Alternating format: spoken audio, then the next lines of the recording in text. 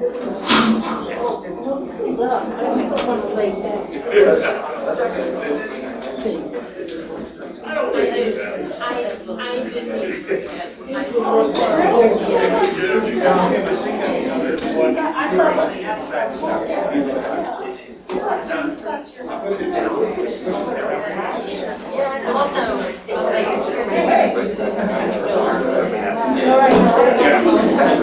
we ready to roll? All right.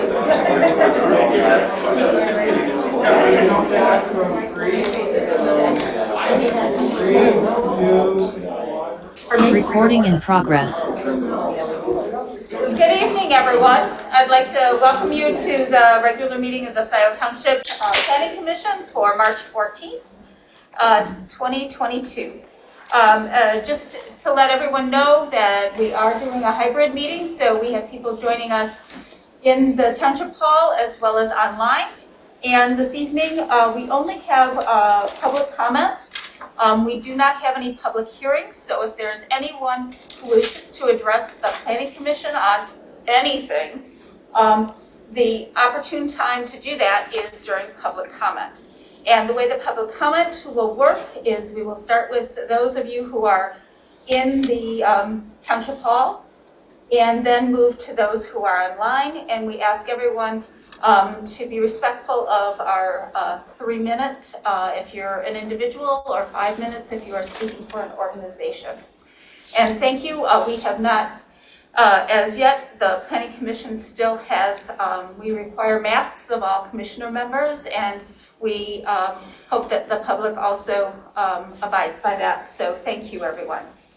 All right, with that, Secretary Chang, roll call, please. Okay. Commissioner Moore. Present. Commissioner Charlotte. Present. Commissioner Corto. Present. Commissioner Hyde. Present. Commissioner Chang, present. Commissioner Culbertson. Present. Report. All right, moving ahead.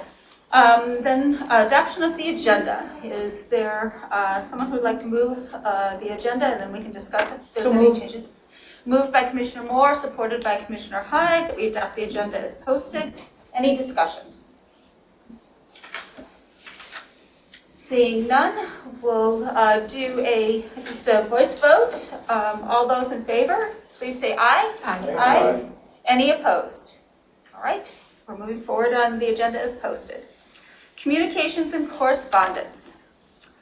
I just want to note that we uploaded the majority of the communications. I believe there was, let's see, one from Jillian Carey, and I'm not sure if Nancy, is it Burton B, if hers got uploaded, and then one just came in from Julie Beard.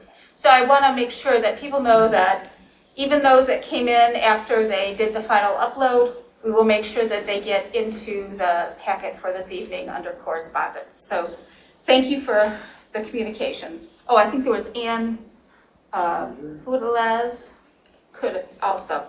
So we will make sure that anything that comes in this evening also gets uploaded into correspondence. All right. Any other correspondence? Commission members? Oh, we did get a correspondence from Commissioner Hyde about reviewing the Huron River watershed, and you might mention that in your report as well. Okay, then there are no presentations, so we're going to move along to public comment. Citizens wishing to address the Planning Commission on matters which are and there is no public hearing, or seek information on any other matters, please keep your oral presentations to 3 minutes, except for a representative or spokesperson of an organization to have 5 minutes to address the commission. So with that, I'll open public comment, and we'll start with folks that are present in the room. If you'll come up and sign in, there'll be a public comment sign-in sheet that's really helpful for our minutes. The Planning Commission, if you're online, the Planning Commission does have a procedure asking people to identify themselves by name and address. And if folks do that when they come forward, that'd be wonderful. So, welcome. Hello, everybody. I will sign in as soon as I'm done here. That'd be fine. Yeah, so my name is Sandy Serini Elzer, and I'm an attorney representing the Parkwood Condominium Association. I sent a letter to the Planning Commission, which you should have in the packet already. And I'm just going to slip this off because it's hard for me to talk with the mask on. I'll put it back on when I'm done. So there are just a few things I want to chat about with you about Parkwood. They're all outlined in my letter. I'm just going to go through them quickly. Parkwood is adjacent to this project on the south and west sides. So it's right directly surrounded, practically surrounded by this project. The most important issue for us is stormwater management. We're worried that the Arbery's project will cause or worsen flooding problems at Parkwood. The developer is proposing an off-site storm sewer easement going onto the Parkwood property. We're also going to need an off-site stormwater maintenance agreement to make sure that the maintenance is shared equally between the two projects if Arbery's is developed, and that there are enforcement rights by the township and the Water Resources Commission, as well as Parkwood because it's on the Parkwood property. We'll also need an on-site stormwater maintenance plan for the bioswales and permeable pavement and other stormwater systems at Arbery's. That's because those systems, especially the permeable pavement and bioswales, don't work unless they're properly maintained. So that should be something that the Arbery's Association handles, and there should be enforcement rights by Scio Township and the Water Resources Commission. I believe the developer agrees with these points, but they should be conditions of the site plan. On the landscape buffer, we're asking for a 50-foot wide landscape buffer along the full length of the Arbery's north and east sides. They have one on the south side because it's a lower zoning category, but there should be one on the north and east sides as well.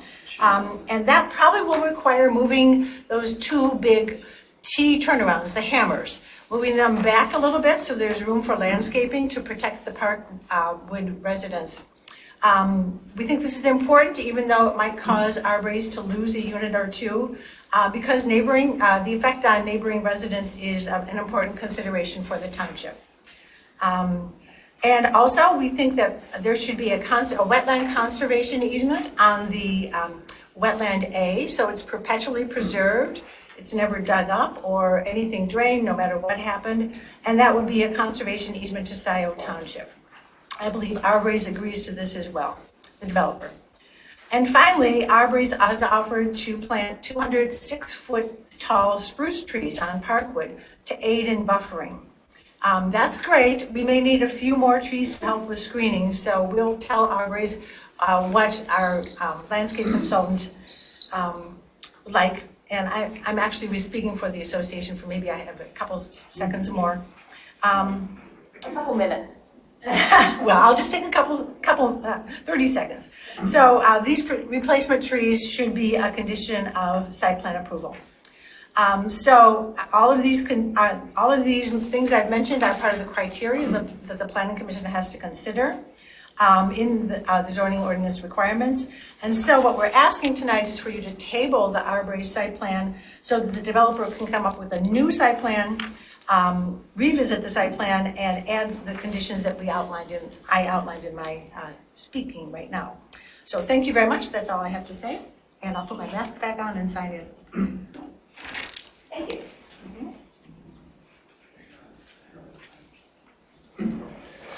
Is there anyone else that would like to address the Planning Commission this evening?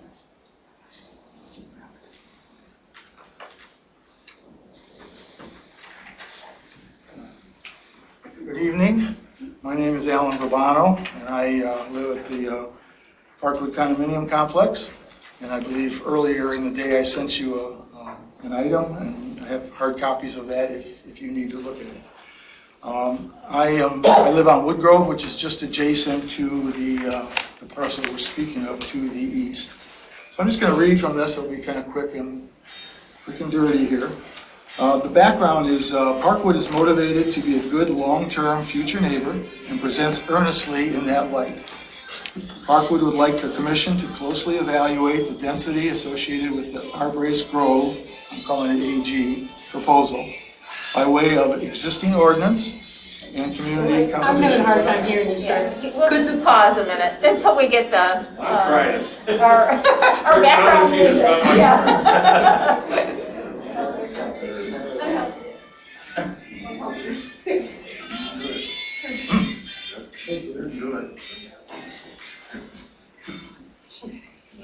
Good? All sorts of fun, right? Why don't you go ahead and start from the I'll beginning? start from the top. Again, my name is Alan Bourbano. I live at Parkwood on the east side and on Woodgrove, which is a proximity affected type of residence there. And I'm just going to read from the document that you already have. First off, the background. Parkwood is motivated to be a good long-term future neighbor and presents earnestly in that light. Parkwood would like the commission to closely evaluate the density associated with AG proposal by way of existing ordinance and community composition. We feel the proposed density is not in the spirit of the Scio Township Master Plan. Next area is the ordinance itself. There is a M2 zone districts that state shall have a minimum lot area of 5 acres. The AG parcel has been surveyed at 5.3 acres, but its effective buildable acreage is significantly reduced by an existing wetland and the need for a large storm water basin. I've given you a chart below that, which has some features, survey, wetland, so forth, and some acreage associated with that. The last row on that is defined as limits of disturbance area, which is 4.13 acres, and that is defined as the area of construction where development takes place by definition. Its source is the site plan drawing. Rolling down below that table, kind of sums it up. It says effective buildable acreage is 4.13 per that site drawing. And if you take the 4.13 and you subtract the 0.24, which is your basin, your infiltration basin, you end up with 3.89 acres, obviously well under 5. Next table is to relate that to community composition. So we're talking about Parkwood condominiums, Country French Estate, which is across Zeeb, and then the AG development. So I've got units and acreage listed there, and on the far right is effective density, which is effectively units by acre. So Parkwood units by acre, which is effective density, is 3.74. Country French is 5.25, and at the highest is the AG complex, which is 9 units per acre. So describing that, effective density paints an excessive picture when comparing the proposed AG to the surrounding community. AG is 71% higher than Country French and 141% higher than Parkwood. In summary, Parkwood's request. Parkwood respectfully submits the above evidence to support the too high density of this proposed development and ask the commission to not approve site plan 21021. On the other hand, Parkwood would not oppose a more realistic good neighbor density for this demonstrated acreage.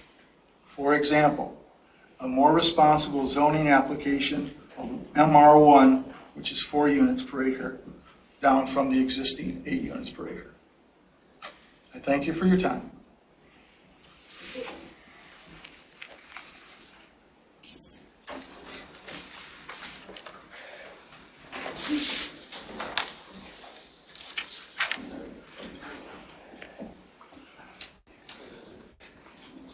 Good evening, Commissioners. My name is Leslie DiPietro. I'm a resident of Parkwood. I would like to express my concerns about the proposed development of Arborist Grove. First, I would like to commend the developers for proposing to replace a number of trees that would have to be cut down to build the proposed complex.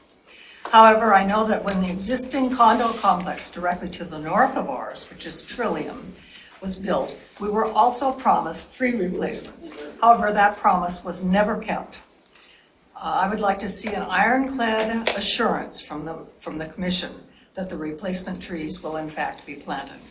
Ideally, I would agree with our lawyer who said they should be pine trees and other types of conifers that will provide coverage with some degree of noise mitigation throughout the entire year. Secondly, the existing 4 condos on the east end of Park Grove are within 30 feet of the existing wetlands. And there is an ordinance, I believe, that says you cannot build within 30 feet of the wetlands.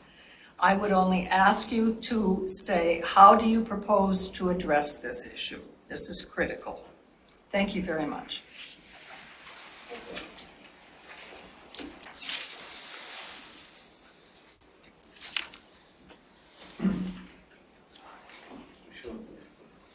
Good evening, Commissioners. My name is Kevin Jackson. My wife and I, we also live on Park Grove Road, which is part of the Parkwood condominiums. And over the last 9,000 days, we've been able to look out our window, sit on our porch, and see the traffic patterns develop. And as we've watched those volumes increase with the development of downtown Scio and the new businesses at the corner of Jackson and Zeeb, as we look out our window, we see quite a few close calls with people turning left, both into Country French Estates and into our complex. I can't count the number of near misses we see. And any Parkwood residents will tell you, as we approach that intersection, we have to be very careful to not be out too far legally, because cars continue to ignore the white line that you're not supposed to pass. One specific time I came up to the edge of our intersection and a big truck was coming, the gravel truck. He was hauling pretty good, around 50 miles an hour. Had I been all the way up there, because he ignored that line, my car would have been totaled. In any event, I would like the Planning Committee to consider the traffic impact that a high-density development would have. The increase in traffic will increase the number of backups. I'm speaking for the low density. I'm not against this. If it needs to go forward, I do hope that you listen to Mr. Babano and his density study. And I'd also like to say, if the Planning Commission would consider a crosswalk for the residents that come from Parkwood over to Country French and the residents from Country French over to Parkwood. When the new development comes, I'm sure they'll have friends next door or across the street. And so crossing Zeeb could be an issue. Currently, there is no crosswalks. As you travel south on Zeeb, after you pass Park Road, the miles per hour sign says 45 miles ends. So what is the miles per hour? What is the speed limit after that? I've seen people, and I'm only estimating, get up to 70 miles an hour, get up to 60. 45 is rarely adhered to. So again, I'm speaking for low density to mitigate the future serious traffic issues. And I would like for you to consider installing a crosswalk, perhaps even a lighted crosswalk, so that residents can cross the road safely. Thank you.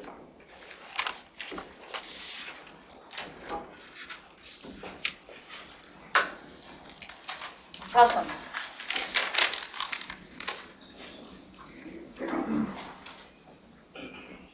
Hello, my name is Bob Zinzer, and I'm a resident of the Parkwood condominiums. I'm actually on Park Grove, which is the north side of the proposed project. So my concern that I want to address tonight is primarily with the storm water runoff. So where my unit is directly behind the wetland that is on the property.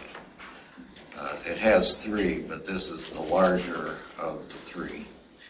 As I understand it, the 2 smaller ones it's being proposed that they be filled in. and either infrastructure or housing units be built on those. But the one directly behind me overflows quite often. So what is happening is that the water from the wetland is accessing Parkwood's culvert, storm drain, if you will, which then flows into our detention pond.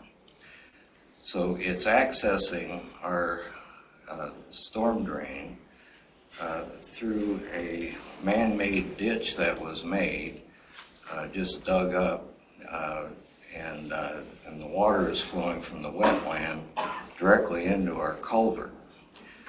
I don't know, and I don't believe there's an easement which allows the current property owner to do that, but that is what's happening. So at this point, we have no idea how much water runoff is coming from that vacant piece of land at this point. I can tell you there's a continual stream of water that's flowing from that site and into our drain. Our detention pond then empties into the U of M Lake Drain, which is right behind our property. It is on the east side of the community. It's right in back of one of our streets called Woodgrove. And when it empties into the U of M Lake Drain, we're experiencing a lot of overflow already. Now, whether or not it's all coming from the current vacant land or coming from other sources, I mean, we have the melting snow, you know, those kinds of things, but there's quite a bit of water coming off that site right now. So when it overflows the U of M Lake Drain, the water is actually coming up close to the patios of several of those units that are on Woodgrove right now and to the east of the project site. So at this point, bottom line is that we're already experiencing a lot of water on the site. Those particular units on Woodgrove are also, most of them are in a floodplain at this point. So that is a major concern. We'd like the Planning Commission to look at this as far as how the water runoff is proposed to come off of this site and onto ours. And we then have to, you know, make an analysis as far as the engineering calculations that are done. I know that Scio Township engineer is looking at that. I've spoken to her. I've also spoken to the Water Resource Commission engineer, and I know that she's looking at that. She hasn't approved the site plan at this point as far as stormwater runoff because these calculations haven't been vetted yet. So we have a major concern that the calculations are correct because it's being proposed that the water runoff would be 25% less of what it is right now. That's what we're being told by the developer. But we don't even know what it is now to know what the 25% is. So just please pay some attention to those calculations and the amount of water that we would be getting. Thank you. Thank you.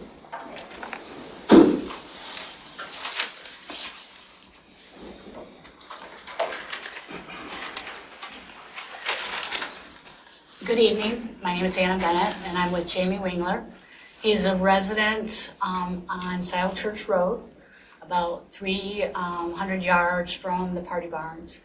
The main issue that we want to address to the Planning Commission is withholding doing any additional recommendations of land conditional contracts. And the reason why we're concerned about that is over the years that the land contract has been in place for the two Party Barns, there have been violations that haven't been addressed correctly. And part of that problem is the lack of standardization of complaints to be brought forth, a logging of those complaints, a review of those complaints, and then a final decision on them. Most of the residents that have been upset with that in the past have had to address their complaints in many different parties. So whether it's the sheriff, maybe with the township supervisor, maybe with the services that are contracted by Scio Township, but it's never been a systematic, standard way of really addressing our complaints. So several residents have also reached out and found things were kept track of and did not get addressed. So we understand that there is another conditional contract that's coming up pretty soon. I don't think it's on this hearing today, but it is coming up, and we feel like if you go ahead and make that approval of that without having a system, a process standardized for that would be greatly lacking, and you would have some of the same issues where residents are not happy. So it sounds like you got some other stuff coming up too. So that's it. Thank you. We are going to be discussing Heron Farms this evening, if that is a conditional use that you were referring. My name is Joel Hickey. I'm a Parkwood condominium resident and the idiot who can't control his phone. And I apologize for that. Comments I'd like to make are in support of two items that have been brought to your attention. The first is relative to the AG design on that program, and does it fit the laws or the zoning plans? You all will judge that. But it's my impression from being a 24-year resident that project as proposed doesn't fit what was the intent of the master plan, or at least the last couple of them that I've been aware of. So I'm concerned in that regard that it is not in good faith. If you look at the way the housing around the approximate area, Parkwood condominium, you've heard about the density. I won't belabor that. But I think that density level is significantly out of line with the proximate properties. The second item relates to water. As a 24-year resident, when we purchased, you could walk on the east edge of our property, and we do about two. We're on Woodgrove. The east edge, you could walk back there, and you probably wanted to have some waterproof shoes. But you actually could walk all the way back without getting wet. Had to walk in some trees a couple of times. That has changed over the years to the point now we went where you'd start to see water occasionally. Then you'd start to see standing water. Then you'd start to see more standing water.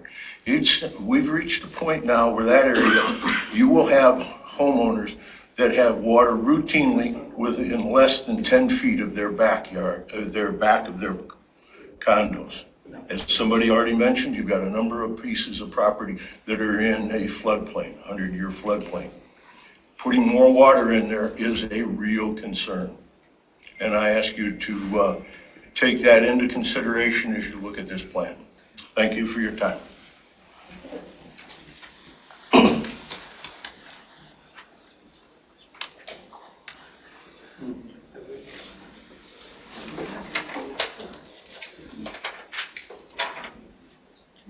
Hi, my name's Kim Easterday. I own a condo on Woodgrove that abuts the wetlands. And something's been transpiring. I am worried about the level of water. It is getting soggier all the time, but there's a enormous berm that has been developing. This is out, if you look out the front door on the property, I took a picture. And what that berm has done is change. The water would flow through the wetlands, but quite a ways away from the condo. And now the water is coming right for the condo. So, and it's getting very close. So it used to go way out here and around the back, and now it's heading right for the unit. And I do have a short video. I'm on the Zoom. If I go out there, can somebody screen share me, or how will it work? Yeah, if you join, then Doug will give you speaker access Okay. and you can share your screen. Okay, I have joined already, but I should go out here for feedback. Is that what we're? Can you find her? What's your name under? Kim Easterday. If I can hear us.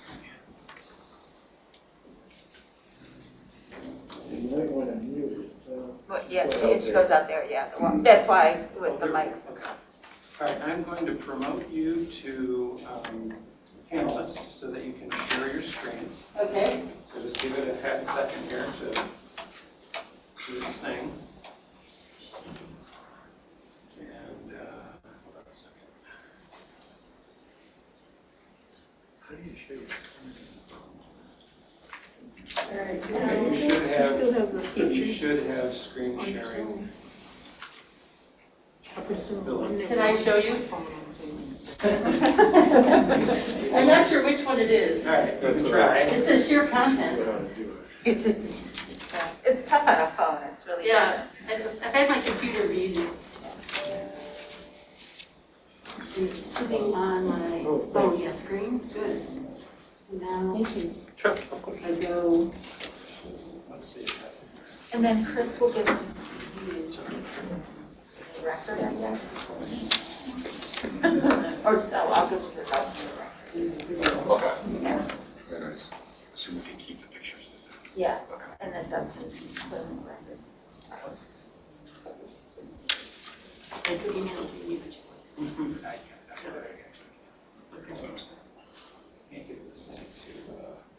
While they're working on the technical things, I really hear about the flooding you're experiencing. And one of the things that we're trying to do is kind of document some of the issues in Scio Township. And one of them is flooding. So there is a Resilient Washtenaw joint meeting tomorrow evening. And they have, if you go to resilientwashtenaw.org, there is what they call a co-urbanized map. And you can put a pin in that map and say, we are experiencing flooding, okay? And one of those things, we're trying to document some of the issues that are in the township around water because it's only gonna get worse, right? We're gonna have more heavy rain events. And it's also on the township website if anyone's interested in actually participating in that meeting. There's a registration link and you can get to it from the town website. So, yeah, share yours. End of advertisement. Jan, Yeah. if you wanted to ask a question on what you were just told about these pictures, Yeah. would that be appropriate after? Yeah, yeah. We could, yeah, absolutely. understand. Exactly where it is or. No, she mentioned a berm. I didn't understand how the berm was exacerbating the problem.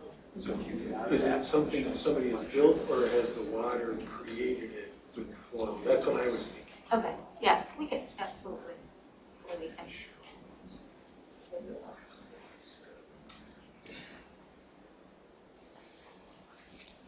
We were almost there. All right. Sorry. No, but I mean, we're learning new things, right?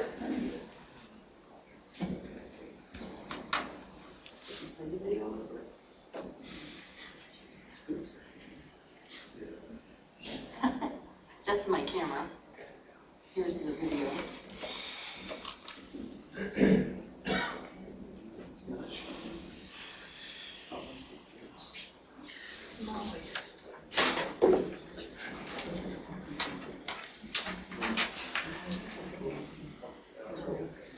Then I think what we'll do is if there's someone else that wants to address the planning commission while they're working out the technical difficulties, please come forward.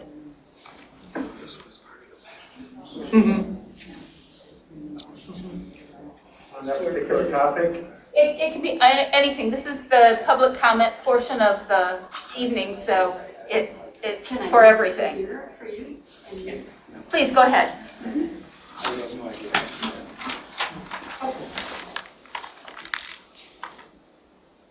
How you doing? My name's Jamie Wingler. I think I'm here about the Heron Farms.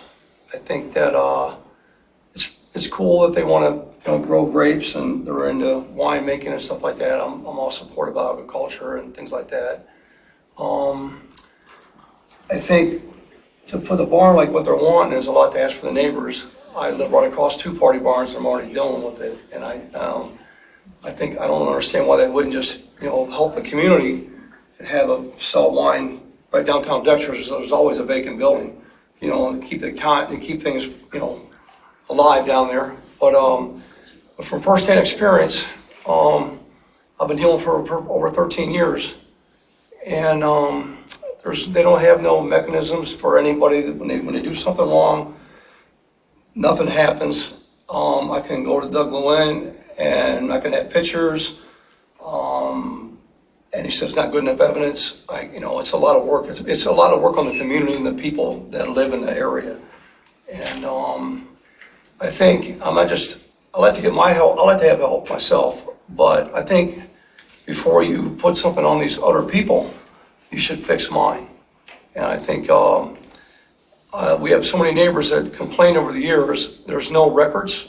That there's nothing accountable. I mean, they keep changing things. And they say they're going to do one thing and they're going to do next, and that's what I was worried about with the Heron Farms. It's like right now, they can have a band. I'm very hard of hearing. I'm having a hard time right now. But I'm hearing impaired, and I can hear Bruno Mars jamming in my house. And according to Scio Township, that's okay because they got it approved, and that's dead wrong. I don't think that I can go all night long. I'm putting things out on any of the time I do that, but I think before you go any further with Heron Farms, you should fix mine because you already got a wasp nest already. That's never been, you couldn't fix for 13 years. And I think if you can fix mine and you can show people good faith, because I don't know this man and I don't know his wife and I don't know what they got planned. But I tell you what, our neighborhood was pretty open to the Fruigs, and I thought they was very nice too. And a lot of things was misleading. And it keeps happening. And a lot of things that, even after all the things they've done, because they're not documented properly, you guys always give them more. Like they're building that second barn, the barn in the middle. And they promised on their life that was nothing to do but they're storing hay. And that was never the plan. So you guys try to make it a guest house, and that didn't work out because people shut it down. And then you guys give them an opportunity to make it some kind of new residential home, but they got bathrooms outside, and this is not going to be a home. You don't go to the bathroom outside. I haven't seen that in a long time. You know what I mean? And it could be dangerous for some people. If they got kids. I don't know how this stuff gets passed, but I think I know you're busy about other things tonight, but I'd love to talk to you guys, and I like to work things out. And I'm just saying, before you put other people in my part of the township community, we're all Washington County anyway, but before you get my community is damaged. So I think if you can fix mine, then that would make it more say, we can do this. So thank you very much, and I appreciate Can I it. ask you a question? Where do you live? Okay, I can't hear you. I'm sorry. I'm sorry, where do you No, you're live? fine. Where do you live? I live on right across the street from the both party barns. I got like a stereo right across. I live on South Church Road. South Church Road? Yes, ma'am. And I live right across the street. And with regard to your experience to the other party barn that I think you're referring to, are you talking, have you personally complained? Yeah, we have complaints. Different people complain. The streeters complain many times. Okay, And so you have complained, and your primary complaint is what? Yeah, but actually, I went above that. I got a ridiculous letter because I got more boisterous last year. And I don't want to, I don't hate these people or anything like that, so I'm not going to say what she said. But I wrote her a nice letter, just wanting to talk and try to work things out. I'm trying to work things out. And I think everybody's being more than fair. But she's batting for a home run. She never called me back. never said anything to me, and they're building, and they're building, and they're building. I understand, but are you having problems with the noise from events? Everything. There's noise. Okay, I heard you, if you was there, school buses, trolley cars going up and down all the time, people coming down my driveway, throwing beer cans in my yard, water bottles mostly. She took a picture of a bus, and I seen bunches of ditches, all kinds of stuff over the years. I mean, this stuff's never been documented. So then, there's a bus right here, cars behind it, and it's a blind spot. It's dangerous, especially this is out the Missy Farms. And we took a picture of it, we showed it to them, and they said, we can't use that as evidence. And that's the kind of stuff that these people are going to be dealing with. Because the things that we show them, it's like I'm standing right here, and they said, was he really? That's how ridiculous it is. And I know there's a lot to say. I would be glad to say it. And there's things that I can tell you that you guys would be appalled at, and you would never put up with it. And it's so bad. And I don't want to get into it, but that's why I'm kind of mad right now. But it's so bad. How would you like it if you had something like that across the street from your house? And you put up with this stuff, and they come over here, and they text you and tell you to be quiet because you got a couple of your friends over, you got your mother and aunt and a couple of people hanging out, and then so you say, okay, we'll turn down the radio. We're playing this old ranch radio down, so we're trying to be nice. We don't got nothing like what they got for noise. So then they call you another time, and they say to shut the stuff down, and then but you got some of you haven't seen, you only see once or twice a year or whatever. So you're just saying, you know what, this ain't right. So I'm gonna stay. We're sitting on the front porch, me and my family. So how would you like it if the people come over to your house after you don't listen to them quick enough, and they assault you, and they come over there and get in your case in front of your family? It's like the cardinal sin. You don't come to somebody's house. That's what happened. They come to my house after I didn't shut my motorcycles down, and they come over there and got in my face in front of my family. I never said nothing about it. This is why I've had enough. But he comes up in my front yard with my daughter and my son, and then I tell him, I said, just do what you said. And he said, that ain't going to happen. I said, just please do what you said, because that ain't going to happen. This is what you guys are fighting for. So then after he does that, he goes, prove it. How you gonna prove it? Take me to court. And he's laughing at me in front of my daughter and my son. And they had a couple friends over there. And that's it. They're drinking pop, they ain't doing anything wrong. Then I get pissed. And then I get pissed. He's telling me he's gonna kick my ass. And he's getting up my face. My son, I got my daughter and a bunch of people on my back. And we're gonna, to be honest with you, they're lucky my daughter was there and her friends. But this is what you guys are saving. Because they're not a farm. They're not a farm. They're nowhere near a farm. The farmer that died, I was there before anybody was there. The Streeters, I bought up the Streeters. But that farm, there was a real farmer, and the man passed away. People get old. And his daughter couldn't afford the taxes, and that's how that stuff went to them people. And that's a real farm. And agriculture, farming, is supposed to be for people that's a real farmer, to help, like Steve Schultz down the street, to help make ends meet, to have a good family, not a fake operation. And I'm done with it. I thank you very much for your time. I'm sorry, I get upset. I just It sounds like there's but thank you for listening to me. Whether I got way more stuff. That ain't nothing. And I mean, they're sitting outside the streets of the streeters. They're nice people. They're nice people. And he got them out there. I was pulling on my driveway, and he jumps in my face. And then he's, it's Jamie, so it's okay. But they can't have a guest at their house because he's thinking they're spying on him. And I got people of golf carts going down the road, walkie-talkies in front of my house. You know what I mean? And it's wrong. It shouldn't be happening. And permits, like building a barn.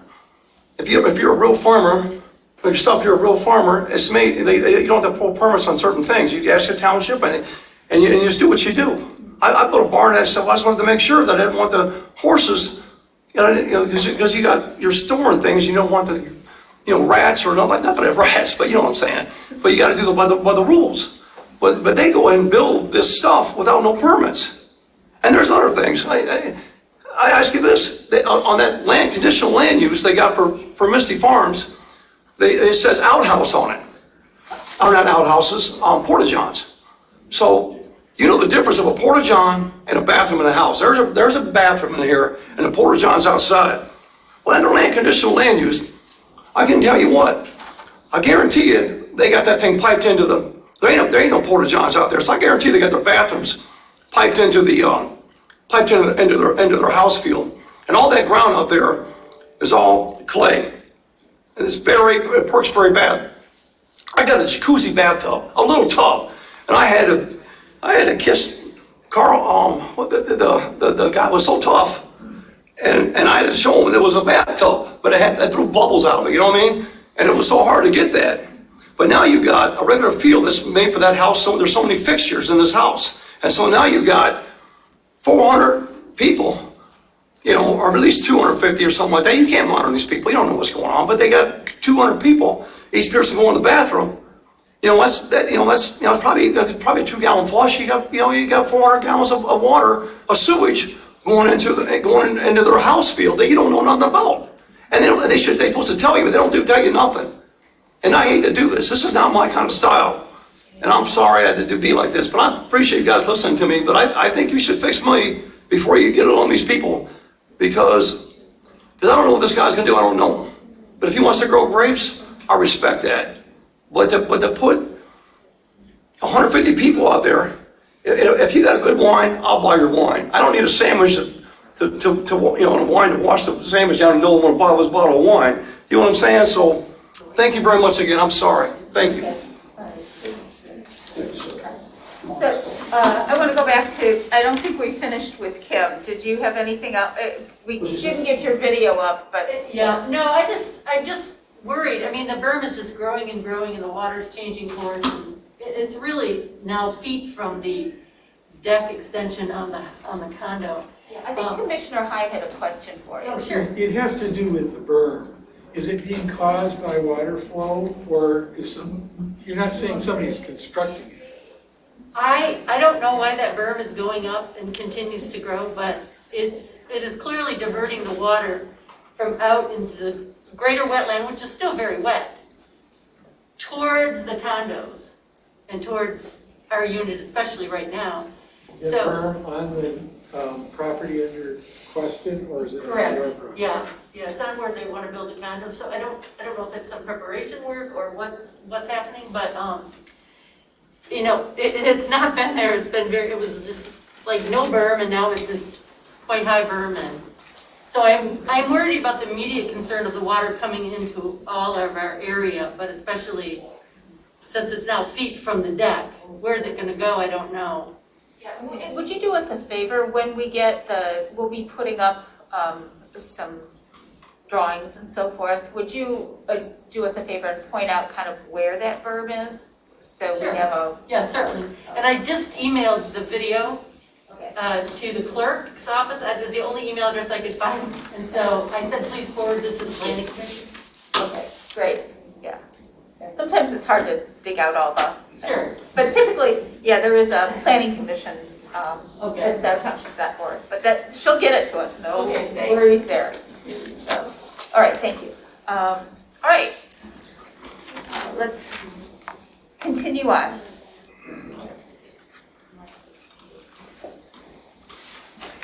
Hi there, Daryl DePestel, resident of Bridgewood Hills. I wanted to just address here on farms.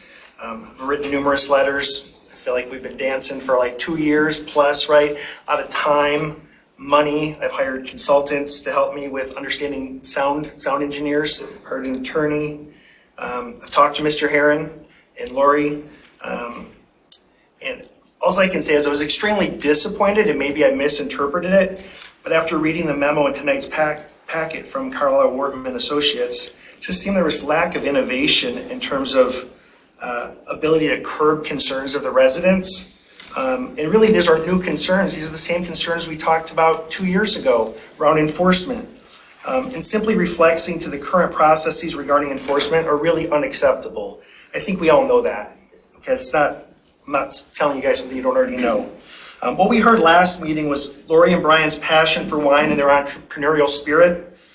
We heard from Regional Vineyards sharing success and offering support for Brian and Lori. We also heard concerns from neighbors about noise, which are real concerns, given this would be a commercial venue largely within several hundred feet of our homes, and with conditions that we're talking about that are going to remain in perpetuity. So the Herons could be fantastic proprietors of their establishment. But I just built a house 3 years ago, planning to be here and raise my family. I have 3 kids. If they sell that and we get somebody like associated with these other venues, the ag tourism on the other side of the township, what does that mean for us? Because there's real problems there. I've visited there. I've been out to Ann Streeter's house on a Friday or Saturday night. I've witnessed it firsthand. Her and I met with Alan Hunt, Lieutenant Alan Hunt, last summer and sat down and had a frank discussion with him about the sheriff's office ability to enforce noise complaints. If you haven't done that, I encourage you all to have that conversation with him. Okay, there's real concerns. What we didn't hear last week were those other vineyards, and there are a lot of great vineyards around here, right? I think everyone understands that. But where are they located relative to residential developments? Presumably my development, Bridgewood Hills, was approved, I think, back in 2009. Then it got mothballed largely because the economy tanked. And then 2015, 2016, houses started to get built again. And now 10 of the 12 lots have sold. So you have a lot of people on the line tonight who are just getting ready to break ground. This planning commission, at some point, maybe not you, but you guys approve that development, okay? Now we have to be thoughtful about different developments over time, right? We have to think about how we can all live in harmony. And this is possible, right? We didn't hear about restrictions or other conditions put in place by these other vineyards by local municipalities to protect residents, right? We need real solutions to mitigate and enforce conditions that protect all parties. I don't want the Herons to lose their business, but I also want to protect my livelihood of my home, my family, and my investment in that neighborhood, okay? One last comment. It seems inappropriate to allow a commercial venue in an agricultural residential area. Mr. Heron put forth, to his credit, some conditions and some enforcement opportunities, right? So different mechanisms to allow for possible enforcement mechanisms and penalties that would have real merit without being an all or none approach to revocation, right? It's really hard. It's a high bar to say, you know what, you had 1 or 2 noise violations, we're going to withdraw your whole conditional use permit. That's not realistic, right? I think what we need to have is a stepwise approach if this were to move forward in a realistic fashion. So tonight I'm looking for a proactive, or a productive, I should say, discussion around conditions and enforcement. And I think enforcement is a really important thing, as you heard from others, and I've experienced firsthand on the other side of Scio, just with, again, when this first came up 2 years ago, I started to just spend some time over there on the other side of town just to learn. Been to a lot of planning commission meetings, trying to understand how local government works. And so I'm looking for some resolution here that's productive.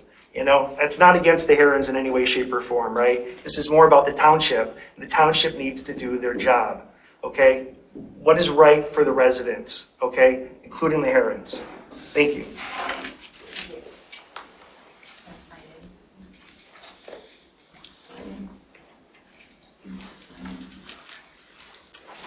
Hi, I'm John Ames. I'm at 2258 Oxbow Court, a neighbor of Darrell, and a couple hundred feet away from the Heron Farm. And I voice Darrell's concerns as well.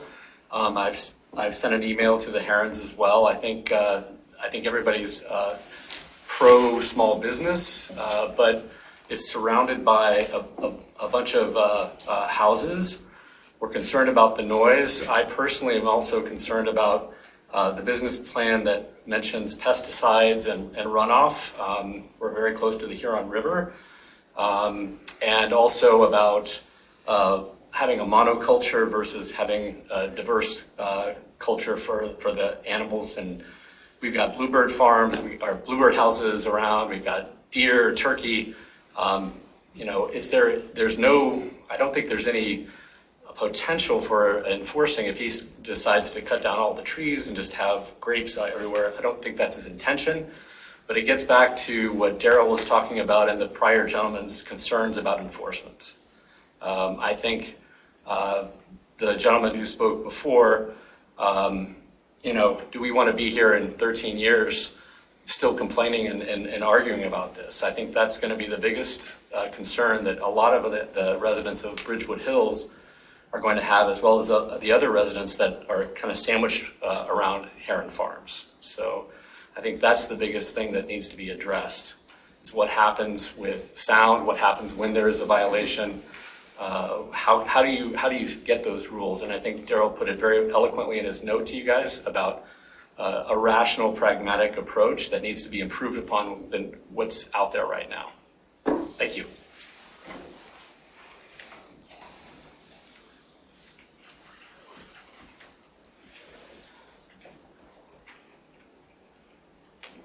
Good evening.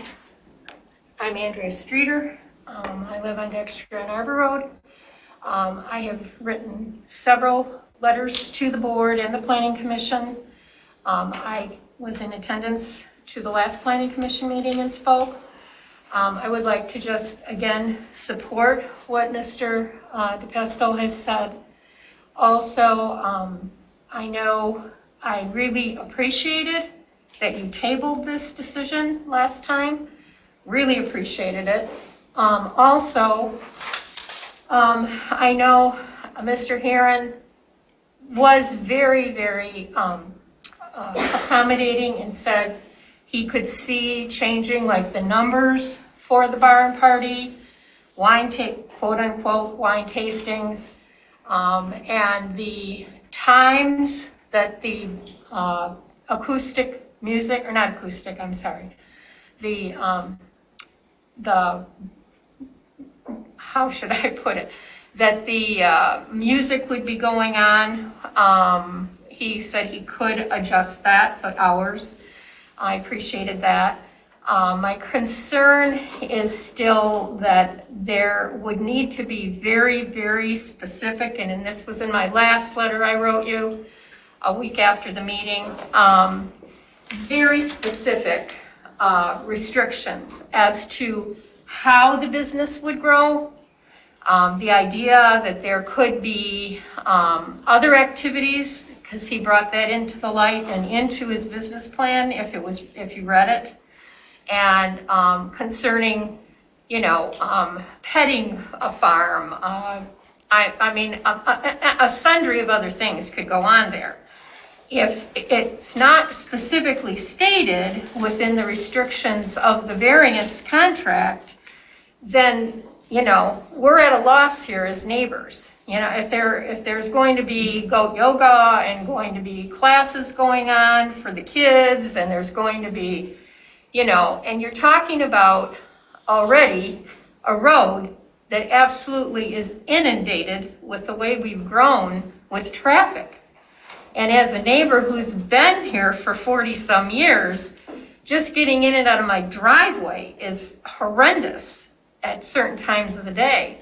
So I know it was mentioned that the road commission would be contacted as to the volume and as to what kind of access turning into where his home is right now and into the area that would be for the wine tasting.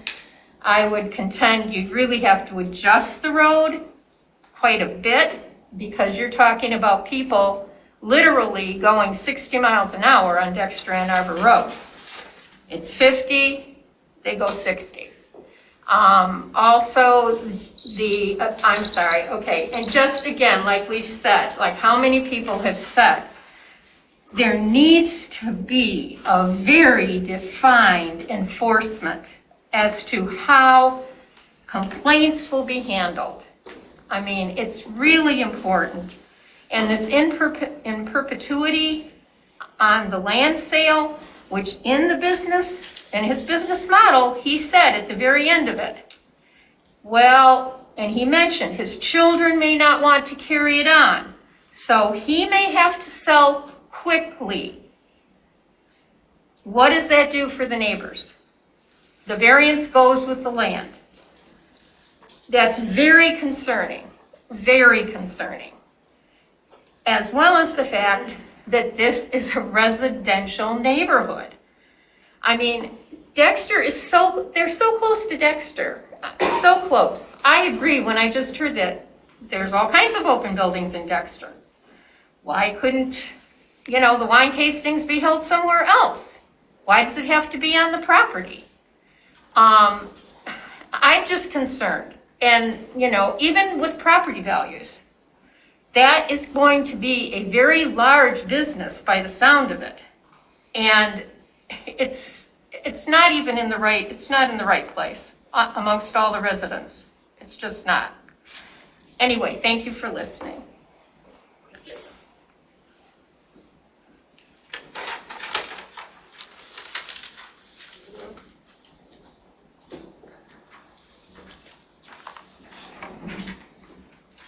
Good evening, Jillian Carey. I sent in an email late, so I don't know if you had time to read it or not. I'm going to piggyback on what a lot of the residents have said regarding enforcement. There's a real big issue in Scio, not just with the party barns, but with all kinds of issues. I do know for a fact regarding our sheriff department, we used to have 2 deputies on per shift during the day and afternoon and 1 at night. This is even on the weekends. Now we are down to 1 on each shift. Now that's not because of Scio's problem or fault. It is because of the lack of, we had a lot of sheriffs retire, and then there's, they're training some. But a lot of people don't want to go into the sheriff department. And that's a shame. We do need to have basic safety. So with that said, on a Saturday night, when there's an issue down on Scio Church Road, and then there's another issue over here potentially, and we only have 1 deputy, they can bring in others from other townships, but that leaves them short. So Scio needs to create very strong enforcement. We have ordinances that need to be followed, and they don't seem to be.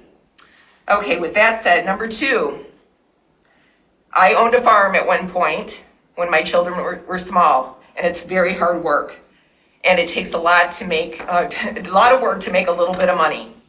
So regarding all of these plans for the vineyard, which I am so supportive of farmers, because I was one. This is not a farm yet. It's not even established. They haven't planted a grape or a vine. You have to have vines before you have grapes. So all of these plans that we're talking about is putting the cart before the horse before the cart, so to speak. We shouldn't even be talking about, capacity limits or the different types of venues that are going to happen. There needs to be an established farm with product. And if this is going to be a winery, which I hope it will be, there needs to be fermented wine. There needs to be wine that is sold. And then to meet the 50% criteria that's in our ordinance. We have an ordinance that's already set up for agritourism. And if we go ahead and approve this right now the way it is, we're not abiding by our ordinance. And you're setting precedents because in that ordinance it says a minimum of 10 acres. Anybody with 10 acres and let's say a barn or a shed or whatever can potentially create a plan, come and say, here's my agritourism, and you will have to, as long as it meets conditions, you will have to approve it. Are we going to have commercial party barns across, or event barns, or whatever you want to call them, across the township? We need to follow the ordinance and start from the beginning. Thank you.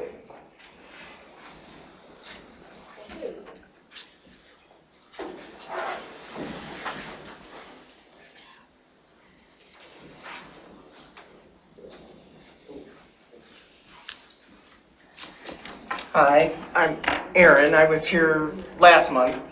I agree with Daryl, so I don't need to rehash all this stuff. But I do have a couple questions on protocol because I don't know how this works, but at the last meeting, Madam Chair, I think you brought up a lot of points. Have they been addressed yet? Like, was enforcement possible and how could it be effective? You had bullet points. So how does that work and when do those get addressed? Because it wasn't answered in the draft coming from, okay. So that was one question. The other question is, I thought I read somewhere, and I'm having trouble finding it because when you guys send stuff, there's like 1,000 memos and things that are out there, and they don't seem to be like Heron Farms versus whatever. But how, I kind of did the math, and I think the square footage of the barn that will accommodate 150 is only 2,650 square feet. Who comes up with the number that, like, that's the home I currently live in? I would never dream of putting 150 people in that home. So I just wonder, although it must have, because they've done their due diligence, so it must be okay to do that. But who decides that kind of stuff? I mean, I don't know. And then I think there was only one bathroom for the male and one for the female or something. Or maybe they were family. I don't know. Maybe I'm misquoting it. But so I'm kind of curious on the protocol of some of these things. But just to reiterate, I am definitely on board with the rest of the neighbors, because I also am planning to do something on Oxbow Court if we can get the permits. Thank you.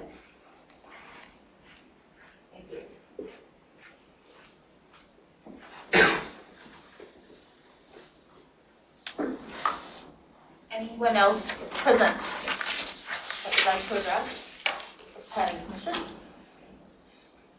And we'll move online. Couple hands going up here. The first one is Cooper Wanty. So, Mr. Wanty, I'm going to click on your button. Yes, so Mr. Wanty, you have the phone. Hi, everybody. Hi there. Are you all able to hear us? Yes. Okay.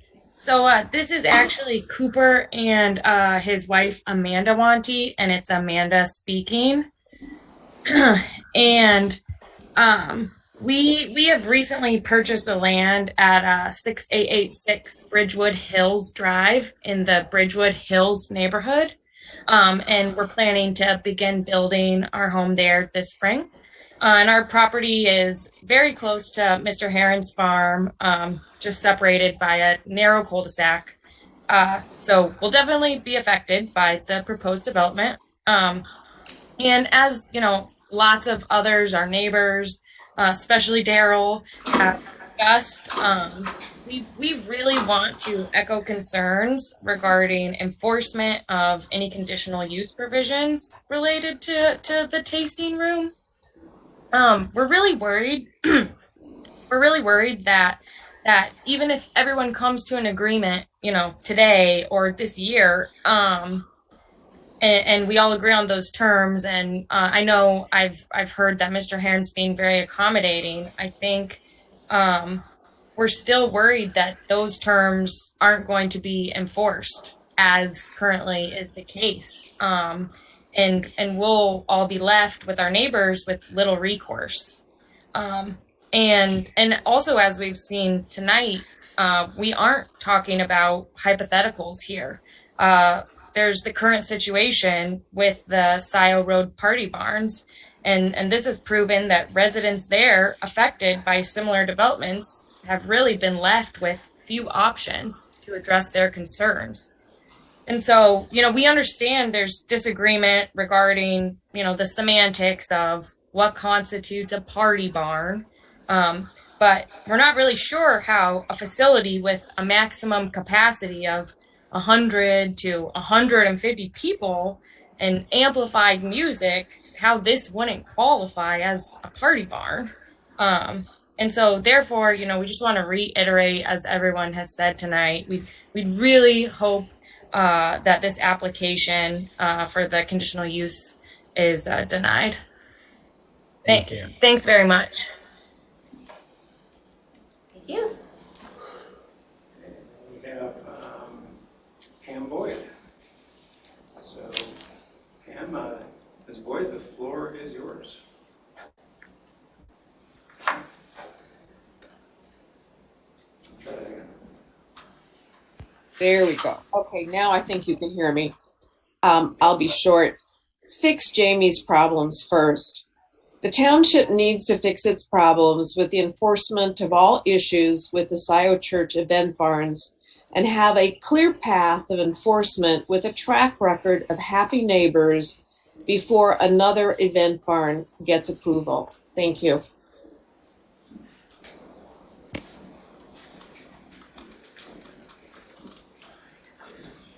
Okay, the next one up is Tracy Bradish. Tracy, you have the floor. Unmute yourself.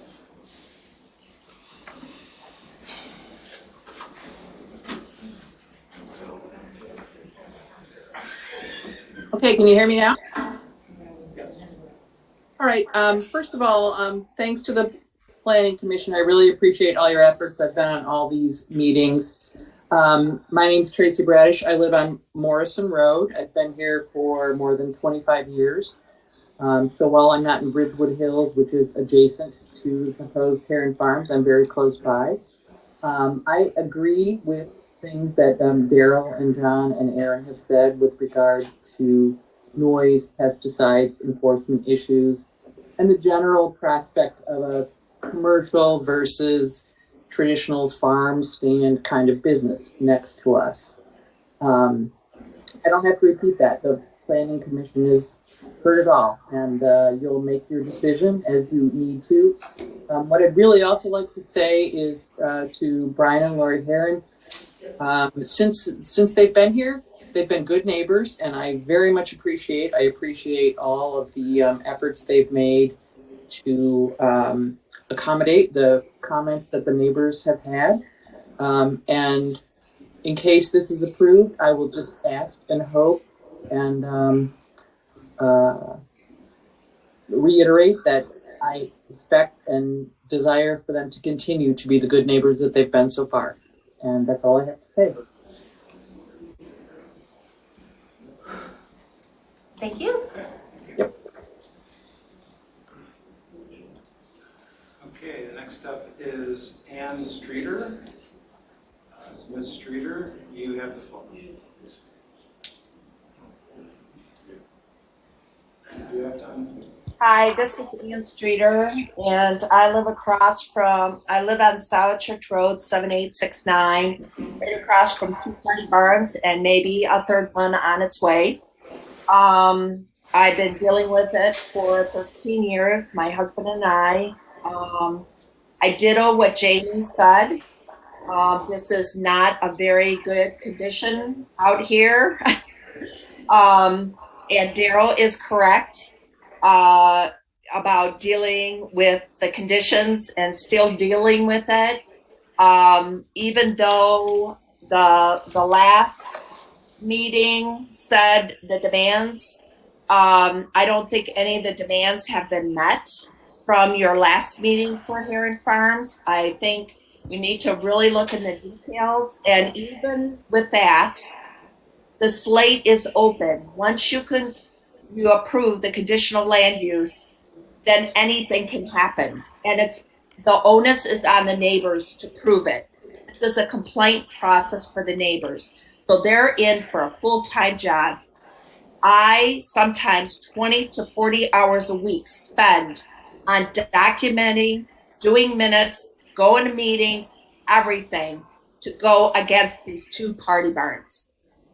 Scio Township doesn't pay me. This is an additional to my full-time job, and I don't appreciate it. I think Scio Township, the Planning Commission, as well as the board, really needs to realize what these conditional land uses do. It gives them an open door to anything. Barns that have, it was a pottery shed, and then they turned it into showers and turned it into toilets. So who knows? But anyway, there's no enforcement. I could go on and on. The code enforcement officer works Monday through Friday, 8 to 5. So you're on your own on the weekend because the sheriff's not going to come out, or else one example was, well, call us back later. That's what the neighbors are going to deal with. The onus is on the neighbors to come up with the proof. How do you find proof that from 150 residents or people that are at this event barn, all of a sudden they have 300? How do you prove that, neighbors? That's what the neighbors are going to have to do. And you're putting all this work on the neighbors. And we're out in the country. Dennis and I have been living here for 35 plus years.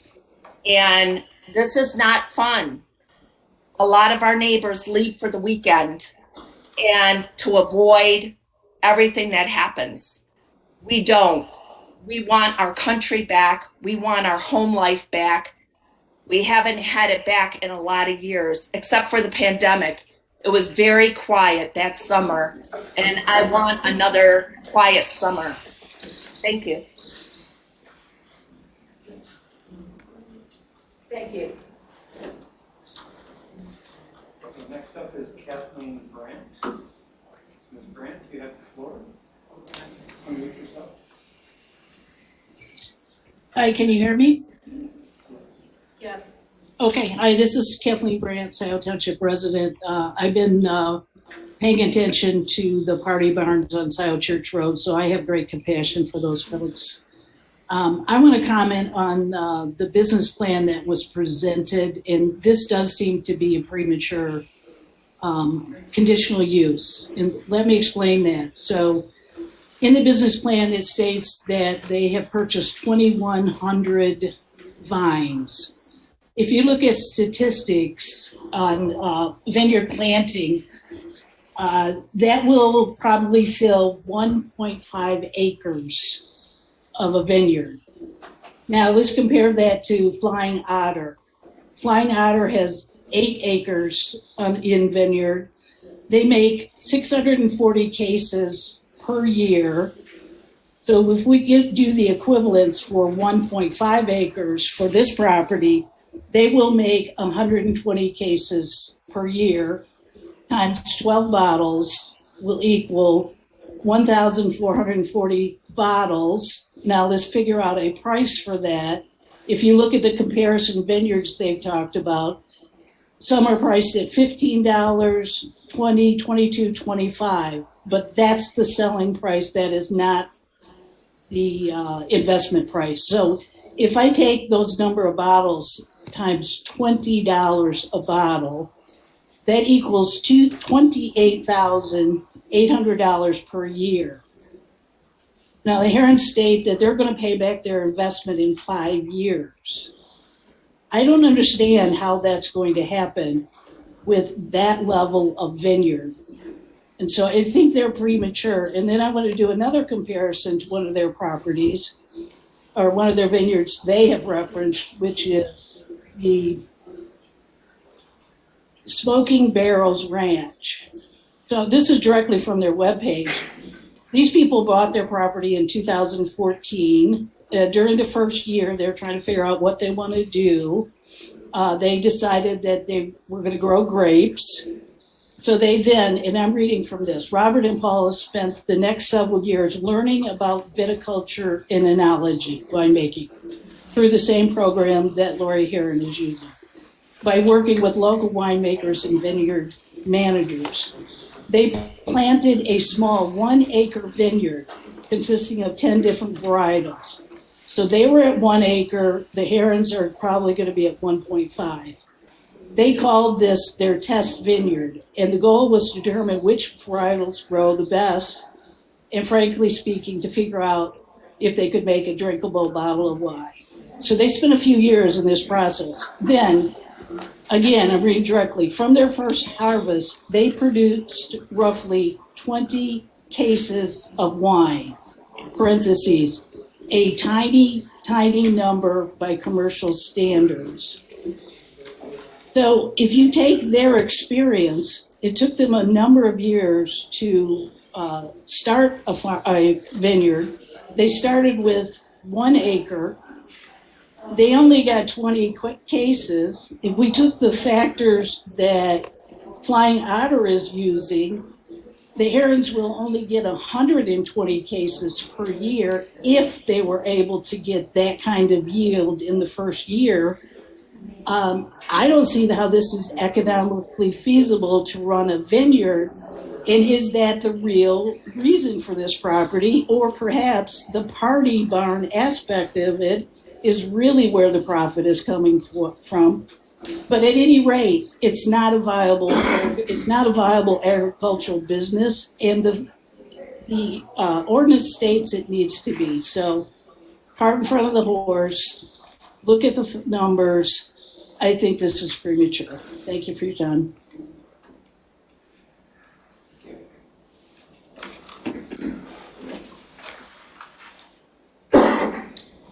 Next up, we have Jeff Kittendorf. Jeff, floor is yours. Turn off your Good evening. Jeff Kittendorf. I live at 2287 Hillside Court in the Bridgewood Hills subdivision. And I don't really have any new complaints that my neighbors have so well articulated. But I do want to point the commissioner's attention to a letter I drafted this morning stating my concern about enforcement. And I think it would be unwise to pass this conditional use permit before understanding how effective or ineffective Scio Township's ability to enforce restrictions are. And so I really hope you do not pass this strictly on the inability to enforce the restrictions associated with the land use permit. Thank you.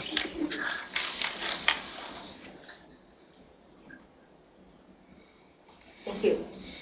Okay, next up is Jeff Hershey. Jeff, the floor is yours.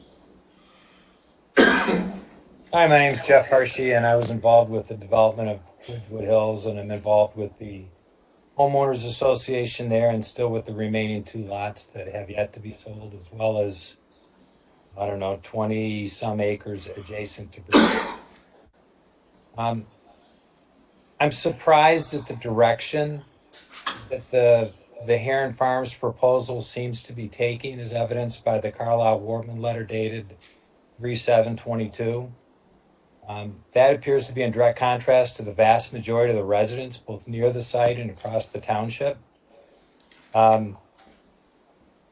Last meeting, there was a lot of really good, meaningful discussion that emerged from the dialogue between Mr. Heron and Mr. DePestle, and a lot of conditions that were discussed and seemed to be agreeable to everybody. And those conditions seem to have been disregarded in the letter. Further enforcement has not been addressed, and I simply don't understand that. It seems like enforcement, per the letter, is being relegated to the mechanism is to complain. And that seems to be really short-sighted. It seems to me like there are meaningful, negotiated agreements that can be made before the development happens that will ensure that the neighbors can be good, friendly neighbors after the development happens, unlike what's happened over on Scio Church Road. I believe that now is the time to anticipate problems, and I urge the commission, the planning commission, to insist on meaningful limitations that can occur right now before any loud music, drunk driving, overloaded streets, sale to another operator occurs, before any legal challenges are mounted, and while the neighbors are still friends and communicating. The gentleman who spoke at the very beginning in person, who lives across the street and has dual barns, my heart goes out to that guy. Another situation like that can be avoided right now with good planning. With good planning. I urge the planning commission to do so. Thank you. Thank you. Next up is a name that says Paulag, P-A-U-L-A-G.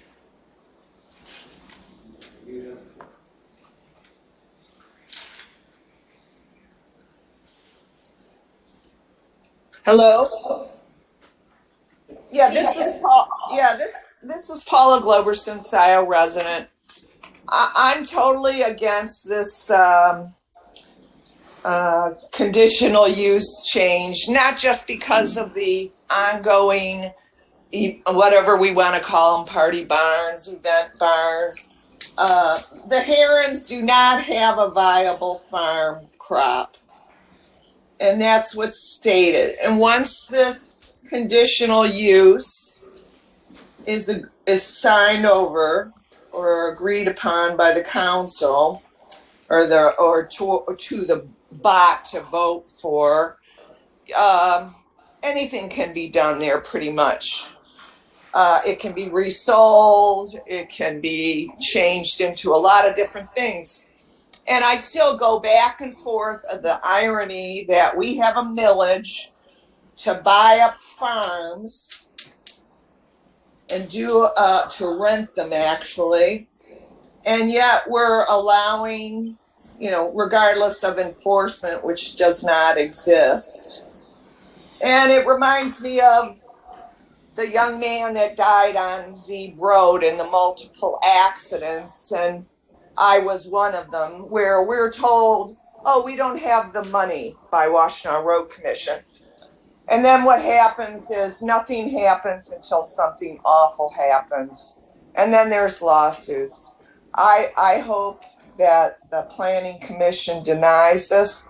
I don't know the herons. I have no idea, but if taking some classes on winery and not even having any vines or crops growing, it goes against what the proposed idea to help agricultural farms continue.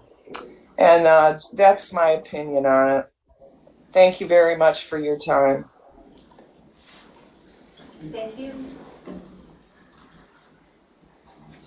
Next up is Jonathan Greenberg. Jonathan, you have the floor. Hello, can you? Yes. I guess, but thank you. Hey, thanks a lot for taking the time to listen. It's really important. And the fact that we now have these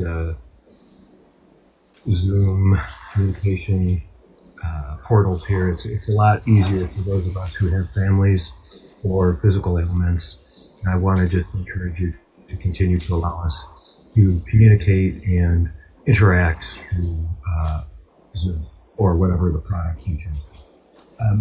I won't repeat everything that's been said so far. My very intelligent and enthusiastic and unfortunately in some cases put upon neighbors have made the case very well. There are several incredibly important issues here, not least among the enforcement issue. I'm not a farmer, but I've farmed before. I drive a tractor, know how to flip the soil, plant stuff, farmers have dirt and grease under their fingernails. Thank you.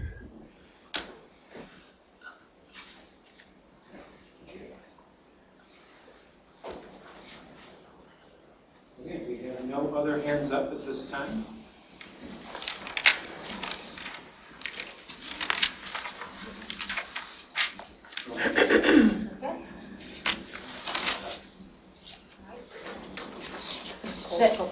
Yeah, I'll entertain a motion to close the public comment portion of the meeting. So moved by Commissioner Hyde, support by Commissioner Sharma. Any further discussion? All those in favor, please say aye. Aye. Aye. Any opposed? All right, we're closing public comment at 8:28. All right, moving on to our unfinished business, and that is conditional use number 20002, Heron Farms Agricultural Commercial Tourism Business. And what I'd like to do is, we'll hear from the Herons with any kind of update, and then from our planning consultant.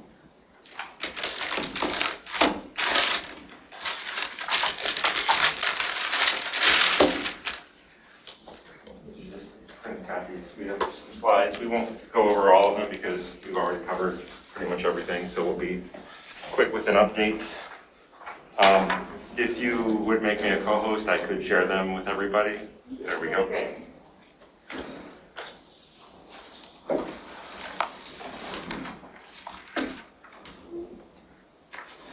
Slide right across here, and then I'll get one that does.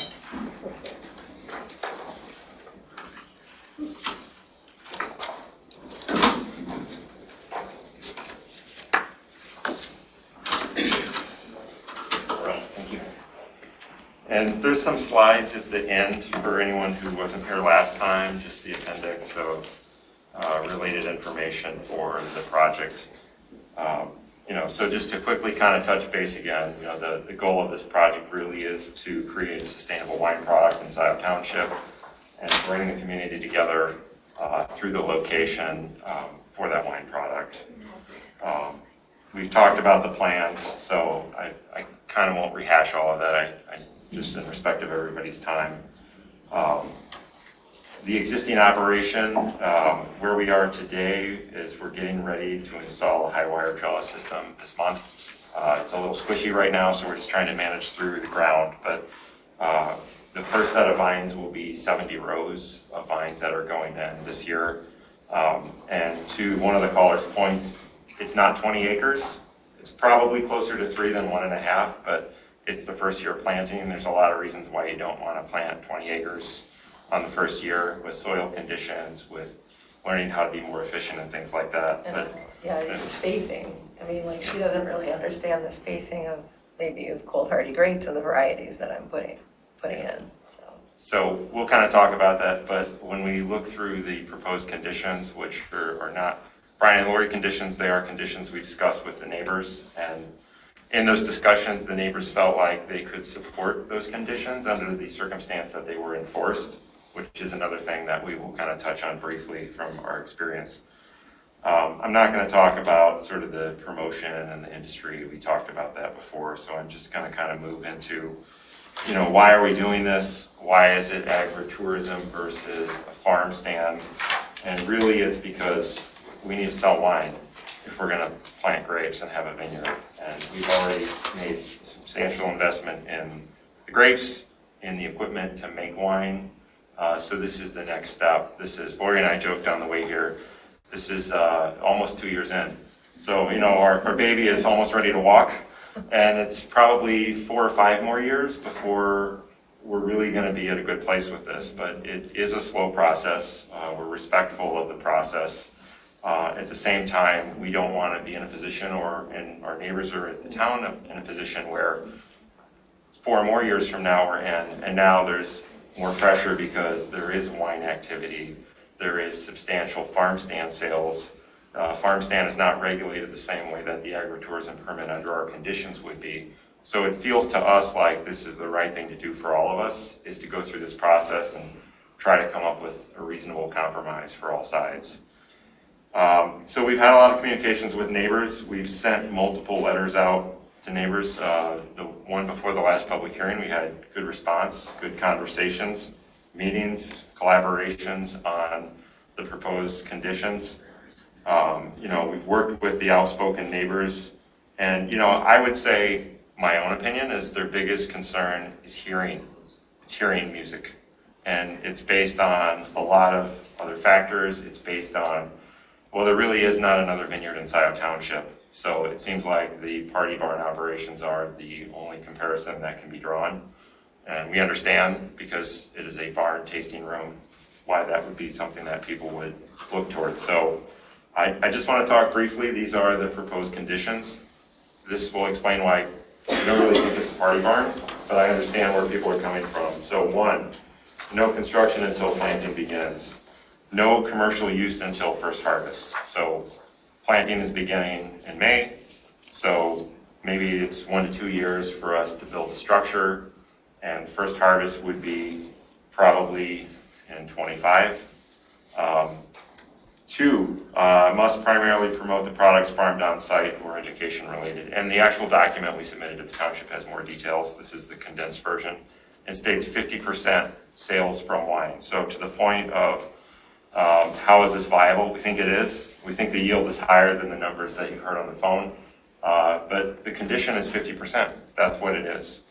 No weddings, no wedding receptions, and no bridal showers. We're okay with that. So again, if you look at the nearest comparison where they're having weddings in barns every weekend, that's not even an activity on our radar. It's completely excluded from the proposed conditions. The next one is, and I wanted to bring my sound meter, but I forgot it and I apologize, but I'm talking close to 65 decibels. So if you could imagine being a neighbor under the current ordinance, this would be what you would hear. We don't think that's right.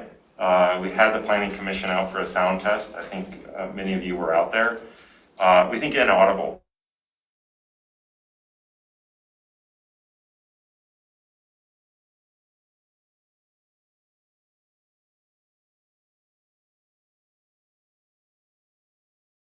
To why the party barns and the enforcement are a problem. And people aren't really talking about this. Maybe the township doesn't really want to talk about this, but the standard that the other party barns are under is 65 decibels. So when enforcement comes out there with a sound meter and they hear 65 decibels, they're hearing me. That's a problem, right? It's not just the enforcement, it's how they were allowed in. So I just want to point that out is I think the sound on that was wrong. I don't know, maybe at the time nobody really thought 65 would be an issue, but it clearly has been. So inaudible, and the inaudible sound would take precedence over any future less restrictive township ordinances for sound. So if they changed the agritourism at some point down the road and it was higher, we would still be inaudible. Which, by the way, is also the standard for nightclubs in Miami, is that the office or neighbor next door, it has to be inaudible. So that's, that's other ordinances languages. Continuous sound recording at all property lines available for 30 days. So the question was, well, how would you know this occurred? Well, we would have to have recordings for the last 30 days, continuous loop, to say, let's pull up the sound recording from 7 to 10 p.m. on Friday night. Adjusted operating hours. So the neighbors asked us to reduce the hours, and we agreed, and we would agree to further reductions as well. I think that we can operate, what we'll actually operate under will obviously be less than what is in the permit, but we're open to discussion there. Additional buffering for music, and a proposed plan, if we need more buffering, we would do it. It all kind of falls back to the inaudible music thing. If it's not inaudible, then we have to manage that and make it inaudible. We asked for a max capacity of 150. I've got a slide on that. We've obviously reduced that, and we sent a correspondence to the township. And then the rest of this is, marketing materials consistent with these conditions.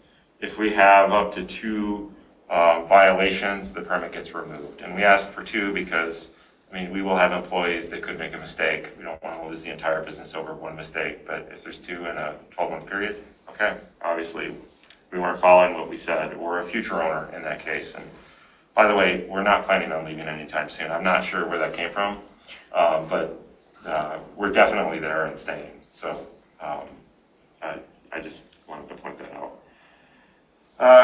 I had a comment slide, and I don't really need to rehash this, except that we had a lot of positive comments last time. I think part of the thing is, the positive comment, people came and said there'd be some left. They're not going to come to every meeting, but we did have neighbors, adjacent neighbors in Huron Farms who did support it.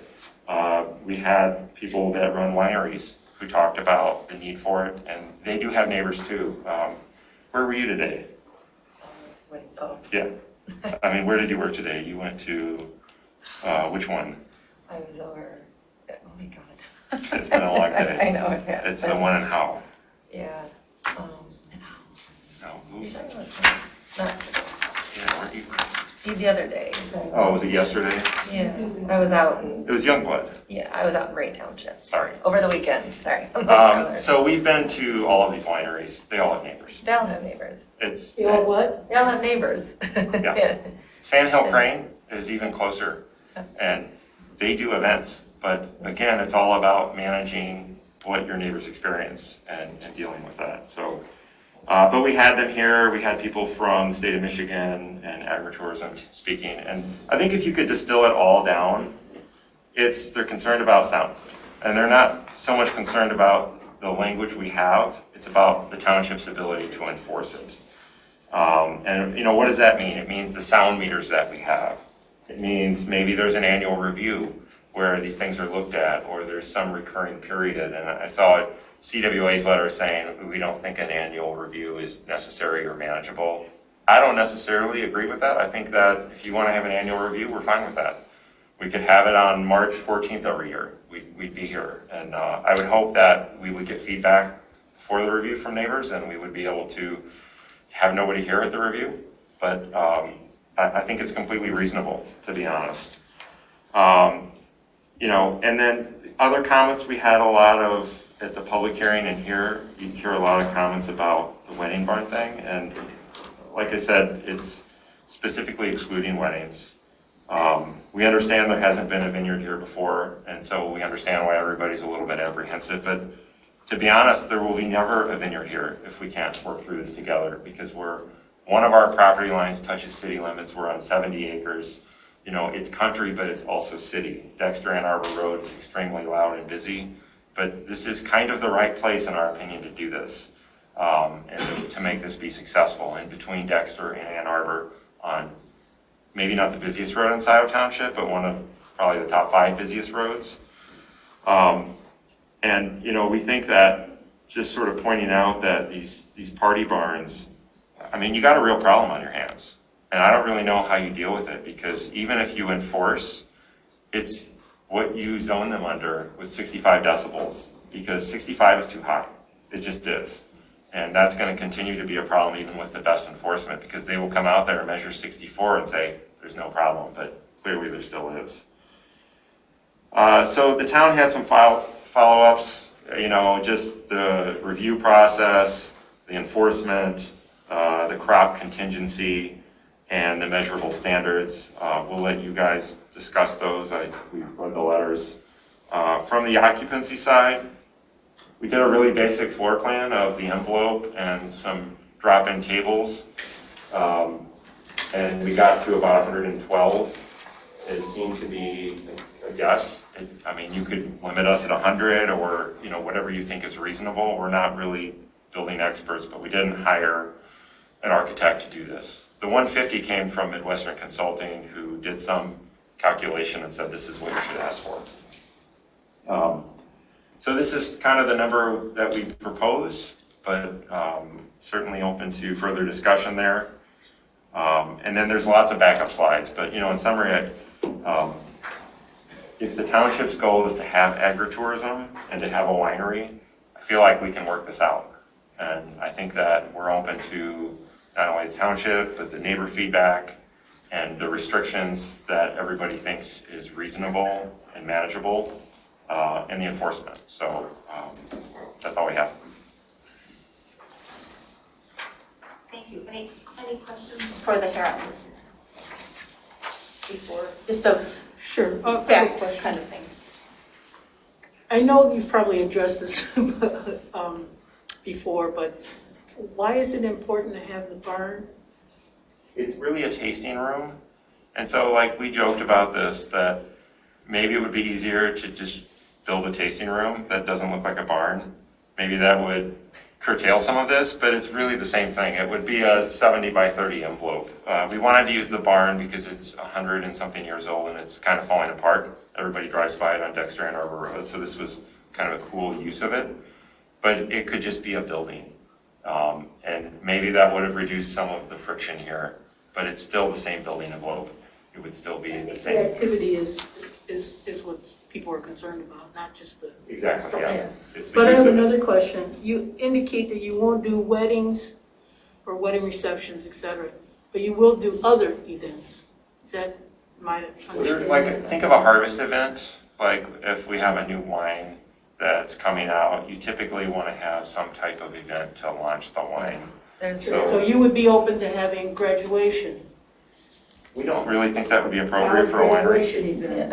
I don't think we would, and if you wanted to put restrictions in to that extent, we would support it. So what would be the events that you would have in this barn? That's- Wine tasting? Yeah. Harvest party?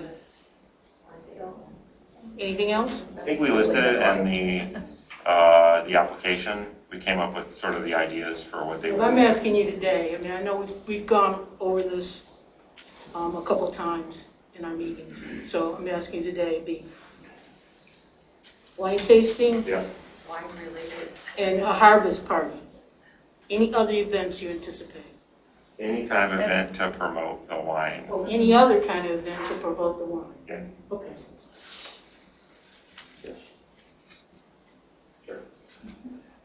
You have a question? During the previous discussions, you may have heard about a point that was raised, which I thought was very interesting, that the profitability of this whole operation is, that the person felt, hinges on the party room. Did you hear that? Yeah, I did hear that. Yeah. I found that very intriguing comment. What do you have to say about that? We have investigated this quite thoroughly, and the numbers that they proposed for revenue from 1.5 acres of wine would obviously be challenging. The numbers that we calculate are much higher, and they're from more like 30 acres of wine is where we are going with this. So to take the year one, crop yield and say that's the viability of this business, obviously that would be a stretch. But we put in a map of where we plan on planting, and we have close to 40 farmable acres on the property, and we would pretty much put all grapes out there. But again, year one, Yeah, I like to do it in phases, I yeah. think. Well, and we're going to learn things in year Yeah. one. Like maybe the spacing of the trellis system is, we're at 10 feet right now, so some people are 9 feet. Which high wire system we use, whether it's a Geneva curtain or, whatnot. So The profitability would come from the crops, not from the party room. Is that what you're saying? that's correct. And Make it under the simple, proposed conditions, at least 50% of the revenue would have to be from the crops and the wine that's produced. 50% would be from the party It room. has to be. Has to be, and that's. That's the way Scio has written the ordinance. That's not even in our conditional use. 50% of what? 50% of the total revenue from the business would have to come from the sales of the wine produced on the property. The 50% would come from the events in the barn. Up to 50 could come from the food, if we want to bring in like wraps and things, or Yeah, no, but- t-shirts, the other combined. And to be honest, it probably would. It probably would be a 50-50 split or 60-40 split of wine versus other things.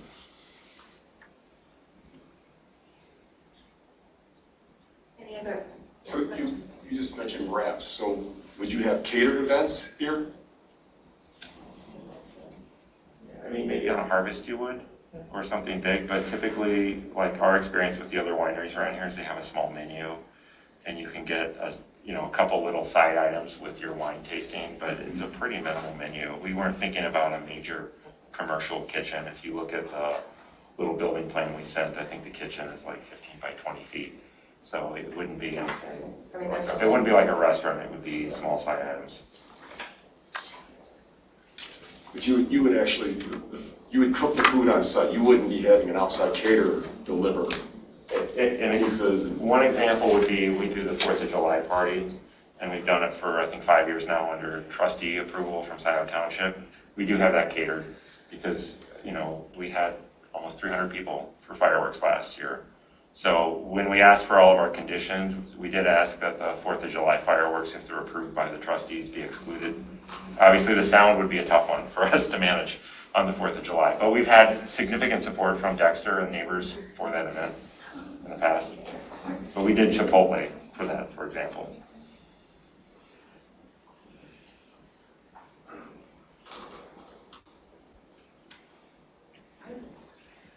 Commissioner Hyde. I want to bring up the capacity, the occupancy limits. We talked about it, and you proposed 150 and said that you could perhaps lower that. What I'm looking at on your diagram that you proposed seems like this is not a tasting room that I've seen before. I've seen tasting rooms where they displayed their product. They're like long tables. And they have a couple of tables per room, and you might end up, what you've got here is a dining room maximum capacity. If you were to go to a restaurant, this would be how you would pack in the most tables you could. I don't really see how this is a way to calculate what you expect to get in the business. Yeah. You wouldn't have this many people walk in and be there. I tried to put a disclaimer. We just downloaded like some software, and like most tasting rooms have these long tables in them, and we just couldn't find anything like that. So we just kind of dropped tables in to show like, what do we think it would be? Now, if you said we want to set capacity to 93 or 87 or pick a number, we can start there and we can come back to the township in that year and say, look, this is what we're experiencing. But we just, you know, given the time we had between the last meeting and now, we didn't want to hire a professional to really design the tasting room inside at this point. Well, I question this as being a proposal, so this doesn't really seem realistic. It doesn't seem realistic. In terms of how you would actually set it up. Yeah. So I don't think you would propose your business looking like this. No. We just, again, I understand. just trying to come up with a number. Right. I want to let Mr. Luan kind of give his summary, and then we can kind of go into a discussion. We're good. Take this off so I can talk. All right, thank you, everybody. We did do a March 7th memorandum to the Planning Commission to try to explain or provide a little more information on some of the questions that came up. Sorry, could you project to the back of the room, please? Having a hard time.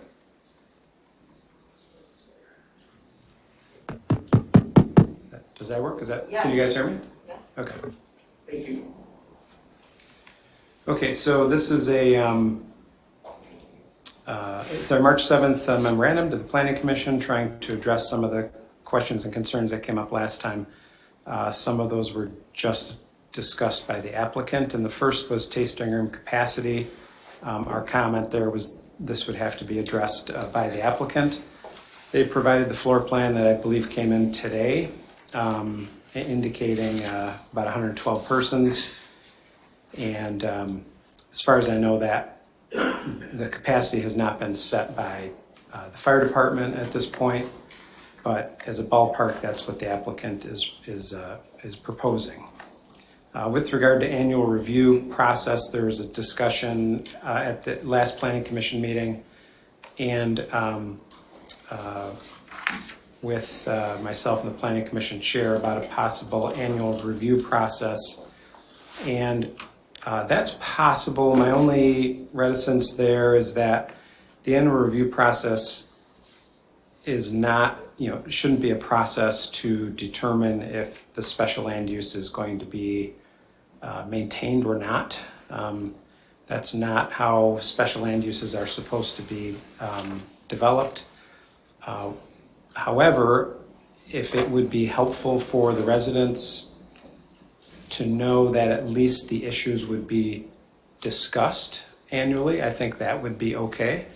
And I think our point here is that rather than an annual review, the Planning Commission could at any time, or the Township Board could request the applicant to come in and address the Planning Commission on issues that are happening.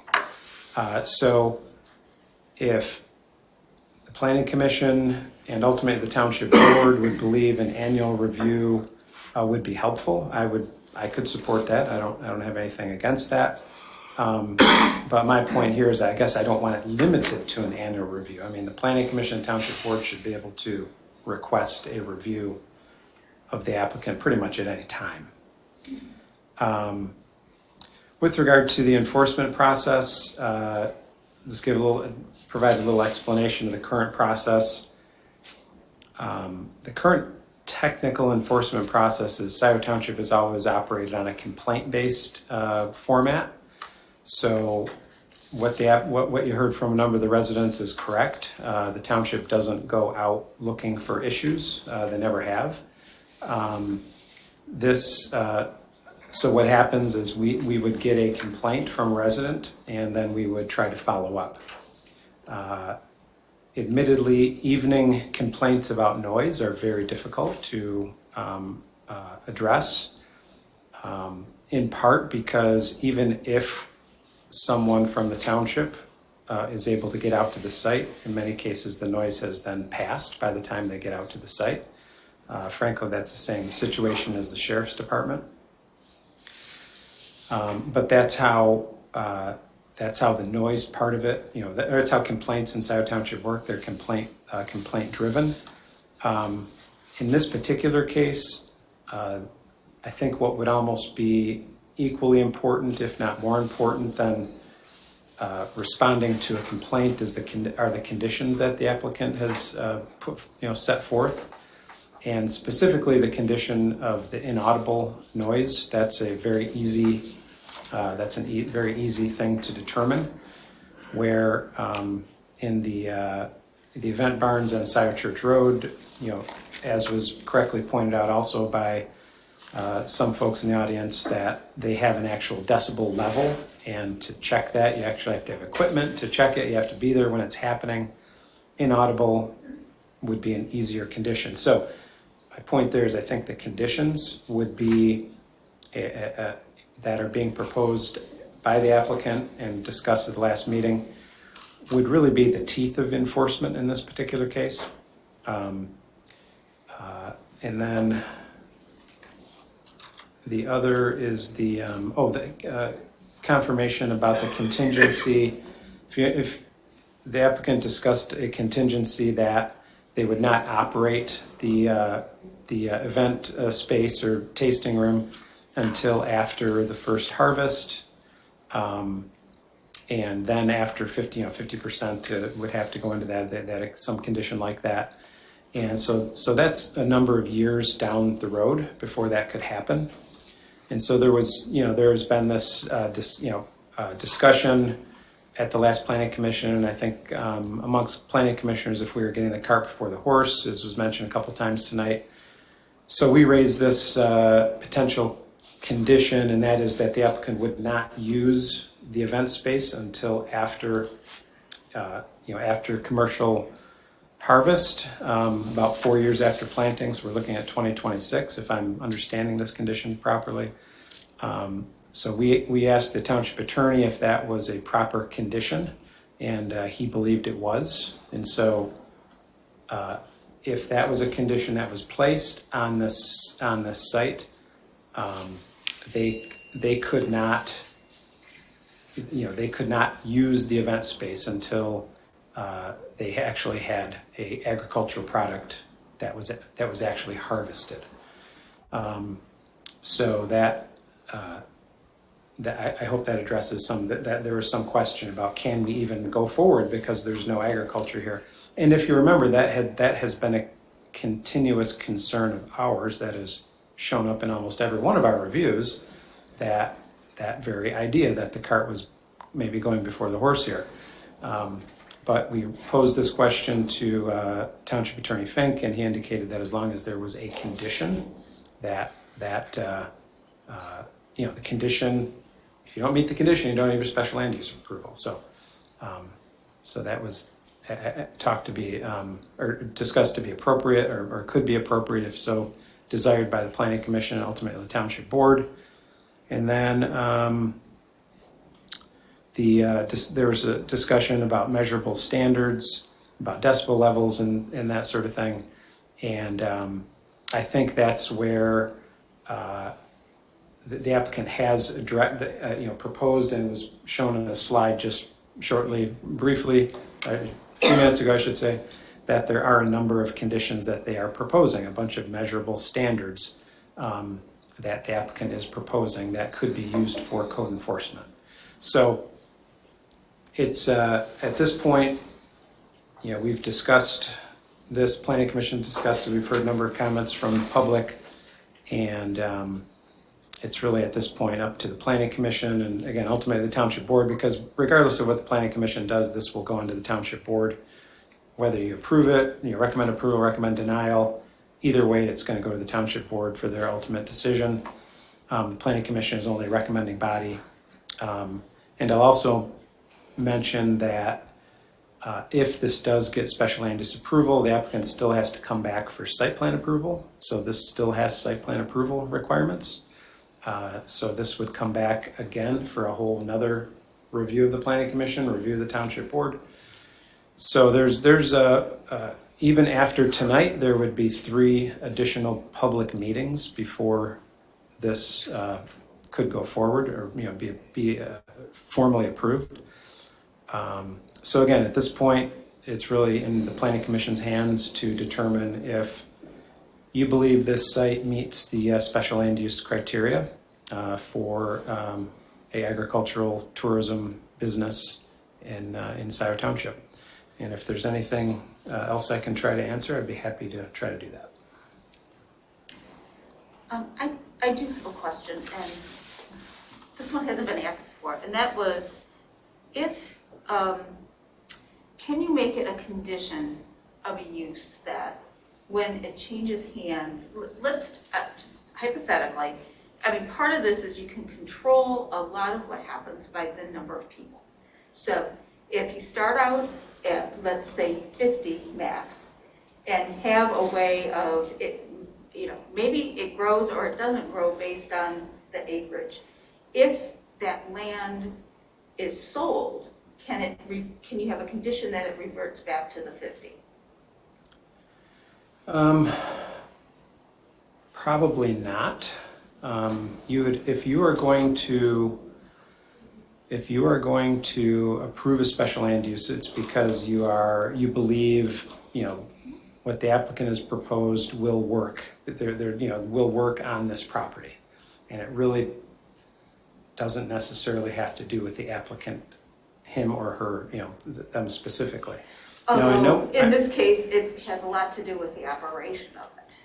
Right? Yeah, well, so one way we tried to address a similar situation, that is the last time the Misty Farm project came before us for their last little addition that they did for the special land use, there was a condition made that any change of ownership had to go through the township. Like there had to be a meeting with the township manager and township supervisor to discuss the conditions so that the new owners knew all of these conditions that would be placed on them. And so that's actually one of the conditions of the last Misty Farm. So that's one way kind of to address the ownership issue. But to go back from, like, say you allowed 100 and go back to 50, I could check with the township attorney, but I don't think that would be appropriate.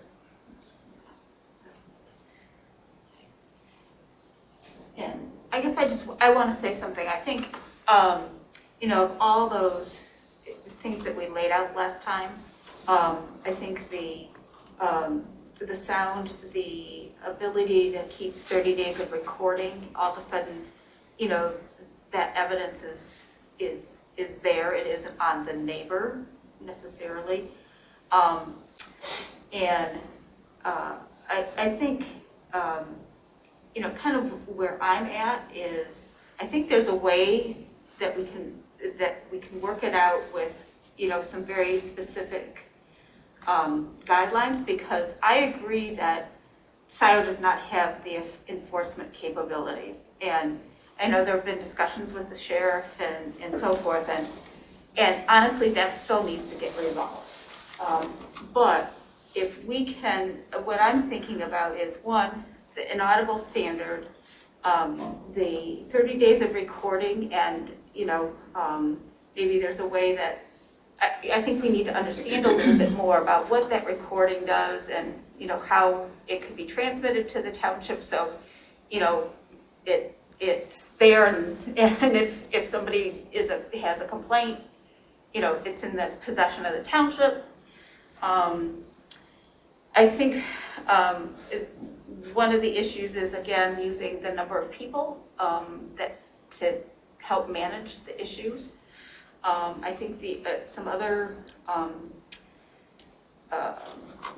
another thing that would be a condition, I think, is having vestibules, because the issue of people coming and going, and that would protect you also from being inaudible.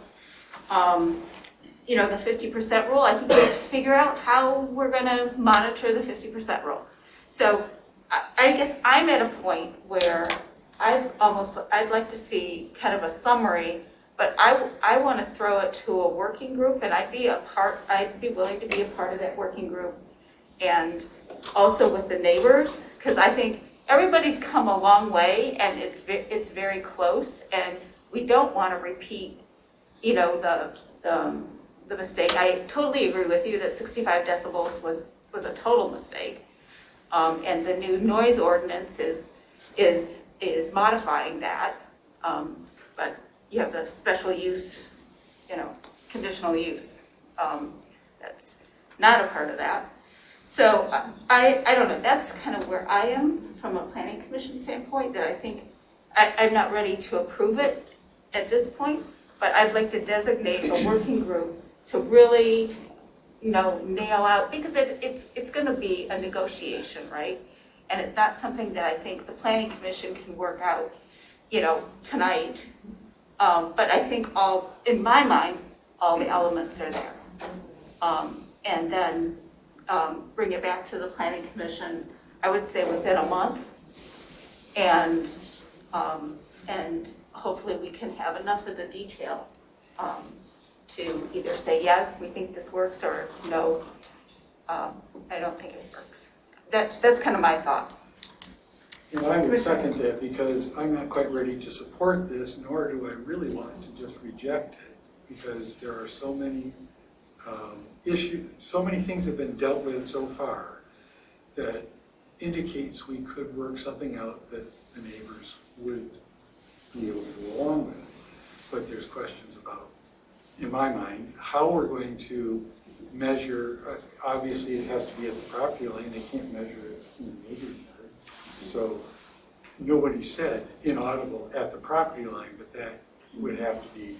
They can't put their measuring devices anywhere else, etc. You know, the capacity is obviously something that we've talked about.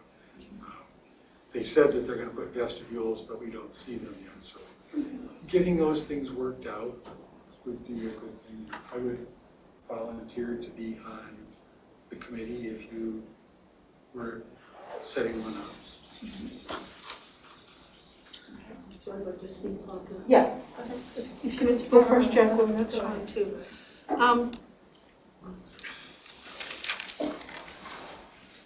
There are many concerns about the project, but I'm going to highlight two.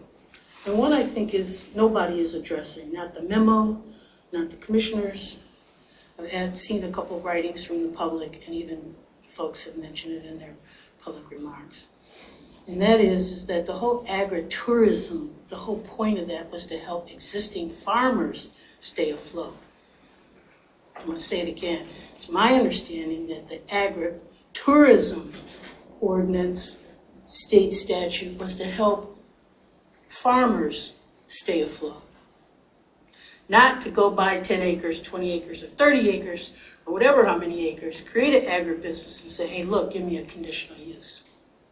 I think that's a problem here, and I think we're forgetting that. The second thing I wanted to focus on is enforcement. It doesn't matter if you or I or Commissioner Hyde or anybody else, if these neighbors have demonstrated their ability to try to reason through it, the Herons have demonstrated their ability to work with the community that they're around to make this project work. That's not, the lack of reasoning has not been a problem. The lack of enforcement is the problem. And we can put a lot of conditions in here, but how do we enforce it? And we've heard multiple residents of Scio Township talk about this problem. And I think it would be crazy for us on this planning commission to ignore that. It does not make sense. And I don't think that we should be approving any more projects like this until we get the board of trustees, because that's not our job to create the ordinances and the enforcement rules. That's not our task, not our charge as part of the planning commission. The idea of coming back an annual year and talking to the board of trustees, I'm not confident in that. Are you confident in that? I'm not confident in that. Who is that? You go talk to one person, two people, you get approval, and then that's okay? That's the oversight? I'm not confident in that. I'm not confident in what we do today. Not only have we heard from multiple neighbors on Scio Church with the problems and their complaints not being addressed by this government, the Board of Trustees, I also know that it's a problem for the Scio Township on their end of enforcement. We have a problem with the sheriffs wanting to go out there. Maybe it's not prioritized. Maybe it's not even prioritized as a part of our Scio governance. And so it's been left to fester into what we have today, a 13-year problem.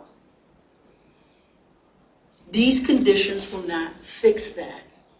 Any more conditions you come up with will not fix that. So, I mean, I've talked to some folks, and from the township's perspective, it's hard for them.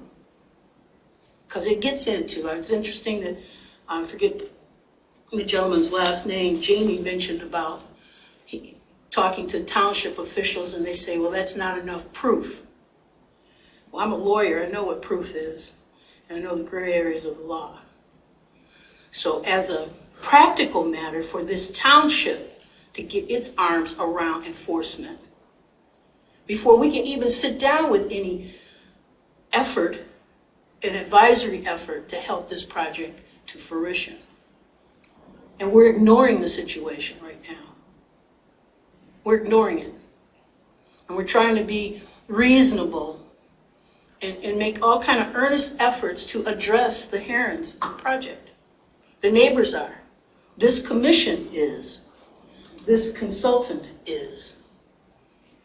And we're talking around the problem. So I, for one, I motioned to table this issue last time. But it's clear to me that more than a tabling is needed, because some hard work at the governance level needs to happen before we can even consider this project. You know it, and I know it. And we're trying to be reasonable about it, because we're all smart people.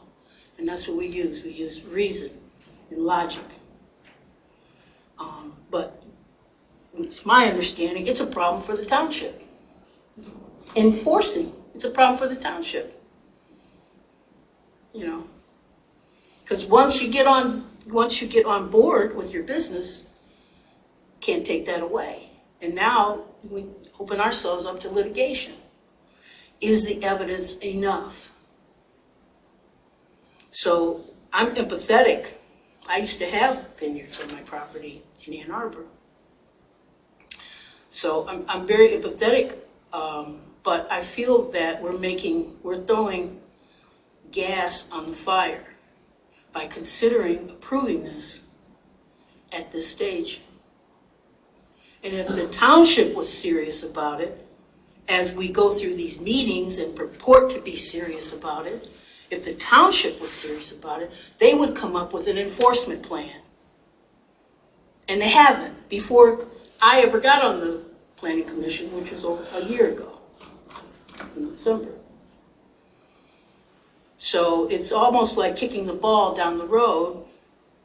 And I, for one, don't want to have more residents off Dexter Ann Arbor Road coming to me complaining about, enforcement issues. So I think we ought to be honest about this process. And the process is not fixing it. The process is addressing your wishes, addressing all of your concerns, but we're really not really addressing the concerns, are we?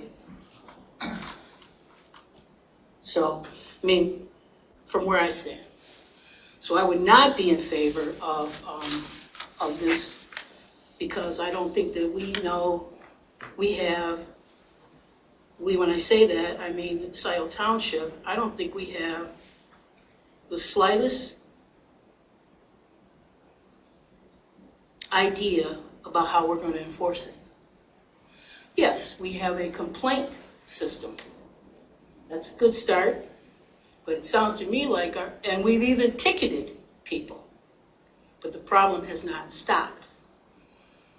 We've even ticketed violations, but the problem has not stopped. So in terms of your bullet point number 3, enforcement process, yeah, we got a complaint-based process, but it's not really addressing the needs.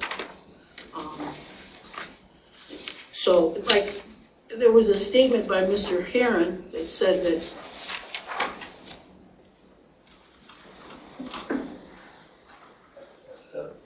Commissioner Moore, I have a question. Enforcement would be basically two things here, right?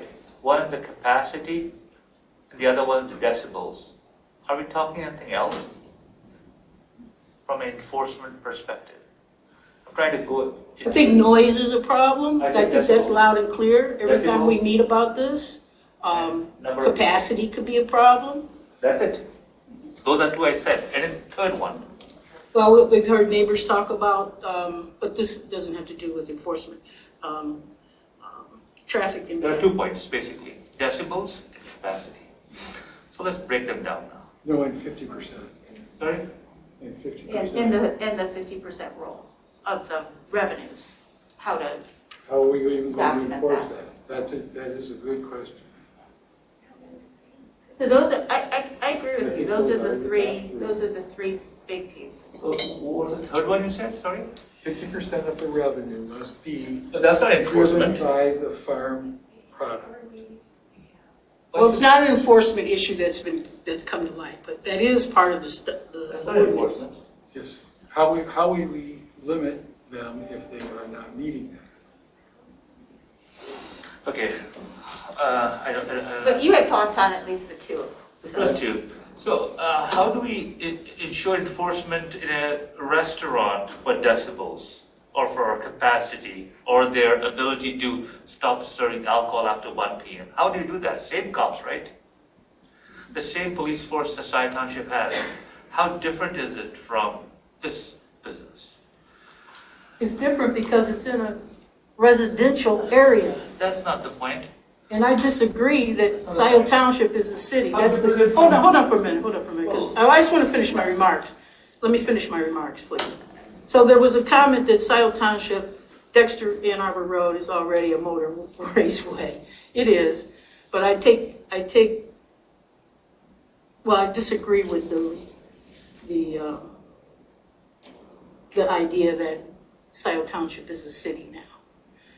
And the reason why many people move out here, because many people can buy places in the city of Ann Arbor if they wanted to. They move out here because of the nature of the surroundings of the community. And that's what we're talking about here. That's what the people that live on the border of your land, that's what they're saying. We bought here for this area because it is rural, because it is country-like. Despite the fact that it's 6.5 miles from downtown Ann Arbor. And that was just my own. Yeah, that's beyond the scope of our discussion. Why people move? That's not I was addressing his comment about Scio Township being the city. That is not that's a bigger question. No, that's beyond the scope of our discussion. Within our scope of discussion is decibels and the capacity. How different is it from ensuring enforcement with the same officers of Scio Township in a restaurant, my house, where I have big parties? How different is it? The same cops. Well, maybe that you should take some time to ask the law enforcement why that is, or even the Board of Trustees. Why is the enforcement so different? Why is it so hard? Okay, I want to just. Because I can't tell you that. Come back to a focus here. We haven't heard from 2 commissioners, and I'd like to hear from those 2. Well, just following up on the enforcement question, Mr. Lewan, we've heard a lot about the challenges. I wonder if you have some thoughts about how to engage around this issue to come up with a better strategy. Should we invite the sheriff's office to come and address us and help us think this through? What do you think are some ways that we can really look at this enforcement piece, because you've been dealing with it for a long time now? Well, we have been doing code enforcement in the township for many years. However, we've only been strictly involved in the, just to give you a little background, we've only strictly been involved in the Misty Valley, Misty Farm issue in a direct sense since last summer. Before that, it had been addressed by the township supervisor, township manager. And last summer we did issue 3 citations, so I think that's the first time that ever happened. So when people say nothing's been done, that's not true. We took over full enforcement of that particular item last summer and ended up issuing 3 citations. Now, however, how we could do it better is I would agree that we need the county sheriffs on board, because the way that we have always done code enforcement, Carter Wortman Associates is not set up for quick reaction code enforcement. That's not what we do. We operate in a complaint-based system. Most of those complaints have to do with residential issues like blight or buildings that aren't properly constructed or junk cars in the front lawn, things like that. An instantaneous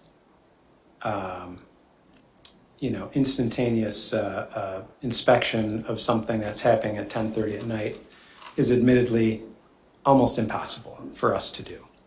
We tried to set up a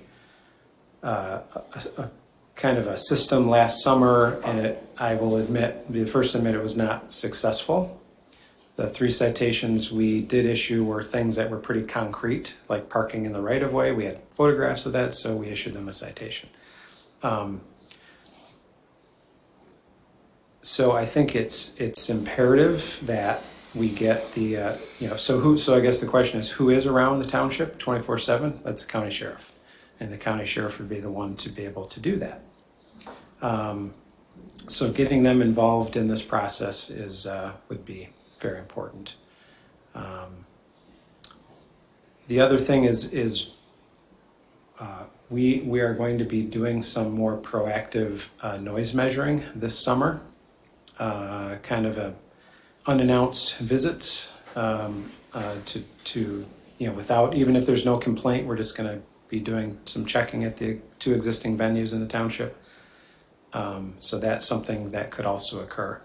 And finally, the last thing that could occur is the township, and I've mentioned this to the township supervisor, the township could hire a dedicated code enforcement official.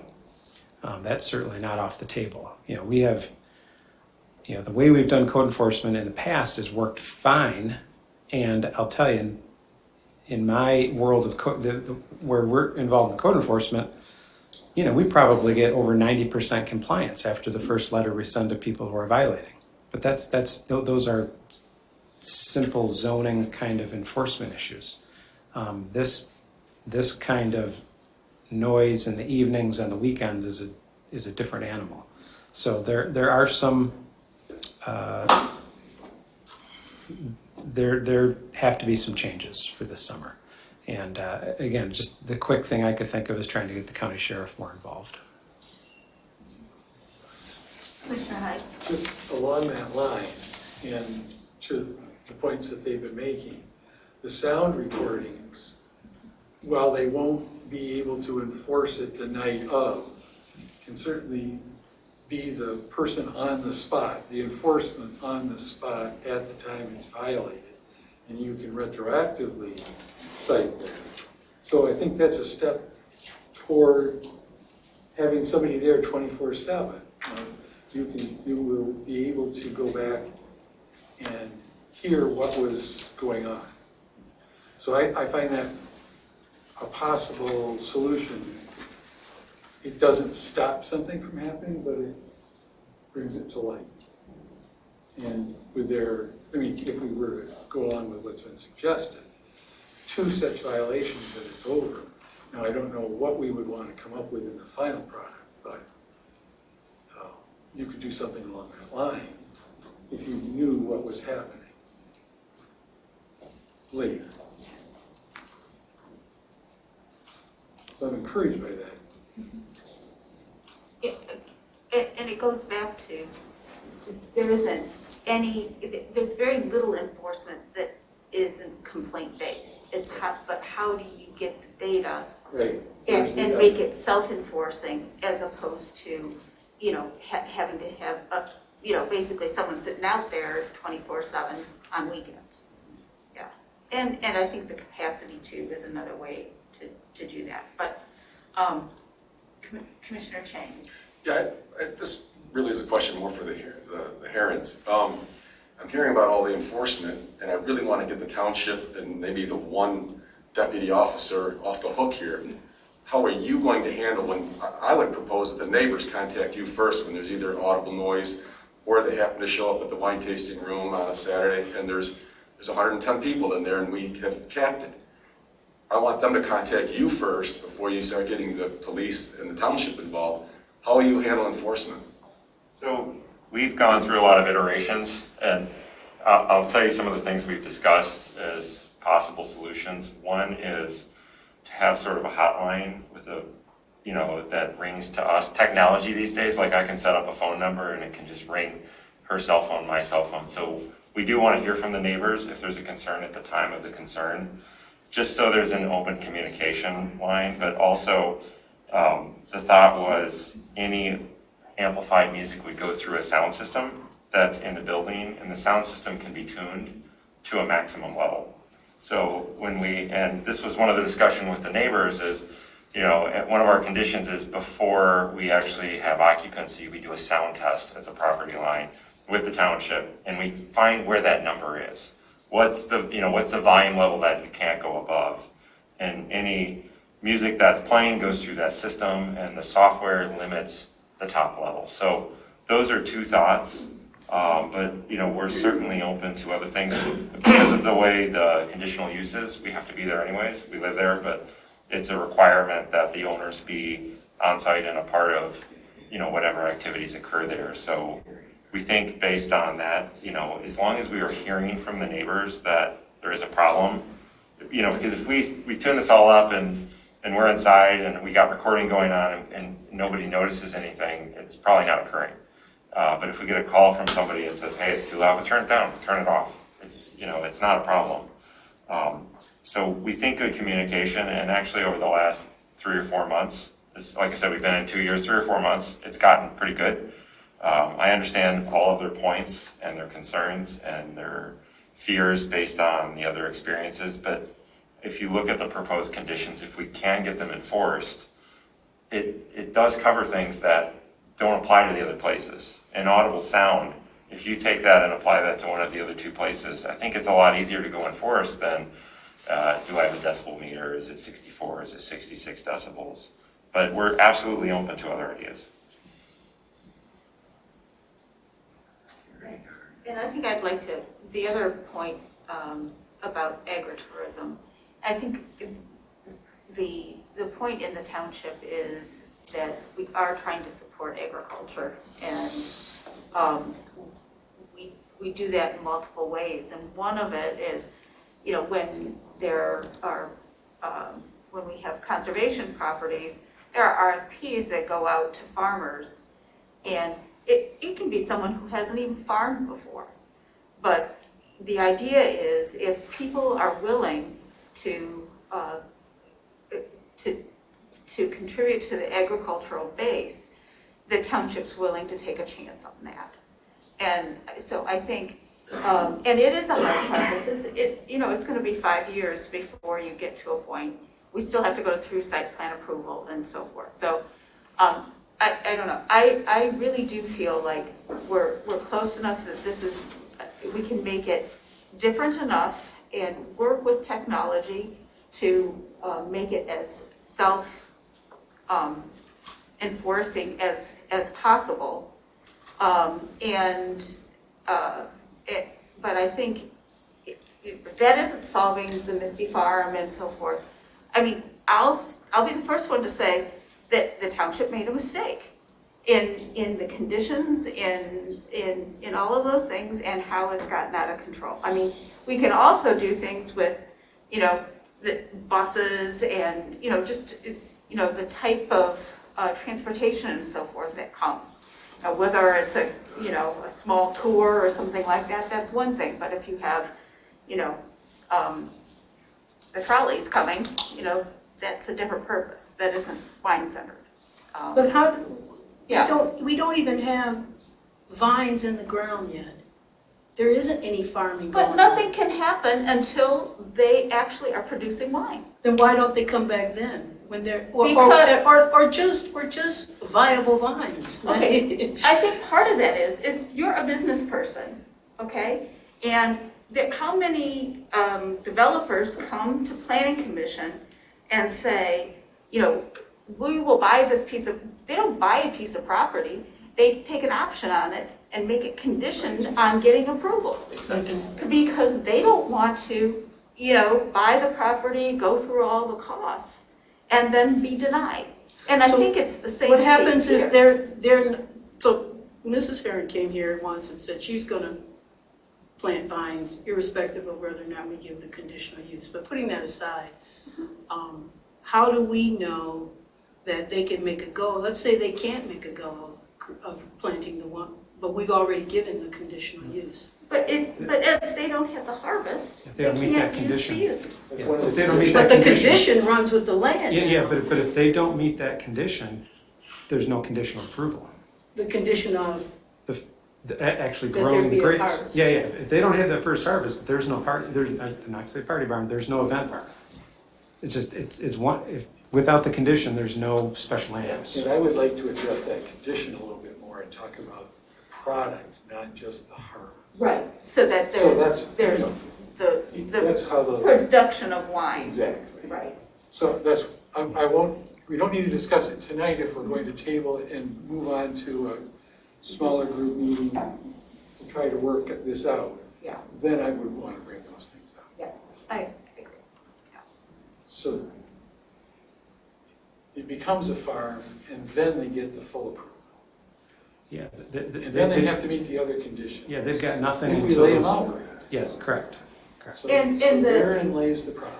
no, it becomes a conditional use, then it becomes a farm, then it's possibly gonna have a harvest, and then it's possibly gonna be wine. That's not how it's going to be laid out. The conditional use comes after they produce the wine. They do not get full condition, they don't get the full approval. No, that's not true. They're here asking us for a conditional use tonight. But if they don't meet it, the conditional use is Okay, but I'm invalid. just saying, all right, but the conditional Yes, use will be yes. given, and that runs with the land. That's the only point I'm trying to make. That's So if another farmer were to produce grapes and meet all the other requirements that we make sure we put in there, then we're not talking Heron Farms, we're talking Pete's Farms. Yes, correct. Whatever. Yes. We have to make sure we do our job right if we take on the responsibility of laying out the conditions. That's what I'm worried about, us doing our job right. Well, I should say not just us, because we're not responsible for enforcement, so while I'm Ultimately, we're just empathetic making to the recommendations. citizens that have come here and, as well as those that are sitting here tonight and come and spoke on this issue, it's really the Board of Trustees that have dropped the ball on this, and I don't know I'm just saying, in general, I don't know what year the trustees did and all that, I'm just saying, but we need to be a little bit of honesty about this. You're right, we're making our recommendation to the board in the belief that we've covered everything. That's what we have to do. And I would say that, as far as the enforcement goes, knowing that the issues that exist with enforcement and the sheriff and everything else, I think the neighbors need to be a part of that they're comfortable with the provisions as well. Because the conditional use is really about the effect that this has on the community close by. It seems to me that we're missing somebody, and that's the Board of Trustees. Well, So, for instance, we could meet with the sheriff along with the neighbors And the sheriff can say, well, you know, this has been a problem, that's been a problem, whatever, and we try to put in a condition here and there. But if the Board of Trustees is not enforcing or not creating processes to enforce, so I just throw that out there as an idea, that an important party is not going to be a part of this group you're talking about putting together. Because, you know, we got a problem on our hands. And we could involve someone other than Jackie on the board too, if we wanted to take that. So, And ultimately, you If I- just read.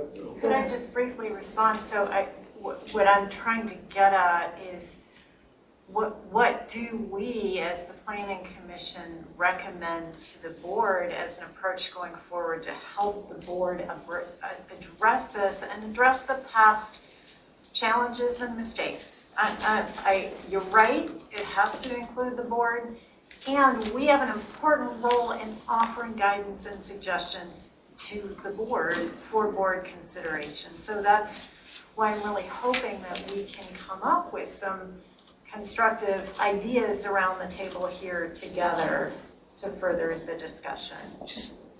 I agree with that, and I just want to emphasize the problem, our conditions may not fully deal with the issue of enforcement. So long as we got that, long as that's high on our list of achievable goals, that we're really concerned about enforcement and what the process is, not just conditions, because we aren't going to have a condition in a conditional use authorization that says the sheriff has got to do this, this, and that, right? We're not going to have that kind of condition, so. Right. So. Yeah. And honest to goodness, a noise complaint versus a burglary or something like that? Low priority. Right. Absolutely. Right. So keeping it as self-enforcing as possible is really important. And then working on what other things that the township can do.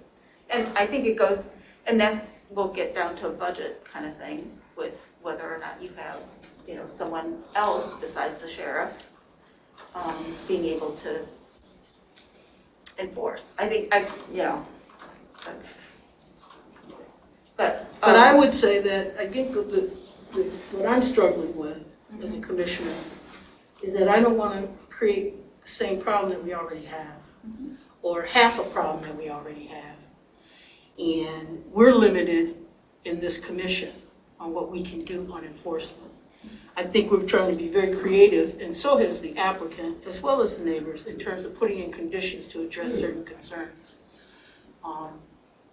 So I just wanted to say that I think enforcement is not a small thing. I don't think anybody thinks that, but maybe that's not the way to characterize it. Maybe instead I should say it's a huge thing. It's been repeatedly brought up. Yes. okay, so, yes. Is it appropriate to ask the petitioners questions still and see if Yeah. they're open for this? And maybe a discussion with the planning commission. Was it correct that you said you were going to plant 3 acres of grapes? That's what we're working on right now. So that's going to be a smaller yield. I assume that you're going to, was it up to 40 acres eventually? Yeah. Okay, so that's the game plan, is to grow. I'm curious, and it sounds like the Herons are open to this, is why don't we put, if we move forward, really lock down the restrictions, and they're going to be less than what you've proposed. You know, you may not be open until 9 o'clock, maybe it's 7 o'clock. You may not have 150 people, maybe it's 50. You may not be going until October, we're going to say you're done in September.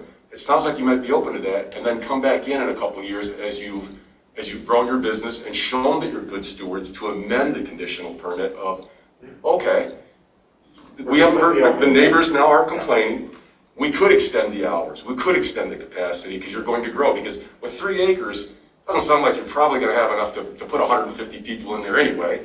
So, and it sounds like you're open to negotiation, so I would say around the table is, I'd be more inclined to really lock down the restrictions on it, and that they're going to have to demonstrate in 4 years, in 2026, you know, we're going to find out from the neighbors whether you were good stewards or not. And then we can come back and amend it in a couple of years as you're going up in acreage and yield and then maybe we have to revisit it. Sure, yeah. And that's kind of how I'm looking at this, is we're gonna start out small. Sounds like you're open to that, and then if we get support from the neighbors, we can entertain something that's just a little, start increasing the capacity and the hours and the, the longevity of the growing season or the serving season. So that's kind of my thought process, and it sounds like the Herons are on board with that.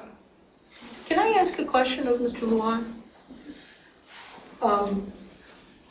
The ability to revoke the conditional use, how does that process work? At the end of every special land use permit, there's a little section that describes that process. And basically it is, if a special land use is not meeting their conditions, and that can be documented, the applicant is brought in front of the township board for a public hearing, and then the applicant can indicate why they believe they've met the conditions, and then presumably someone from the township would indicate why they haven't met those conditions, and if it's proven that they haven't met the conditions, the conditional use permit could be revoked. By the board. Yes. The Board of Trustees, so it's not in terms of the hearing would be, people would get up and speak like normal? Yes, it'd be a public hearing, yep. So there could be people in favor or against. Have we ever revoked a conditional use? Not that I'm aware of. And in your estimation, your experience, I should say, this kind of topic that we're talking about tonight, so let's keep it.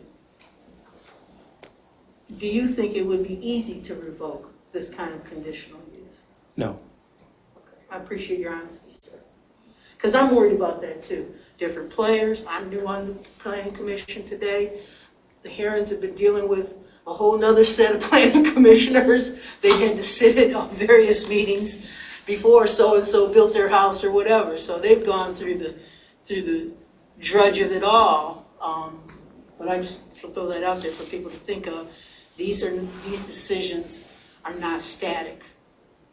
We think they are. We think we got a legal process to revoke. How realistic is that? So I just wanted to point that out to the commissioners. Thank you. Appreciate it.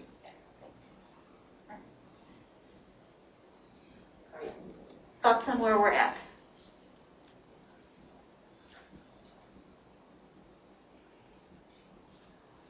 How would we set up this committee?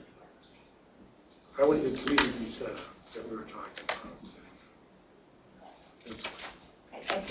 I think we need a couple commissioners, definitely Board of Trustees representative, and then I guess I would have to say, if the Herons would, obviously be willing, and I think we need the representatives from the neighbors, and the other thing is to really start understanding the technology that we're proposing, because who knows, maybe we can learn something about the technology that could be used to monitor some other sites.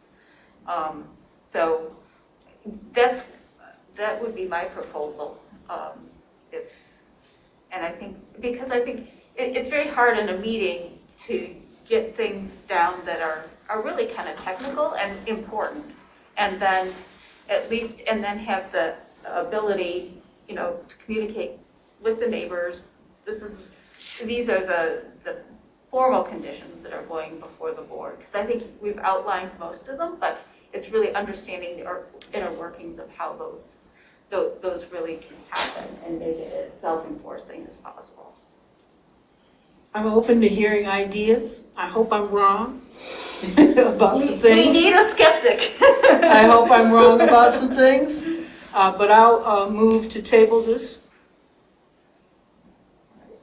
I would support that. And with the condition that we create a working group? Yes, set up the working group and come back to have this brought back before the planning commission with the product of the working group.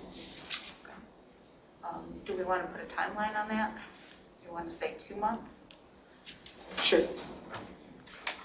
Move that we table this item for 2 months, establish a working group made up of the planning commissioners, the board of trustees, the applicant, as well as neighbors. Okay. I would just Can I say, suggest a friendly amendment Yeah. and possibly a technology consultant on the sound, Okay. on the sound monitoring systems. And a sound consultant. How about including the law enforcement, we talked about including law enforcement? Yep. The deputy. And they don't have to come to every meeting, but at least to understand what they're able to do. What they able to do or not do? Like the township lawyer, we don't need to have them at the meeting, we can ask questions of them as we need to get information, I would assume. Okay. DOT and planning. Why do we have 2 months out? What's that? Why two? I'm just trying to put some kind of,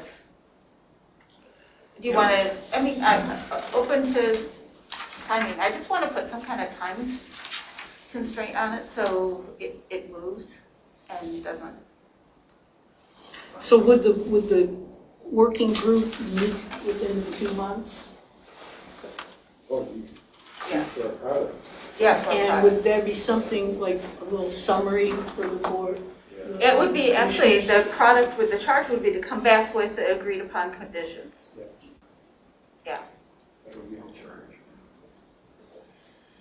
That way, The- we but would the- consider that. The agreed upon conditions. It would be, it'd be a proposal, obviously, but. But it wouldn't be, Discussion. it wouldn't deal with the enforcement. Well, yes, it would. Okay, I'm just. I mean, it has to deal with the enforcement, the capacity, the process, if there's going to be an annual review, all of those things. That would be. I mean, we have a really good start on it. There's just some fine tuning that needs to happen. We do have a really good start on the conditions. We don't have a really good start on enforcement, so I get it. That's not in our ballpark though, but that's what we're dealing with nonetheless. Why don't we have a meeting with the deputy in the next 1 month to understand what exactly he or she has to say about this whole thing? And then formulate our approach going forward. Because it seems to me that a lot hinges on that expert opinion or feedback, or whatever you want to call it. At least I'm struggling with that. I'm struggling a lot with that. Each time a question comes up, I'm thinking, where's the deputy? So let's have him and ask him, and then send him on his way. And then we have some intelligence from him. And in keeping with that, do you think that the working group would need to meet with the board of trustees to talk about enforcement? Nope, that goes. She'll bring it up with them. Yeah, and they're very aware of it. So this is what I'm struggling with. One of the most important issues is enforcement, and that's not even in our charge.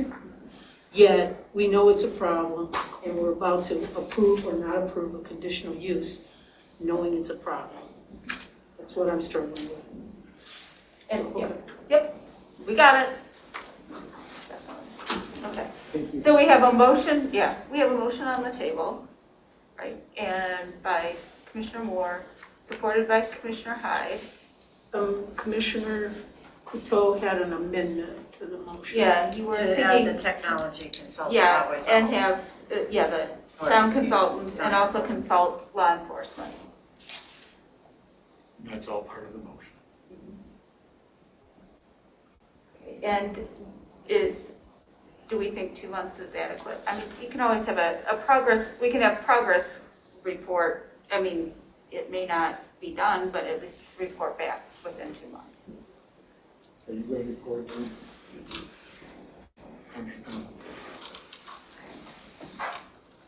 All right, any further discussion? All right, roll call vote, please, Secretary. Okay, Commissioner Hyde. Yes. Commissioner Corto, Yes. Commissioner Moore, Yes. Commissioner Chang, yes. Commissioner Sharma, Yes. and Commissioner Culbertson. Yes. It's tabled. Get right out. All right. Could I Yes. request a 5-minute recess? Yeah, we're good, okay. 5 minutes, quick recess. We'll pick up. Thank you for your patience. It's long. Recording stopped.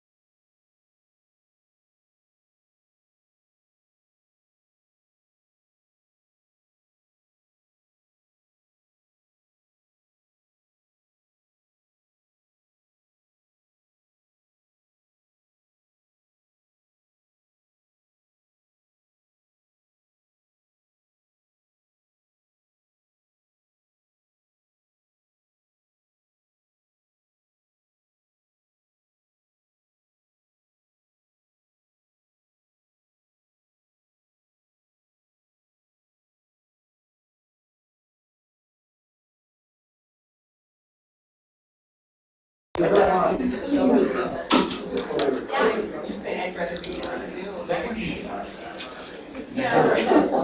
I realized the letter.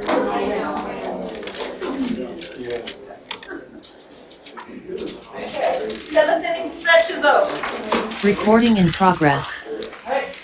We're coming back and to address new business site plan 21021, Arborist Groves, new multifamily residential.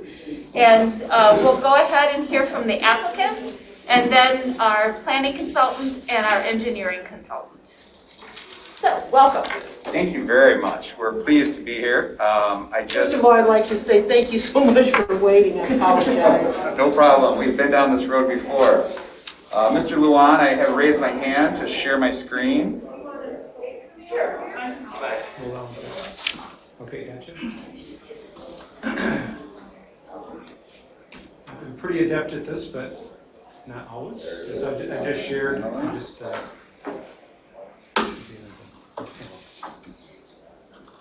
Okay, promoted. Share screen.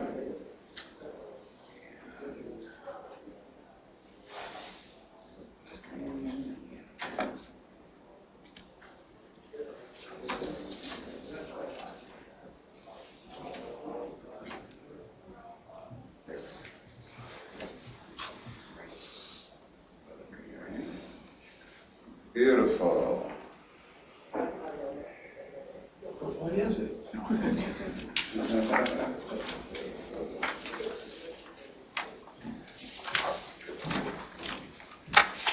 Wonderful. Again, yes, good evening.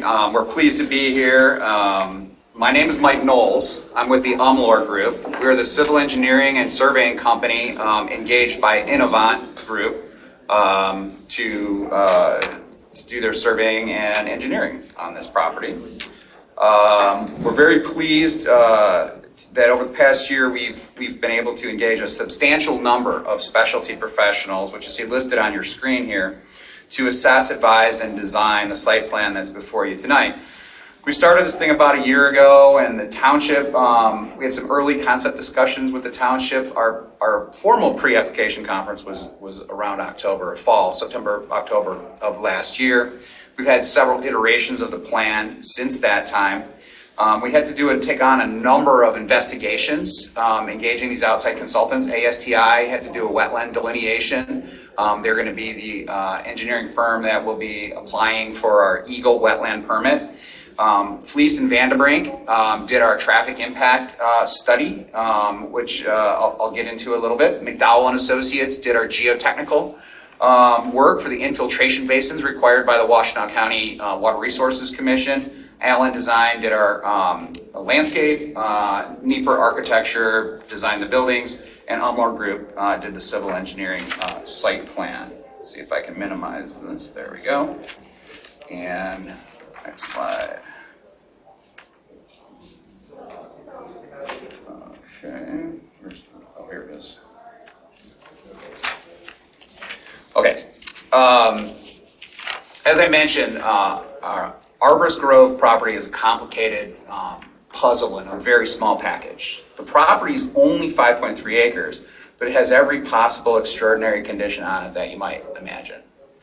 It's a delicate balancing act to strike the right balance between all of the competing requirements. First, respecting the natural features. During our pre-application meeting, Commissioner Hyde, that was one of the preeminent things on your mind, and you'll see some of the suggestions, such as adding the benches that could possibly be crafted from some of the trees that would be coming down, are on the plan, the bench locations, as well as minimizing the clearing and minimizing the wetland impacts. That's one component of it. 5.3 acres. We also have to balance the other components like fire access, having enough room for a fire truck to turn around. Density. This proposal before you tonight is straight zoning. We're not doing a PUD. We're not doing a conditional rezoning.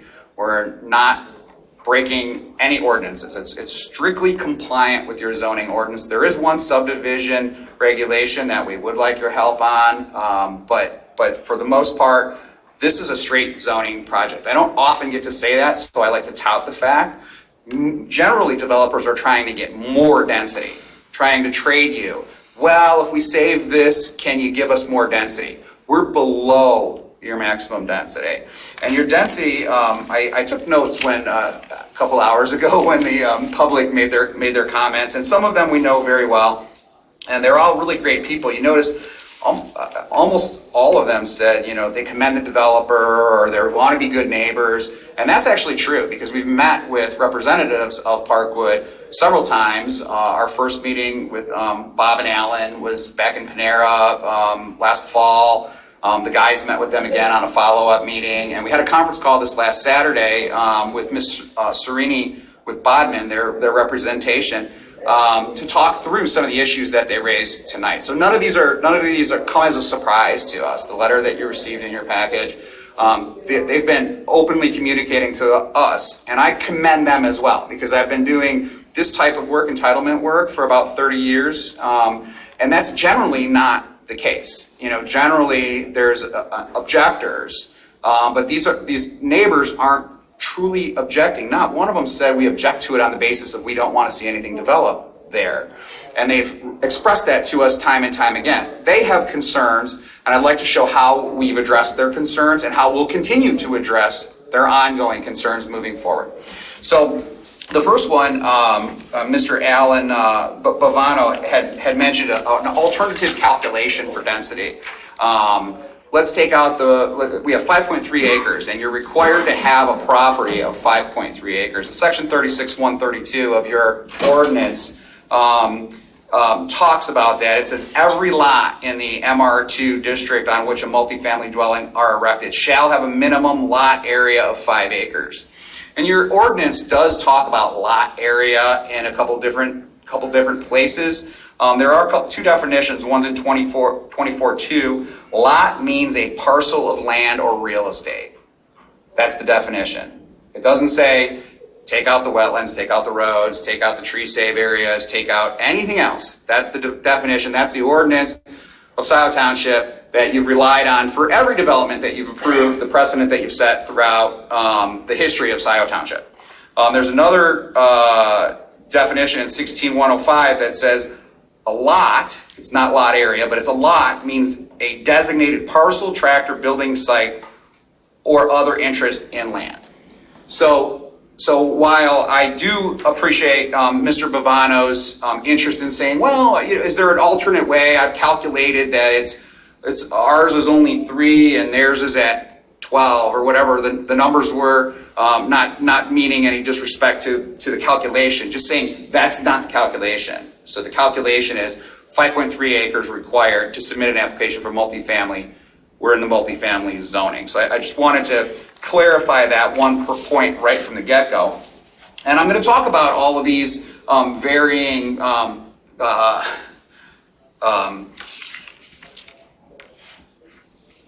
requirements that pull us in opposite directions. So, you know, it's not just the zoning to try to hit the density. The code also requires street width be adhered to, parking requirements. We have to be able to park cars on this site. So we're not able to save every inch of the woods because we have to meet the parking as well. Building heights, slopes, access, utilities. Utilities have certain separation between water and sanitary and other utility requirements. Setbacks from the buildings. We have a 35-foot setback from the property line. I think it might have been mentioned earlier. It's a 35-foot property setback. The landscaping requirements also compete for areas. You know, if we cut a tree, we have a replacement tree, and so it competes for areas. And you'll see we've run into a little bit of not an issue there, but we're going to talk about how we intend to meet your ordinance in that regard in terms of tree preservation and tree replacement. We're going to hit on both of those. And this plan does achieve that balance. In addition to Scio Township, there are outside agencies that we have to satisfy as well. The most important and most prominent on this particular site is Washtenaw County Drain Commission. They have strict stormwater management regulations. A few years back, they overhauled their regulation, which they were trying to incorporate LID, low impact development controls within their stormwater ordinance. So it wasn't just the standard ordinance that we've been operating on for decades. It was now you need to have a component of infiltration.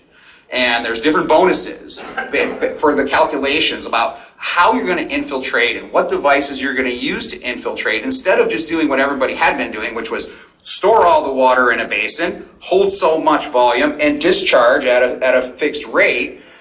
They wanted more innovation in stormwater. And so they did that. And on the Nixon property, Nixon and Duvaron was one of the first ones that was developed under that ordinance. And they've got sand underneath the roads and double rows of edge drain and some other neat features. Our plan complies with Washtenaw County Water Resources Commission. We met with them early on in the process. We went and did their required geotechnical infiltration testing to prove out what soils. We can't just say, well, we're gonna put a bioswale anywhere we want. We had to prove that it has certain percolation rates. We didn't do it. Our geotechnical scientists did it.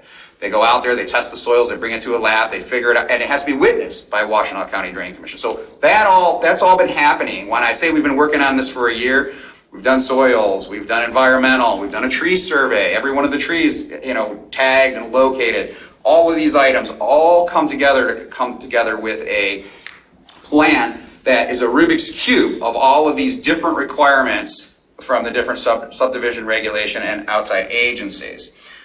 We also must balance the need of our future customers to offer a marketable product at the end of the day. We could imagine, well, if we build a property that's a footprint that's a 10 by 10 and it goes to the sky, then we would impact less, but that's not a marketable property. Nobody suggested that. I'm using it as an example to say at the end of the day, we still need to have an 1,800 to 2,200 square foot unit to be able to sell to a customer who expects that type of thing. I heard somebody say earlier today that their house was 2,200 feet and the barn that was at discussion for the last couple hours was 2,200 feet. That's the size of a house, that's the size of a townhome. And finally, we've taken steps to be respectful to our neighbors, again, by meeting with the Parkwood folks to understand their needs and concerns and to design a plan that is sensitive to those needs. Next slide. So where are we?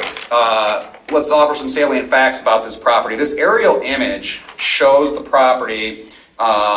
It's a 5.3 acre property. It's here in red. Oh, I can't do the pointer. Well, I probably shouldn't do that anyways because people online. So this property in the red box is the property. It's 5.3 acres. South of Jackson Road, south of Park Road, on the east side of Zeeb Road. You can see some of the other higher density Scio Township properties are in this area. Scio Village, Cambridge Club, Arbor Chase, Arbor Point, Country French. I was a young man when Country French was being built. I was on an asphalt paving company that did some work on that job many, many years ago. Polo Fields, of course, and the Parkwood folks who are well represented here tonight, and this is the property. Here is a cut from Scio Township's zoning map. You see here, this is MR2, the exact same zoning as our neighbors, Parkwood. We're not asking to change that zoning.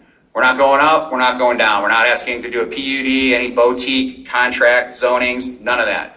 We're in strict conformance with your zoning map that's in conformance with your master plan, the master plan and the zoning plan that you use to plan all of your activities and all of your utilities and parks and recs and budgets, and that you redo every 4 or 5 years with the master plan and open it to the public for thought. That's how this property became zone MR2, and we are following that MR2 zoning. It allows 8 to the acre or 42 units. Our plan is 35 units. Straight zoning with no variances. We do have one subdivision sidewalk item I want to talk to you about, but straight zoning, no variances from the MR2 zoning requirements. We were encouraged to be as consistent as possible with your zoning and master plan because it's very important to your community, just as it is to all communities, including the density. And the proposal before you tonight has achieved that balance. Next slide. There we go. So if a picture speaks 1,000 words, then this image speaks an encyclopedia of how challenging this property is with respect to somehow balancing preservation of woodlands and wetlands with development requirements prescribed by Scio Township's zoning and comprehensive plans. It's a tough one. We agree that the tree and wetland preservation ordinances are beneficial to everybody. Air quality, water quality, habitat, views and vistas. Who wants to live in a clear-cut neighborhood? Who wants to live next to a clear-cut neighborhood? Nobody. And we don't want to build one either. It's important to our customers to have a neighborhood that's desirable. How did we possibly balance the development requirements and the preservation requirements? Well, we performed multiple iterations of planning to minimize the impact, which I will demonstrate in detail. And we're confident that the plan before you tonight is the best solution to balance minimizing impacts with adhering to the multifamily development requirements under your zoning code. If I may go off script for a moment, what you see here is the drainage patterns of the property. The blue arrows pointing all to the northeast corner of the site, that's the way the property drains. You also see some smaller blue arrows from the Parkwood side of the property draining onto our property, because Parkwood does sheet water off from their site onto our property as well. But what happens to that water is it all goes down into that corner where you see the blue wetland, as Mr. Zinser pointed out, Bob pointed out earlier, there's a culvert in that corner, and that's where the overflow goes. It goes into a culvert, and then it follows those other arrows with the yellow border around it into the detention basin of Parkwood, and then out to the U of M drain. That's how it was planned on purpose, because when you develop a site, if you have off-site drainage that comes onto your property, you have to accommodate that drainage. That's why that culvert is there in the first place. There's also an easement, and I'll talk about that in a little bit. But so this was our challenge. This is what we were dealing with right from the get-go. So let's take a look at what we did with what we had. First, we performed a detailed inventory of every tree on site. We identified every regulated tree and every landmark tree. For your convenience, I have highlighted all of the landmark trees in red. We plotted their locations and considered the tree species, the size, and the condition. We also considered the tree's likelihood for survival after development. We used that information to identify potential preservation areas. So what do? You see in the green areas is a thick green line surrounding a lightly shaded green area. We concentrated our preservation efforts on the highest quality trees in suitable habitats that also had other requirements. For example, that wetland that you saw on the last slide, obviously we would want to focus in that area because we need to preserve the wetlands and we need to preserve the woodlands. So if you preserve a wooded wetland, you kill two birds with one stone, so to speak, although we're not in the business of killing birds. It's just an expression. So we also wanted to preserve some of the specimen trees out at the frontage, because people are going to live here. And just as you heard, people wanting screening and some break from the neighbor and the sound and the roads over your other discussion, so do the people who want to live here are going to want to have some screen from Zeeb Road. There are a lot of cars coming down Zeeb Road, and when they come into their home, into their neighborhood, they're going to want it to look nice. So we picked some areas up in front. And then you can see also we picked some areas along the southern perimeter. Somebody asked a question, Miss Kim, I'm sorry I couldn't get her last name, Strutek? Kimmy, Miss Kimmy asked about the pile. There's a berm being built out there. I don't know who's doing it or what they're doing or what they're trying to build and what's going on. Maybe the developer started early. That's not what's happening. What's happening is the seller of the property is the property to the south. You see the little barn and the driveway coming in. It's right at the bottom of your screen over there. Over the course of time, the seller of the property has brought in some fill. And that's what you see in the pile in the lower right-hand corner, colored in orange. We went and quantified that pile. We took a topo out there, and it was revealed in our phase 1 environmental report that there's some imported fill. We don't know where it's from. It's got some asphalt and concrete and debris in a pile. We should do some testing on it. And we did do some testing on it, and our environmental consultants recommended that we haul it off, using manifests under supervision of the environmental consultants to a regular landfill. There's arsenic in the soil. Arsenic is a widely occurring substance. It does occur naturally, but you find it mostly in apple orchards. I used to tell my wife, when they'd say, you want to take the kids for some cider and donuts and play on the hay bales, and I'd be like, and play in the arsenic? And she's like, what? And I'm like, no, don't worry about it. It's Michigan, a big part of Michigan was a wild apple orchard. Many apple orchards, cherry orchards, they used arsenic as pesticides to kill the gypsy moths, and that's how they were able to raise their production rates on the crops. At any rate, it was outlawed in the late 60s, early 70s. They used it though since the 20s. So for 50 years, that was being sprayed all over our crops for a very long time. And so wherever you have a farming community that's historically been a farming community for a long time, you often do find arsenic. Not on our site. They didn't find any on the site, so this must not have been. I did look at some aerial photos, which I'll share to you, back to 1940, and there were no rows of crops on this property ever, back to 40. But wherever that dirt came from, had some apple orchards or something. So we're hauling it off. So to answer Miss Kim's Strutek's question, we are removing the berm. There is some berm on the seller's retained property. There is some soil on the seller's retained property that we don't have control over. We are talking to our seller about removing that of his own accord, and we promised Ms. Serini with Bodman that we would do that and continue that. You saw that reflected in her letter, that she would like us to continue to press him to clean up his pile of debris that folks find objectionable, and we've committed to continuing to do that. So that's what's happening on this slide. So we focused on saving the densest groves of mature trees and the best specimens along the perimeter and in the wetland, that they would have the best chance to survive. Why? Why are groups of trees better than individual trees to survive? I've done this a long time, and I've tried to save a lot of trees. I used to really pore over my tree surveys and find out and plot out which were my favorite trees, which one's the biggest tree. And I still kind of do that anyways, because I'm just a geek like that. But if you'll see it on the next slide, you'll be able to find out where that is. Your question? Yes, ma'am. So the trees that you have circled in the center, for lack of a better word. Yes, ma'am. Yeah, those are ones that you're expecting to remove. That's correct. So on this slide, and I'm getting ahead of myself a little bit, but this does have a list of some of the saved trees, and the top 3 biggest trees on the site were all great specimens: 32-inch white oak, 32-inch red maple, and a 30-inch red oak. Those are all great trees. And so I was really happy that we are saving the 3 largest trees on the site. But I also am happy about that other 45%. we are clearing, we are saving only 28% of the trees.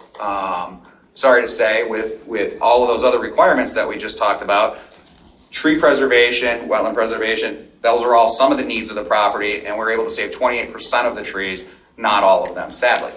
The landmark trees, however, we managed to save 45% of those. So we saved twice as much on a percentage basis of the old growth trees by concentrating them along the perimeters of the property and in the wetland part of the property, because those are historically untouched areas, right? So those trees have been there longer. Those are the ones that you'll see on the 1940 slide, that they're still there. It's the same tree, you know, it's been there that long. So that's number one, we saved the best specimen. Number two is, in these groups, when you take a tree that grew up in the woods with his friends all around him, and then you clear all of his friends, but you keep him because he's your favorite. He's a 32-inch white oak. They can't survive. And the reason they can't survive is because they had all of this protection from wind and hail and rain and the elements. And all of their friends were working together as a group to keep that tree strong. And they grow their canopy up above. The big strongest tree is the canopy up above, and the lower trees took some of that lower air space where they could find some. And when you take them away, then you have an exposed trunk. It's subject to all of the elements. Sometimes they're misshapen because maybe they had a strong tree next to it. And so when you do save trees, you want to try to save them in groups, not like one in the center. You can see the wetland that we are proposing to eliminate. While I'm speaking about the wetlands, we are only removing less than 1/10 of an acre of wetland on this site. You can see it in the middle in red. It's the circle in red. You can also see the little tail right next to the wooded wetland that we're saving in the corner. Those are the two impacts that we have on the wetlands. The rest of the wetlands, you can see, I've also highlighted it in blue. You saw it from the first slide, but you can see it highlighted in blue underneath that tree save area. That's the wetland that we're saving.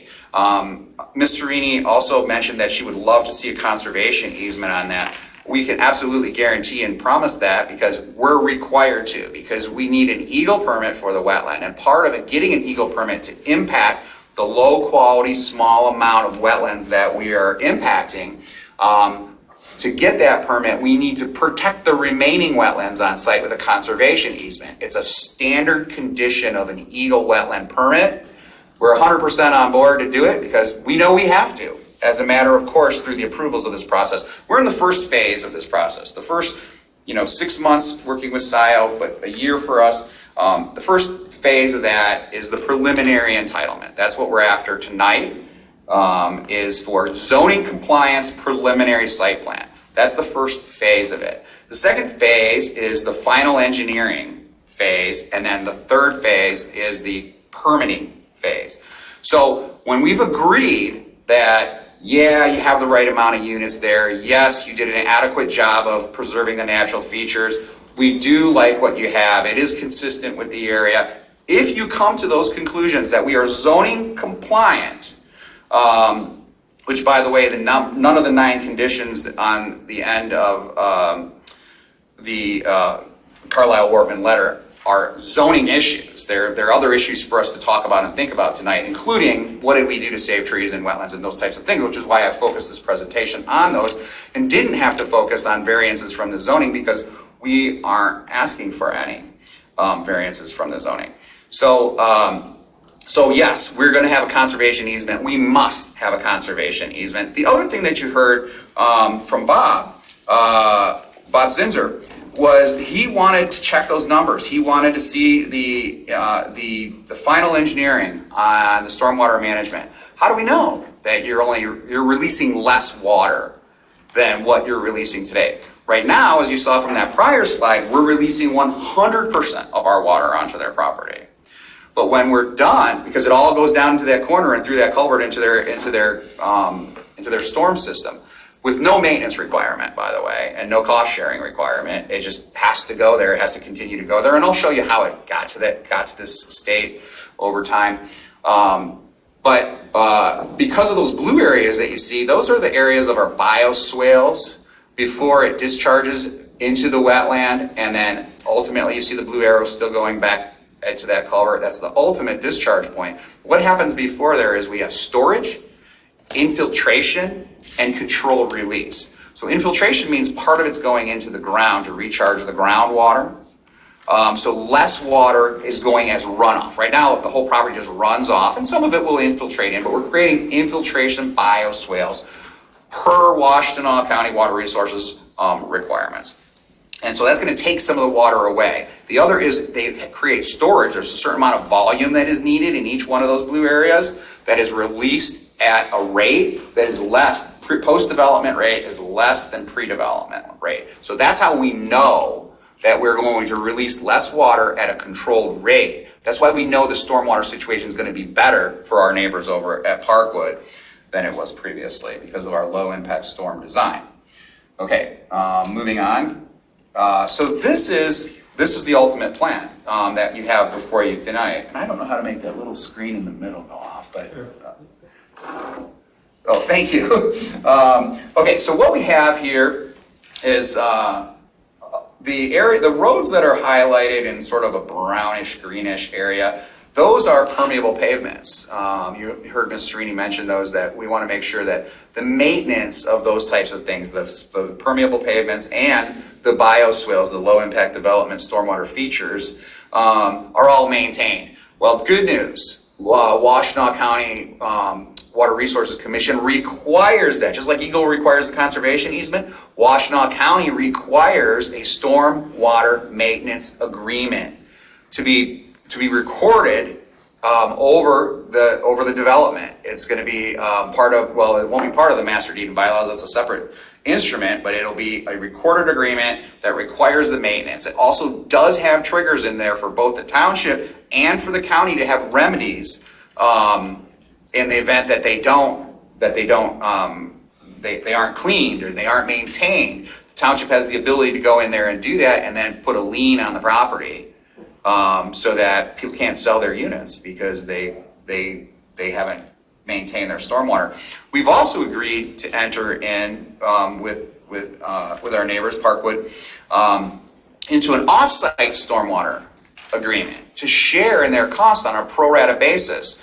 Bob was the one that recommended doing it on a pro rata basis with our 35 units and their number of units, and that would be a good basis. We also talked about potentially we could do it on a drainage area, acreage of drainage area. Their drainage area is much bigger than our drainage area going into their basin, but we agreed to do it on pro rata basis. That's what they asked for, and we're not splitting hairs with our neighbors because just as they said they want to be good neighbors, we want to be good neighbors to them too. So we agreed to that, that easement, using to have a maintenance agreement and pay our fair share of cleaning out their pond and cleaning out their pipes should it need it.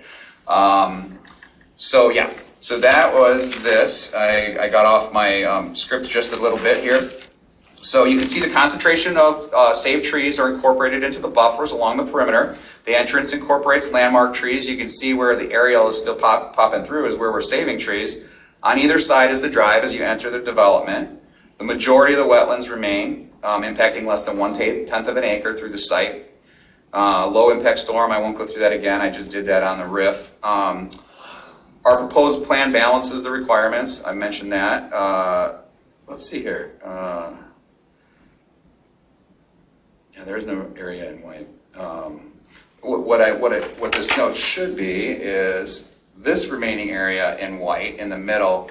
It's kind of faded out there, but the area in white is the development area. So, Commissioner, you asked about those trees that are saved. Everything inside of the blue area, inside that white area, that's the clearing area that we're proposing with our plan.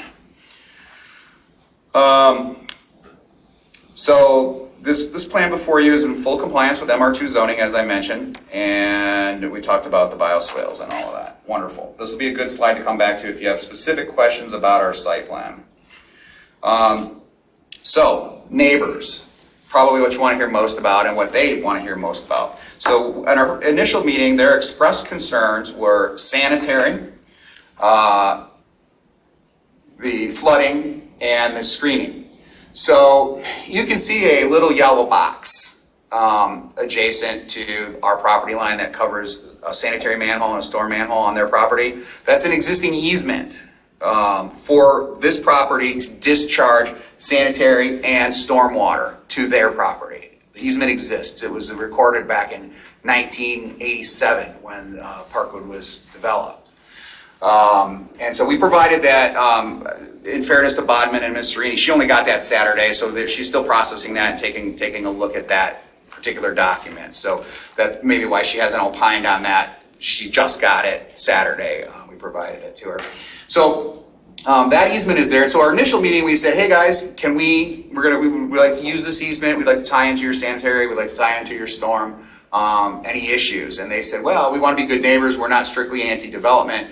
But listen, this sanitary thing for us is a non-starter because that sanitary flows to, you see the big purple dot just above their stormwater basin right there? That's a pump station. They have a private pump station. And their pump station only has so much capacity. I worked on an approval in this township a few years back, Kensington Woods, which also had an issue with a private pump station that it would have to go into. And so instead we built our own pump station at Kensington Woods.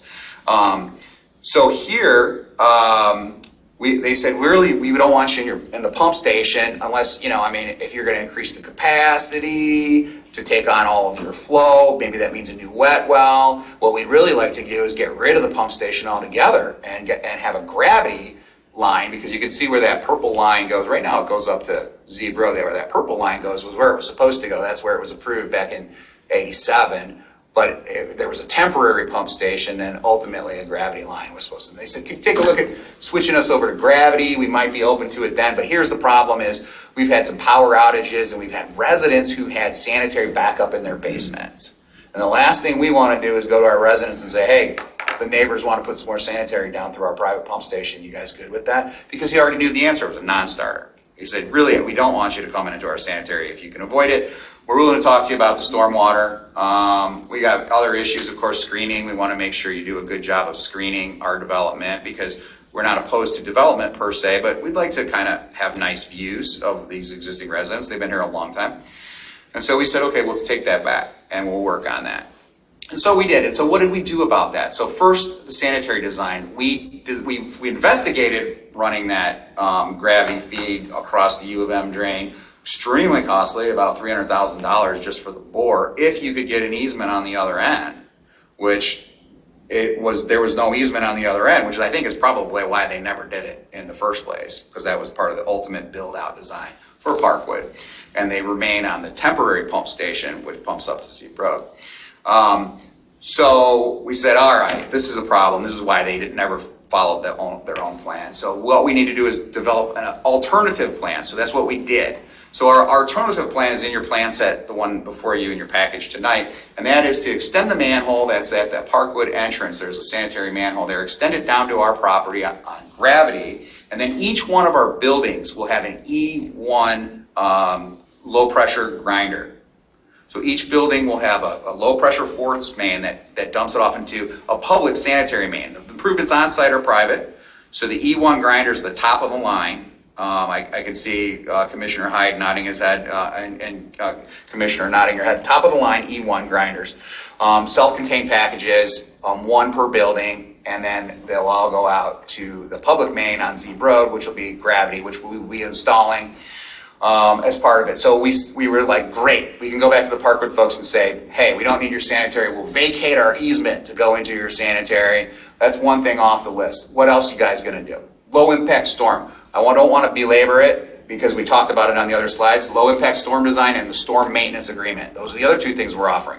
We're going to reduce the amount of water that's coming onto your property, and we're going to help you pay for the maintenance of your existing system.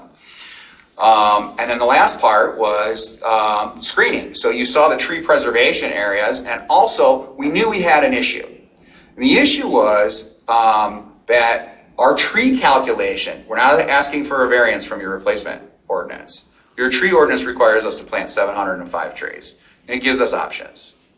And the calculation has been vetted by your outside consultants. It gives us options. We can either plant them on site or we can pay into your tree fund.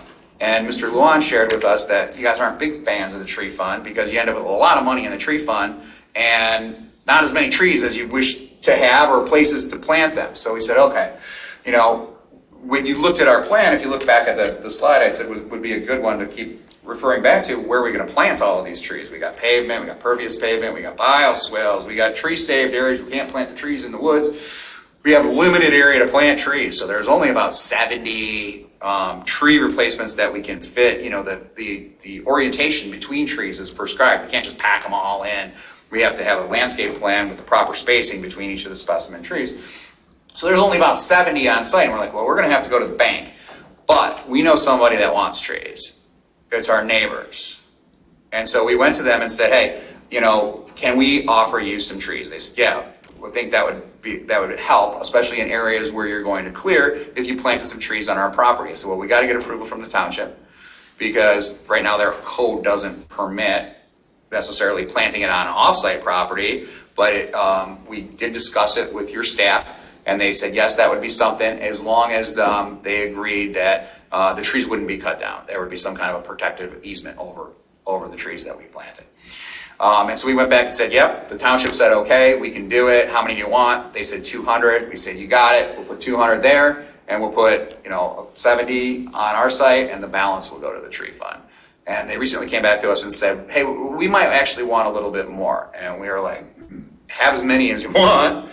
We've got 600 to give. It's got to be, again, planted in a way that is sustainable. But for screening issues between properties, we got it made because we always planned on complying with the ordinance.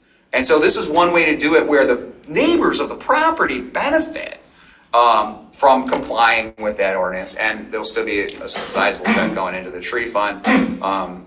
So where are you planning on those trees going in? On our site? No, on their site. Oh, we haven't determined that yet. So we're in the agreement stage with our neighbors, and so what we said to them is during the final engineering process, if we meet zoning compliance tonight for preliminary, we'll begin the final engineering process, which is where we'll design the detailed stormwater detention basins that comply with WSDOT. We'll design the detailed landscape plan. We'll design a detailed storm water, and sanitary, all of the things that are required in the next phase of this. Detailed grading plan, so we know that purple line is a retaining wall along the edge. How high is the wall? How does it go from 0 to 5? Right now we're thinking it goes from 0 to 5 feet in the middle, 0 on each end, 5 in the middle to make all the grading work. We'll do a detailed grading plan. That'll help with the slope, the bioswale, help to understand how the bioswale slopes are going to go. All that stuff comes in the next stage. And we said, we'll have you, you can meet with a landscape architect. We can go around. We'll show a plan that shows where each of the trees are, what size, what specimen, what location on your site. We'll draw that plan as in our final landscaping plan. And if they take 300, there's still going to be 300 going into the Scio Township ordinance, into the tree fund. So that's what we did with screening. So we're going to save a bunch of trees, and where we aren't, we're going to plant a bunch of trees. All right, so let's get back to the slide that I was on. That was this one. So, okay, I think I'm done with this particular slide, and I don't have too much to go. Traffic. Just spin it. Oh, I'm sorry. Thank you. Traffic. Yeah. So the traffic TIS, the traffic impact study, is not required for a site of this size. It's 35 units. It doesn't require a traffic impact study. It's a drop of water in a bucket in an ocean. But we were asked to do it anyway. So we did it. And the traffic study said, Zebra Road's bad already. So you should put a passing lane in for the 35 units because there's already thousands of cars coming down Zeb. And I think Mr. Jackson mentioned earlier that he was here for 9,000 days and watched traffic accidents unfold and trying to turn left, and Country French is up there on the left over here and Parkwood on the right. So the passing lane is going to help everybody because as people start to slow down to turn into these developments, there's more room to maneuver. Even though the 35 units didn't cause the problem, we're committed to fixing the problem. It's on our plan. It's in your packet. And by the way, the Washtenaw County Road Commission sent us a letter approving it, approving our traffic study. There's been a lot of issues with traffic studies as of late because it's like, do you have COVID numbers? Do you have pre-COVID numbers? Or can we really trust the counts? Washington County came back, approved our traffic study and said, yep, you're right, these are the counts, put in a passing lane, you're good to go. So that's part of the final engineering process. We'll do detailed drawings for them to get that approved so that we can build that. We also sent surveyors back on the site to do the impacts on the traffic lane to get all the surveying data.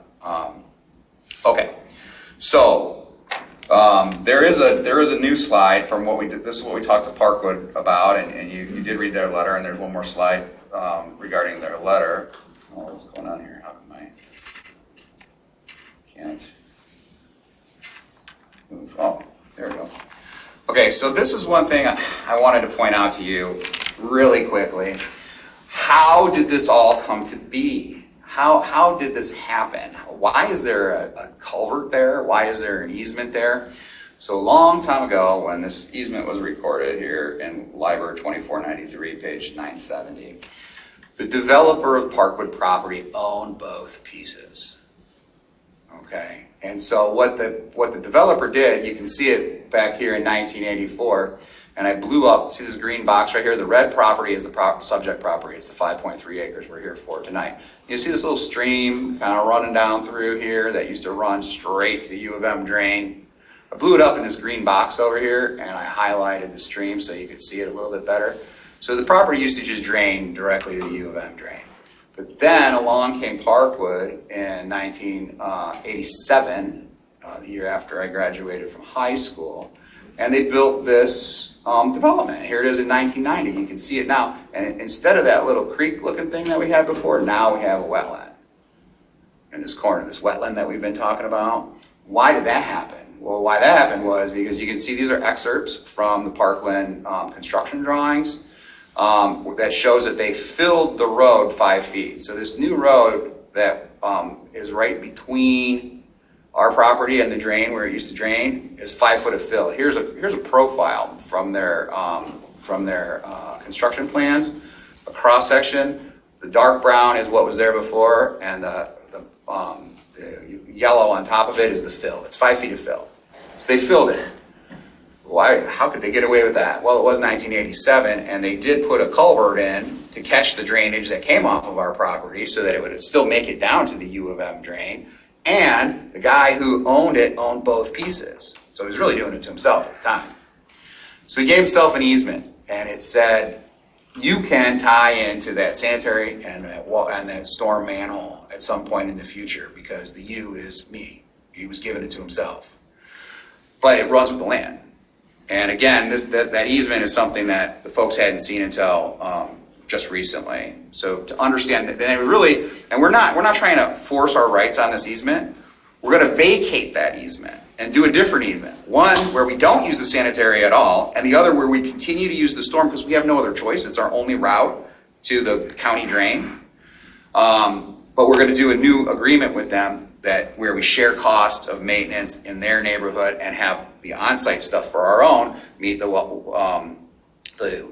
Washington County Drain Commission WRC requirements. So we'll have two agreements. One is the WRC, one is our neighboring cost-sharing maintenance agreement for this property. And that's really what our ask is of the Parkwood people. And so we're saying we're going to vacate the easement. We're going to give 200 trees. We're going to share your costs of your stormwater. All the water's going there right now. We're going to hold some of it back, infiltrate some, store it, release it. We're going to save some trees. We're going to give you some trees, and we redesigned our sanitary. So we're trying to be good neighbors with Parkwood too. And I really do believe that the people in this room are good neighbors. They have legitimate concerns that they've expressed, and I've tried to kind of walk us all through about how we got to where we are today. So that's what this slide was all about. The next slide is multiple concepts considered. That's one of the things that keeps coming up. It's one of Mr. Luan's items. Demonstrate that you considered multiple concepts. So the one on the upper left that looks kind of like one of those Aztec, you fly over, it looks like one of the Aztec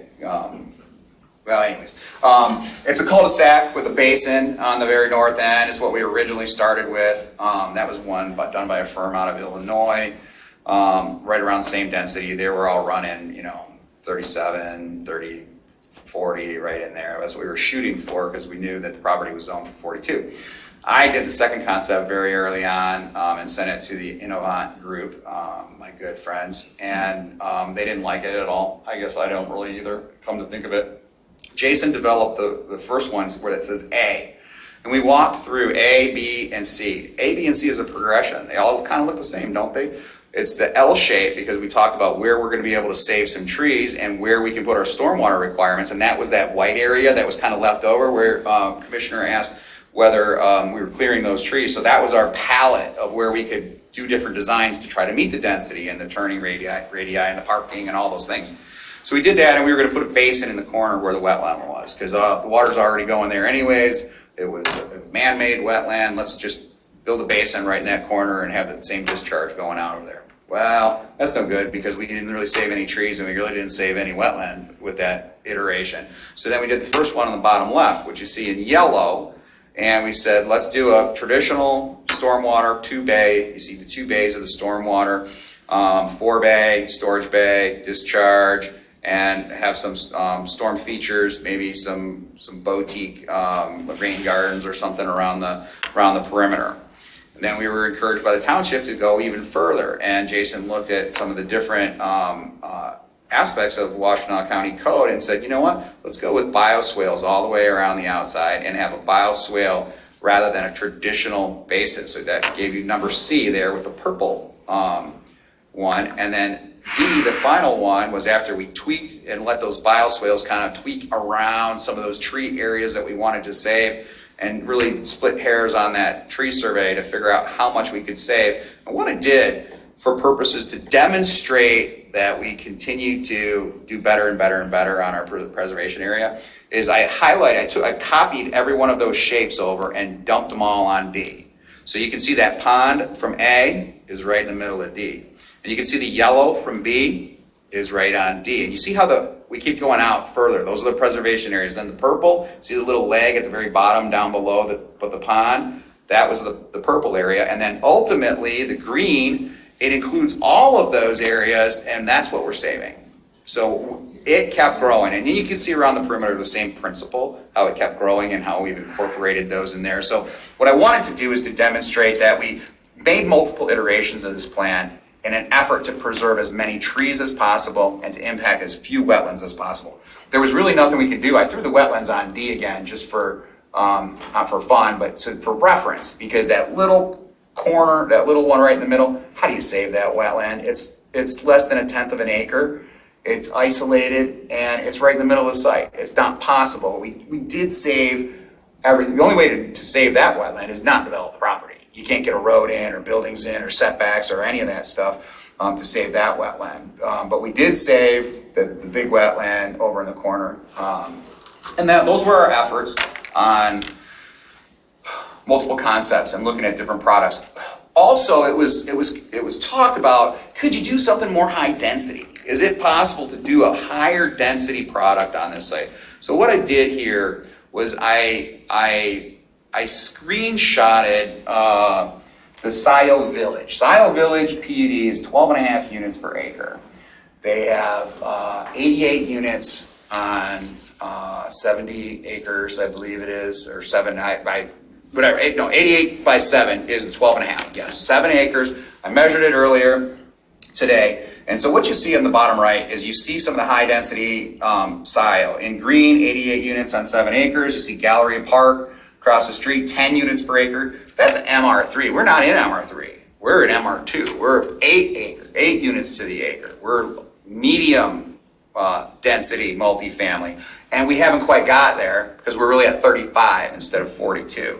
So we haven't gotten there because of what we've done so far. We're within your zoning allowances. If we did a bigger building, what would happen? So the bigger building over there, they have detached garages. So I've got the 4 garages on the south side of the road. I just put the T in there because if we keep saving the same amount of trees and we keep saving the exact same stormwater basin because we know we need that for Washtenaw County and for our neighbors and for ourselves, then we're using that same pallet, that L-shaped pallet. How do we fit them in? And so those buildings are to scale. So I clipped them out of Scio Village, and each one of those buildings has 22 units in it. So really that's 44. We're 2 units over, but I did it for for visual purposes to show that even if we did a bigger building, we're not going to reduce the footprint on a 5-acre parcel because there's too many constraints already. There's the road right-of-way, there's the frontage walk, there's the accel deceleration lane and the passing lane, there's the turning radii for the fire trucks, there's access to each and every one of the units, there's the preservation, and there's the stormwater. And so you drop those 2 buildings in there and their associated detached garages. I snapped a picture of the detached garages down at the bottom over there at Scio Village. I didn't snap it, but I screenshotted it. And so that's what you would end up with. So you don't help with the preservation of footprint by changing that. All you do is you change the units, and what do you get instead? You get detached garages. There's that is coming soon, that listing. It's hard to read. 375 is the listing. They're coming soon. These units, as we mentioned to our neighbors when we spoke to them, we're targeting $500,000 on these units. They are going to have their own garages, 2 cars in the garage, two cars in the driveway. That's where we're able to meet our parking requirements. We also have a couple of little parking stalls I'll show you in a second. But we wanted to take it one step further beyond just the plans that we had already done, but I wanted to be able to snap in to scale those buildings down the street to show you, because I've been saying it for a while, but I never really demonstrated it. So I wanted to demonstrate it here tonight that doesn't help with the preservation aspects of it. So I'm almost to the very end here. The Carlisle-Wortman conditions of approval: maximize on-site mitigation. And let's see, can I move this? So maximize on-site mitigation. So part of it is we have some on-site, and we're helping our Parkwood neighbors, and they've requested additional trees. Tree fund for the balance. That was the second item on Doug's list for you to consider. It's in your ordinance, the tree fund, and the balance is proposed to go there. Soils, we do have some additional follow-up. As I mentioned, we did extensive infiltration testing to prove out our stormwater management concept. There is a concern using the USGS map, which is not a site-specific map. So we have to follow up during final engineering with specific soil borings. McDowell and Associates will be doing the soil borings for us on site, making recommendations for the soils. He's already issued a preliminary letter, which I believe, if you can share that with the township already. Yeah, I can share that. Well, you don't have to do it right now. We can share it with you in the morning. A letter from McDowell saying that we've looked at the soils that we have both from the infiltration test and from the USGS map. It's not all that uncommon for the area. We don't foresee any problems. We're going to follow up with boring so that we can do a site-specific analysis for this during the final engineering process. That's soils. Demonstrate, maximize wetland avoidance. I've belabored that. Demonstrate alternatives. I belabored that. Barrier-free parking, one of the spaces needed to be changed to barrier-free. Jason's already made that edit. It's an administrative edit. TIS we spoke about, traffic impact study. It's been WRC approved now. Labeling 3 trees is an edit. And the last one, the one that I needed your help on, remember I said this meets everything, but there was one subdivision ordinance that it doesn't meet, and that is internal sidewalks. It doesn't meet internal sidewalks. We did the sidewalk across the frontage because we know that Scio has been working on a more township-wide community pedestrian connectivity program, and does hope to have this property be able to walk all the way up to Jackson Road someday. And you did hear Mr. Jackson say earlier that it'd be great to have a crosswalk. Unfortunately, you can't put a crosswalk at this particular location because crosswalks have to be at safe crossings, at intersections where there's lights and signals where traffic actually stops. It's very difficult to put a crosswalk in the middle of a 50 mile an hour or 45 mile an hour area. Ann Arbor's done some of them with the flashing lights. Those are pretty great. Those are neat. But so sidewalks. So we were asked, can you put in internal sidewalks? And we said, man, we got 35 units. Our streets don't go anywhere. They're really short. No one's. It's not a through street. And oh, by the way, Parkwood doesn't have sidewalks, and neither does Polo Fields. I don't know if you saw how big. Well, you know how big Polo Fields are. You guys live here. So Polo Fields doesn't have sidewalks either. Well, just because the neighbors don't have it doesn't mean it's not necessarily a good idea. Well, Country French has sidewalks on one side, and the one at the multifamily Cambridge, it has it at the back of curb, right? So there's no separation between the curb and the sidewalk. So you have various configuration of internal connectivity with sidewalks within the township. And what we said was, listen, we can put the sidewalks in. We're not opposed to putting the sidewalks in, but the problem is that you need 10 more feet of impact area if you put the sidewalks in. We have to push the buildings back 10 feet further because we still want to be able to park cars. To meet your parking requirements, we got to be able to park cars in the driveway, and I need 20 feet to park a car. The standard car is 17 feet on average, but some of the bigger ones are 20, and if you're talking about an extended cab pickup truck, some of them actually exceed 20 feet. But for the most American cars that we drive today, comfortably fit within a 20-foot driveway, but we kind of like to maintain that standard of 20 feet to be able to park a car. So if we put in a sidewalk, we also need a 5-foot separation from the curb. That's 10 more feet. Push everything back 10 more feet, and we're talking about trees again. And so that's why I say it's a balancing act. That's why the Rubik's Cube is back again on this slide, because there's a push and a pull. Every time you turn to fix something else gets messed up. And so we said, listen, that's what we want to talk to the township planning commission and ultimately the township board about, is no internal sidewalks inside this neighborhood. Now, could we do something else? Like in some of those open spaces between the units, could we put a wood chip path so people can kind of walk around the bioswales in there? Oh yeah, 100% we can do that. We absolutely can do that. But in terms of meeting your subdivision ordinance that shows a concrete sidewalk both sides of the road, 5-foot gap in between, we just can't do it without impacting the site even further. I don't think that's in anybody's best interest. And you can see the neighborhood next door doesn't have the sidewalks. They seem to do just fine. It's a short road to nowhere. So that's the one issue that we had wanted help with. As I wrap this up, I know it's been a long night already. This final slide, if it'll go there, please come with me.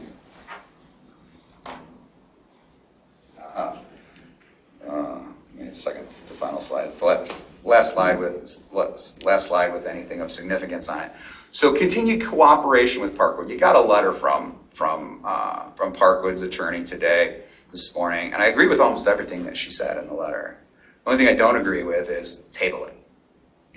Table it is not a great plan for us because all of the things that they want assurances on, like stormwater calculations and conservation easements and final design of grading and being able to tweak. We said we would work with them on all of those items, but we can't do that without doing the final engineering.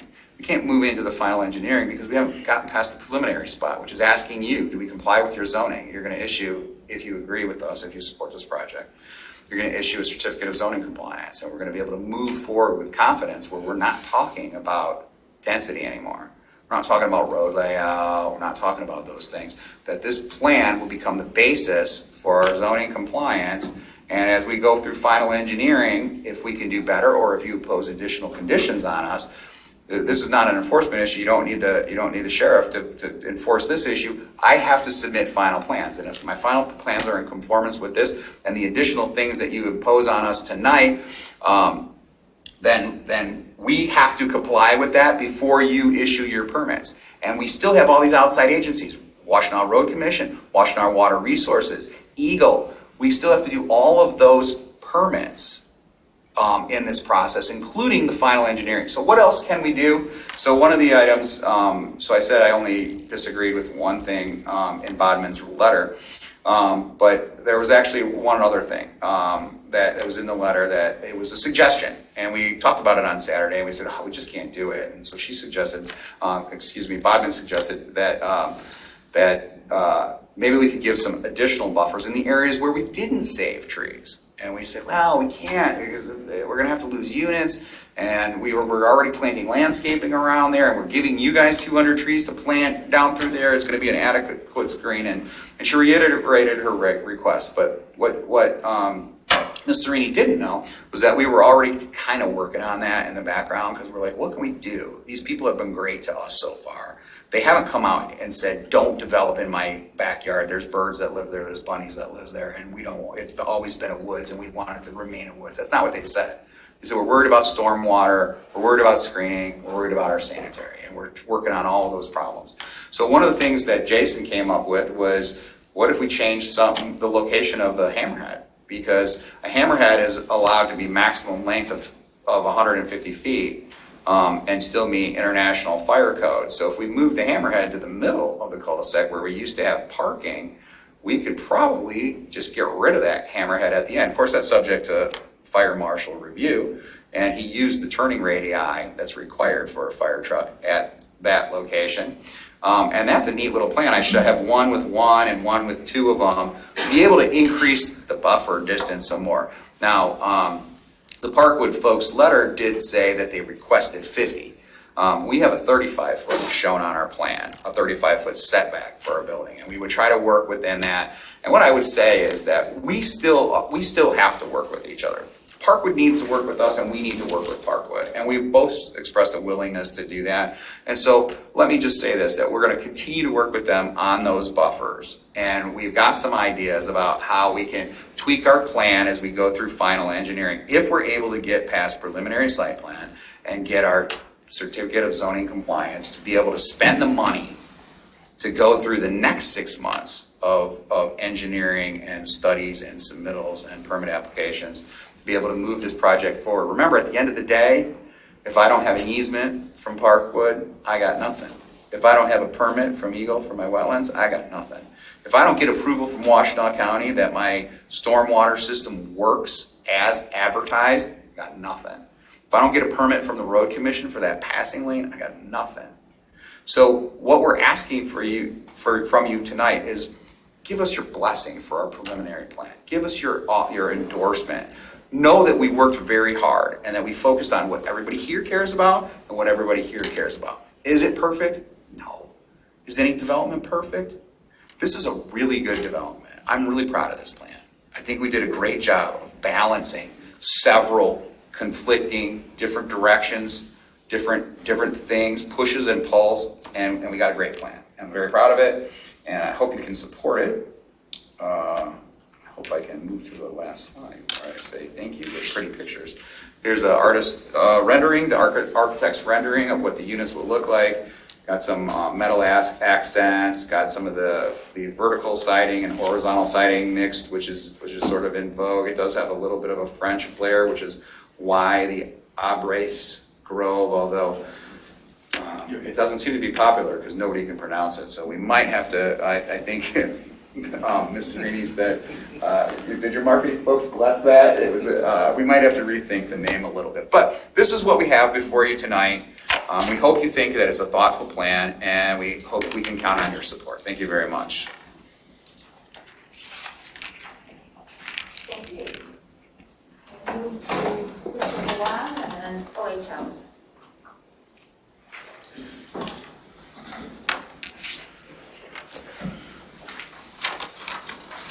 You want to leave this plan up while I go through comments? Sure. Okay. So people aren't going to be able to see me, but that's fine. Just a couple, one kind of housekeeping item. I think you're gonna have to either, it's still on, isn't it? Or, yeah. Yeah. People hear. You hear me? No? Okay, I'll try to talk loud. I'll get closer. How's that?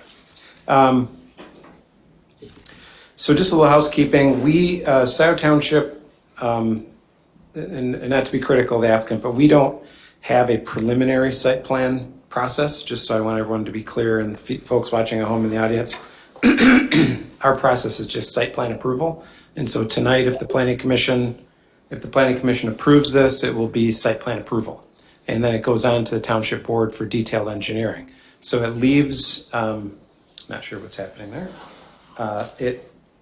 It leaves us, this is the only time the planning commission will be able to review this plan. This is, it's not a special land use, so it's not going to come back to us. If you were to approve it tonight, you have approved the site plan. And then it goes on to the township board for their final approval of this very site plan, although except with detail engineering. So if there's elements of this plan you're not comfortable with and you think more information, just, postponing for additional information is completely a legitimate item. And I'm not saying you should do that, but this is, and then the other issue, just to clarify, the term zoning compliance was being used. Zoning compliance is actually something that happens after full township board approval and actually after pre-construction meeting. And then the applicant gets zoning compliance, which allows them to apply for building permits. So a couple technical terms, I just want to make sure that if not causing any confusion with the process. Our report is about 10 pages long. The applicant did a pretty good job of going through some of our concerns and trying to address them. So I'm not going to go through our report point by point, but there's one item I'd like to address, and that had to do with the acreage of the parcel. And I know there's some discussion. I saw some comments here this evening, and I saw some discussion from on emails about this, and that the site is 5.3 acres. That 5.3 acres, though, goes right out to the center of Zeeb Road. And so our lot area calculation removes road right-of-way. So that would get us down, I think our report indicates like 4.6 acres or something like that. So there was a question is, if the actual lot area, because you can't include the road right-of-way, goes down to 4.6 acres, does this make this a valid project or not? And so, while I think it would still be valid, because this site goes out, it's been zoned this way for many years. I did a little digging this afternoon when I was at the township. And so this particular piece of property was rezoned multifamily in 1988. So it was November 15th, 1988, I found the motion that approved it to multifamily. And so then I looked up some old zoning ordinances that we had laying around in the township. And I found this zoning ordinance from 1982. This is the Scio Township 1982 zoning ordinance. And this is the closest I could get to 88. I think this ordinance was in effect until the next one I found was about 1990 something. This 1982 zoning ordinance did not have a minimum lot size for multifamily zoning. So there was no minimum lot size for RM2. They used to call it, I think, RM2B or something like that. It had a little slightly different tag on it. But the multiple family residential 2 had no minimum lot size. So what does that mean? That means this site, from what I can tell through my kind of digging through the file, would be clearly considered a pre-existing non-conforming lot. So that means, lots that were created prior to a zoning change. And by the way, the 5-acre zoning was found, I did find it in the 1990s version of the zoning ordinance, not in the 1982 version. So somewhere along the way, the zoning changed to require a 5-acre minimum. This particular site, from what I can tell, was not part of that. This would be considered a pre-existing non-conforming lot. So pre-existing non-conforming lots may be built on, they just have to meet standards. So they have to meet front, side, rear density standards, which the applicant is indicating that they meet. So I just wanted to clear that up, that while yes, it nets out less than 5 acres, it's my opinion based on my research that this is a pre-existing non-conforming lot, which then sort of blows that up. There's plenty of pre-existing non-conforming lots in Scio Township, not just multifamily, but single family. There's plenty of 1-acre single family lots in the 2.5-acre zone. Doesn't mean you can't build on a 1-acre lot. You just have to meet setbacks, which they've done. So I'm satisfied with that and what I found. The other thing is there was some discussion about a 5-acre lot and then subtracting various elements. And the applicant addressed this in their comments. There's nothing I could find in the zoning ordinance that subtracts wetlands, steep slopes, floodplains from the area of a lot. So the area of a lot is the area of a lot. And density is based on the area of a lot. There's no current Scio Township standard that eliminates those areas. So I just want to clarify that. And then as I said, our report is 10 pages long. The applicant has gone over our items. I will just read the 9 items to be addressed. The first is to, as was mentioned by the applicant, provide as many replacement trees for on-site mitigation as possible. The applicant has tried to address that by providing trees on the adjacent property. It would seem to me that it would be important to know how many and where those would go. And that's something the Planning Commission might want to be involved with rather than just handing that off to the Township Board. But that's something that Planning Commission will have to determine. Contribution to the tree fund to be considered by the Township Board. That will just be whatever trees are left over at a number or at a cost that we can agree with based on current installation of a tree. We estimate that to be somewhere in the neighborhood of $500 a tree.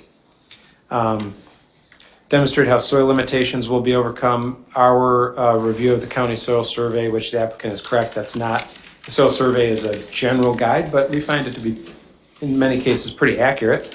It does indicate that there's some soil limitations for the construction of residential dwellings. That could be anything from damp soils, which I would suspect is the case here, given that there's 2 wetlands on site, to steep slopes and things like that. But there are some soil limitations. The applicant indicated that they will be looking into that. That would typically be a final site plan issue, so I could see moving that onto that particular issue onto the Township Board. The 4th item is to determine whether the applicant has demonstrated all feasible and prudent efforts have been made to avoid the loss of wetland B and impacts to wetland A. Scio Township does have a wetland impact ordinance. We have our own ordinance above and beyond what the Eagle has. And our application process is such that if you're applying for a site plan, we review the site plan along with the site plan. And the application we use for a wetland permit is the same application that they have to submit, or that they submit to the state of Michigan. So they've submitted the proper information. You see in our comments in our wetland review, one of the big issues in our wetland ordinance is, has the applicant addressed all prudent alternatives that could help preserve the existing wetlands on site? The applicant tried to address that this evening. So that's something that the Planning Commission should probably discuss if you're satisfied with that explanation. The 5th item is to consider product, and what I mean by product is a condo unit or a unit, a building, that would allow for more compact development in order to maintain the site's natural features. So as the applicant just talked about, I think in one of his closing slides, is we were, it was our question if this particular layout with the typical kind of townhome condo units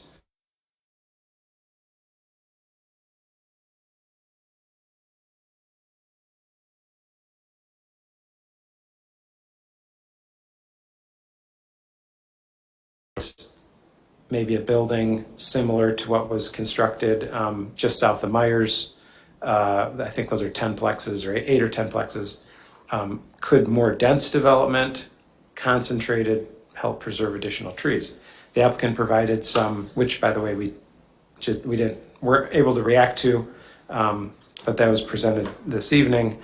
They provided some graphics indicating that even a more compact development would still have impacts on the site.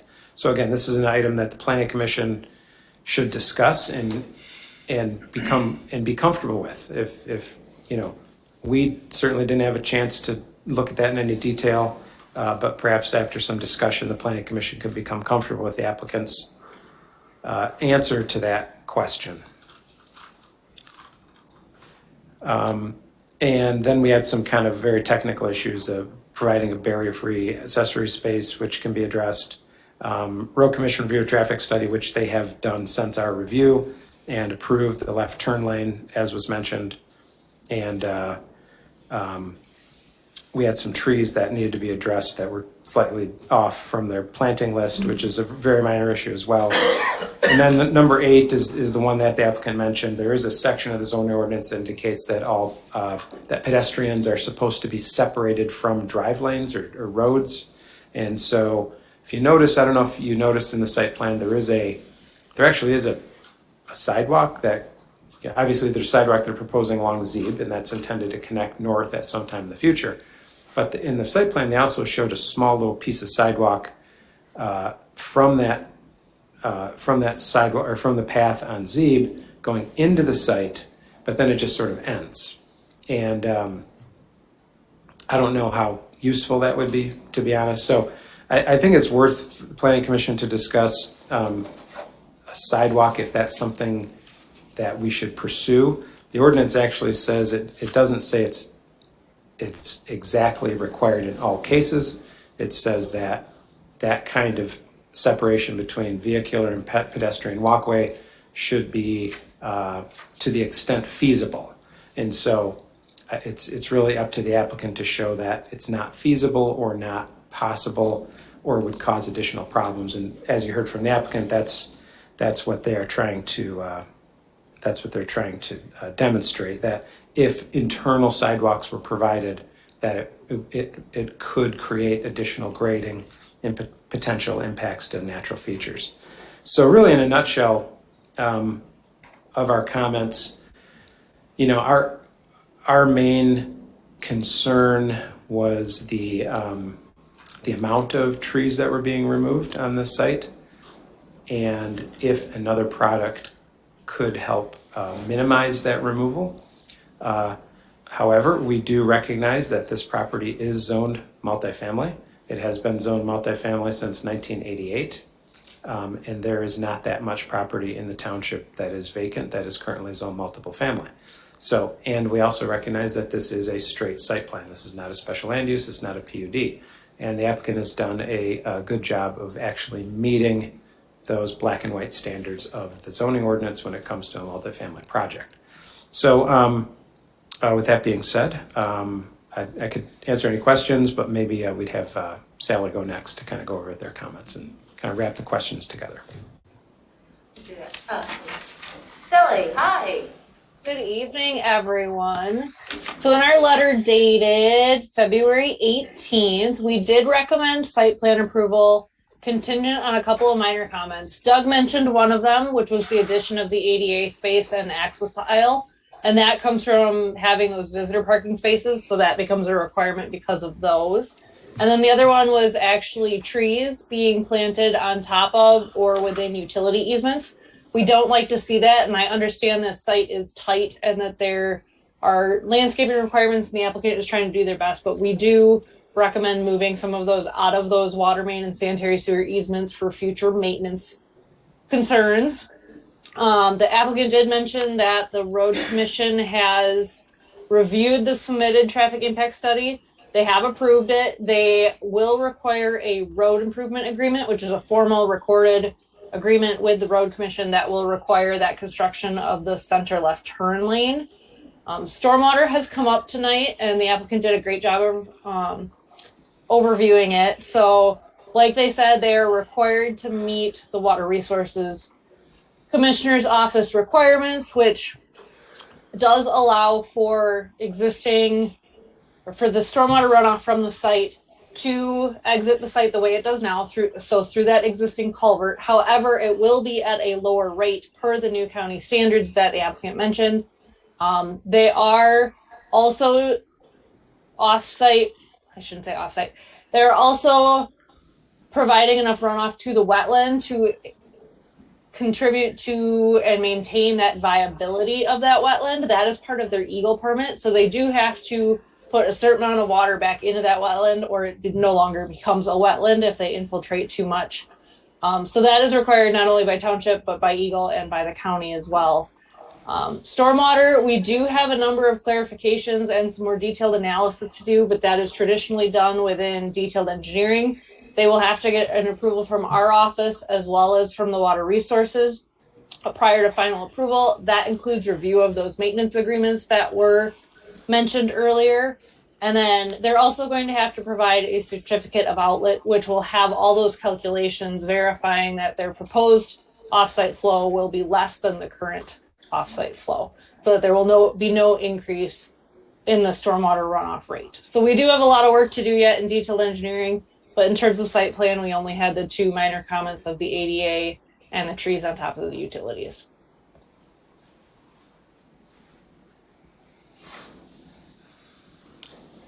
Okay, thank you. So, commissioners, questions? I I did have some questions about the wetlands, and I think Sally just answered it. And also, but let me ask Doug, who is it in the township that reviews wetland permits? Who actually does it? Was it OHM? No, we review them. We have a Chris Carla Wortman. Okay. Yeah. Okay.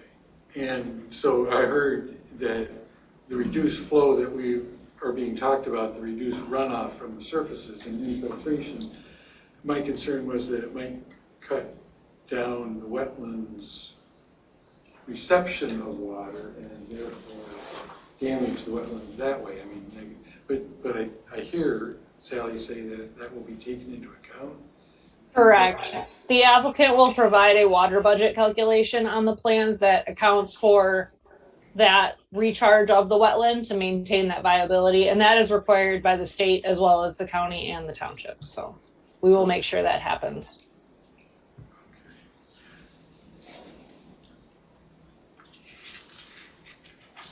Then my other main concern had to do with the density, and that is, it seems that we're hearing balance a lot, but I think the constant is the number of units. And so they're balancing where they're placing things, but not necessarily at the expense or the trade-off of the number of units being placed in there. So the number of trees that are being removed, we're removing the majority of the trees. Let's just face it, they're not reduced, they're not minimizing it. They're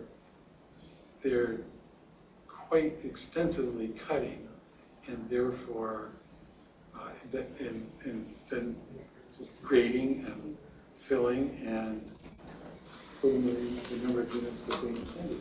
So that concerns me right there. Plus, we're hearing that the separation of the pedestrians and the cars is not going to be met. Or I don't understand how it will be met, that requirement. And that again would cut down on the number of units because you'd have to have more roads. You have to have more surface that was dedicated to that and less that was dedicated to buildings. So I'm just not seeing some of the trade-offs that we're hearing were made. So those are my concerns. I'd like to hear what other people have to say too. Other commissioners?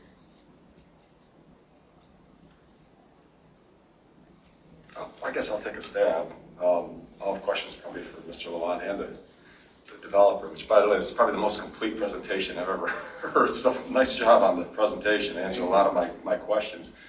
First one, I think one of the neighbors had mentioned is there a 30-foot buffer around a wetland? Is that in any code? Or I don't know where that came from, but I think a neighbor had mentioned that. Yes. And is that a requirement and is being met for at least the northeast? Yeah, for the part that they're not impacting. Okay, so they're meeting the 30-foot buffer? Okay. And then for the developer, you had another slide showing that you were going to remove the hammerheads and put those more into I think, in kind of between the buildings? Yes, sir. We were just kind of brainstorming on how we can continue to work with Parkwood to do even better. And both of these are with no reduction in density. Let's see, where is that slide? Sorry, I'm going the wrong way. Oh, I wasn't going the right way. You were an idiot. I was right the first time. Should have trusted my instinct to go one more, two more. There we go. So, so we put these plans together. They both have 35 units. We're able to increase. I don't know that we end up, I know that they requested 50. We're required to have 35 separation from the property line, but we were trying to increase because there was just all that pavement. Look at the pavement is like right up on the road. The setback is a building setback, not a clearing setback, if you will. But we were trying to find ways to actually expand our preservation area into that area. And by moving the hammerhead, If it does meet fire department approval, which I think it does, I think this is total IFC right here, with all the distances and radii that we've used, then we could eliminate the hammerhead on the end. Problem is, we won't have the extra like visitor parking spaces because you can't park there because fire trucks got to turn. You're already at the minimum parking, right? Well, we'll meet the minimum parking. We're already over by 10 spaces. So yeah, we're over by 10. So every unit has 2 in the garage and 2 in the driveway. Gets you to 70. It's required to have 74. So we only need 4 offsite spaces, plus or minus. Those are the numbers. So we got 10 spaces to give up. One of the things you'll notice is that we kind of tweak the buildings just around there to get those on the east-west road to get those to line up across from each other. So we're looking at that as sort of administrative through that final, I won't call it final site plan, but that for the final engineering process, if we flip-flop the buildings a little bit and get a bigger buffer on there, make our neighbors happy. We have to work with our neighbors. We just ultimately have to. You can make it a condition that we do. We don't have a problem with that because we must work with our neighbors. And so this was one of the things that we tried to do because they were disappointed in our answer on Saturday and by saying, you know, we can't. We're gonna lose units, and this job is going to be completely unfeasible. We got low pressure force main, we got a passing lane, we got a retaining wall, we got wetland mitigation, we have $300,000 in tree replacement penalties. This job is only 35 units. We can't afford it. And this morning they sent the letter that said we didn't like that answer. And we said, you know what, can we do anything? Is there anything else we can do? So that's when we sat down and did that, Commissioner Chang, to change those parking spaces into hammerheads. We believe it'll meet the requirements, but Sally Boss and OHM and your fire chief. So that does meet, Mr. Wong. I thought it was 2 times the units plus 10, but I may be mistaken. My computer died, so. For parking? Yeah. So it is meeting if it's just 2 per unit? I'll check that.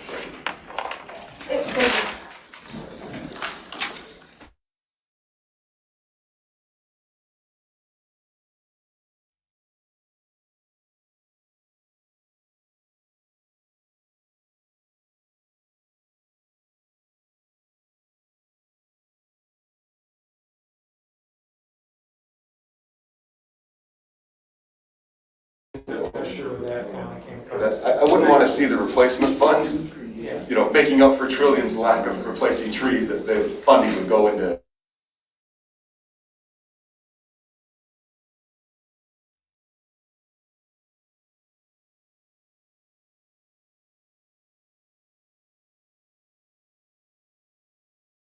Understanding from the public, but I personally inspected that site.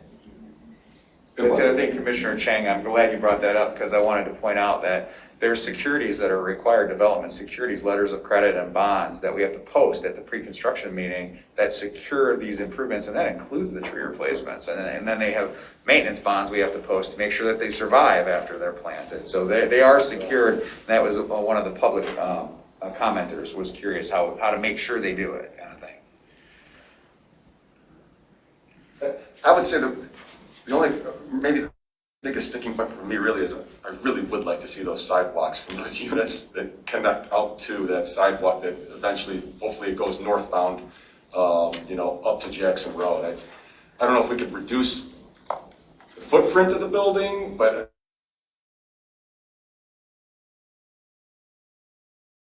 the northern units, the north part of the drive that, you know, that's running to the east, and put a connection that's going to the east towards that hammerhead, you know, just to get some, or yeah, even.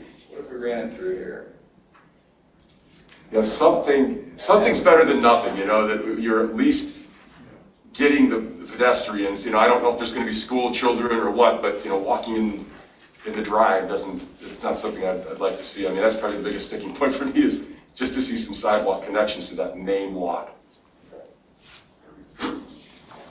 Well, again, we'd be willing to make that a condition of plan of having some type of pedestrian connection. I did speak with this is Chris Nickel. He's one of the partners at Innovent, and I spoke with his partner in Levant. Sorry, with Keith Anderson, and they both said, yeah, we'll find a way to get some connections through there. He's like, even if it's just a wood chip path or you know, a sidewalk connecting from the different parking areas to one parking area through the side yards and rear yards, because people are going to want to walk their dogs and they're going to want to walk around the neighborhood, push their strollers, whatever the case may be.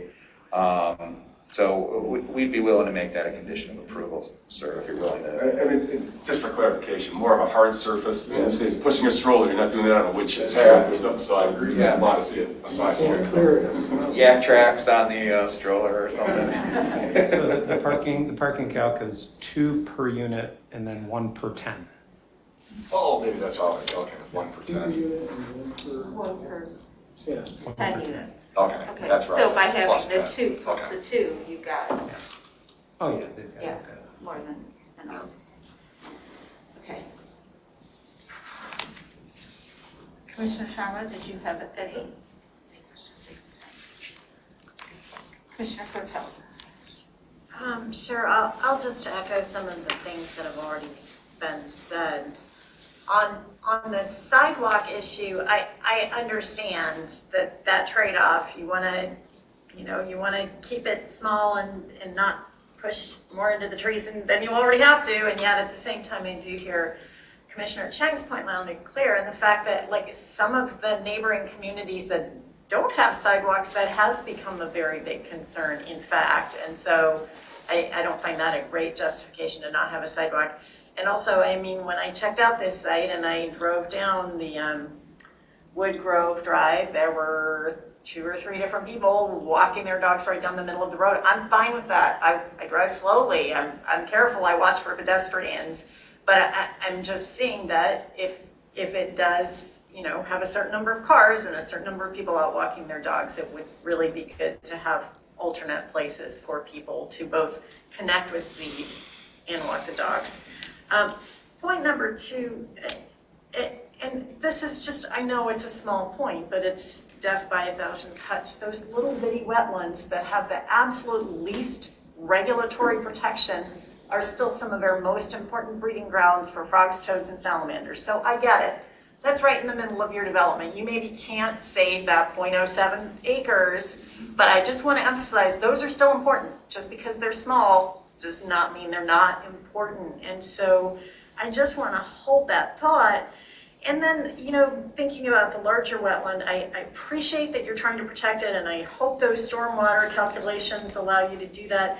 But linking to the stormwater and drainage issues, again, I want to make, there's another important point linked to the trees, and that is, you've repeatedly said, all the water is draining off the site to the northeast into that culvert. It's not, because mature trees can absorb anywhere from 4,500 to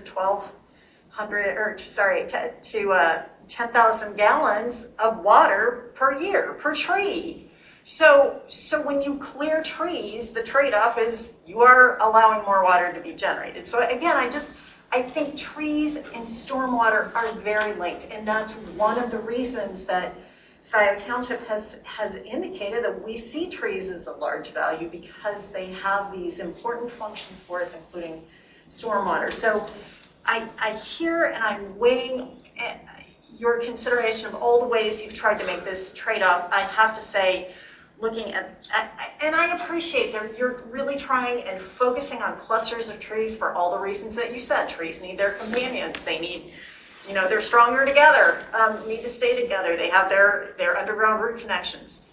And I appreciate that you're doing that, but I will say that I faced some shock looking at this huge list of all the trees that are going.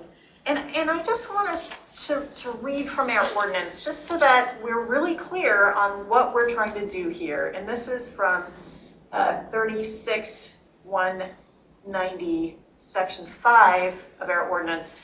Site planning and design of specific improvements will accomplish the preservation and protection of existing natural resources and features such as lakes, ponds, streams, wetlands, floodplains, steep slopes, groundwater, trees, and wooded areas, including associated shrubs, small trees, and ground cover. So again, I understand it's a small site.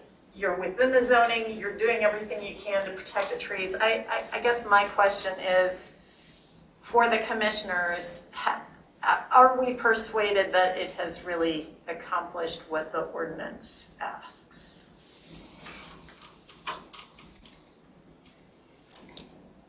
Thank you. Yeah, I think that's a good question. One, I totally agree that there does need to be some sort of hard surface connection. These units are large enough to have kids and so forth. So I think that's a real need, and I think we have to figure, you can figure out how to do it. It doesn't need to follow the road, it can be creative. And you did a lot of talking about balance.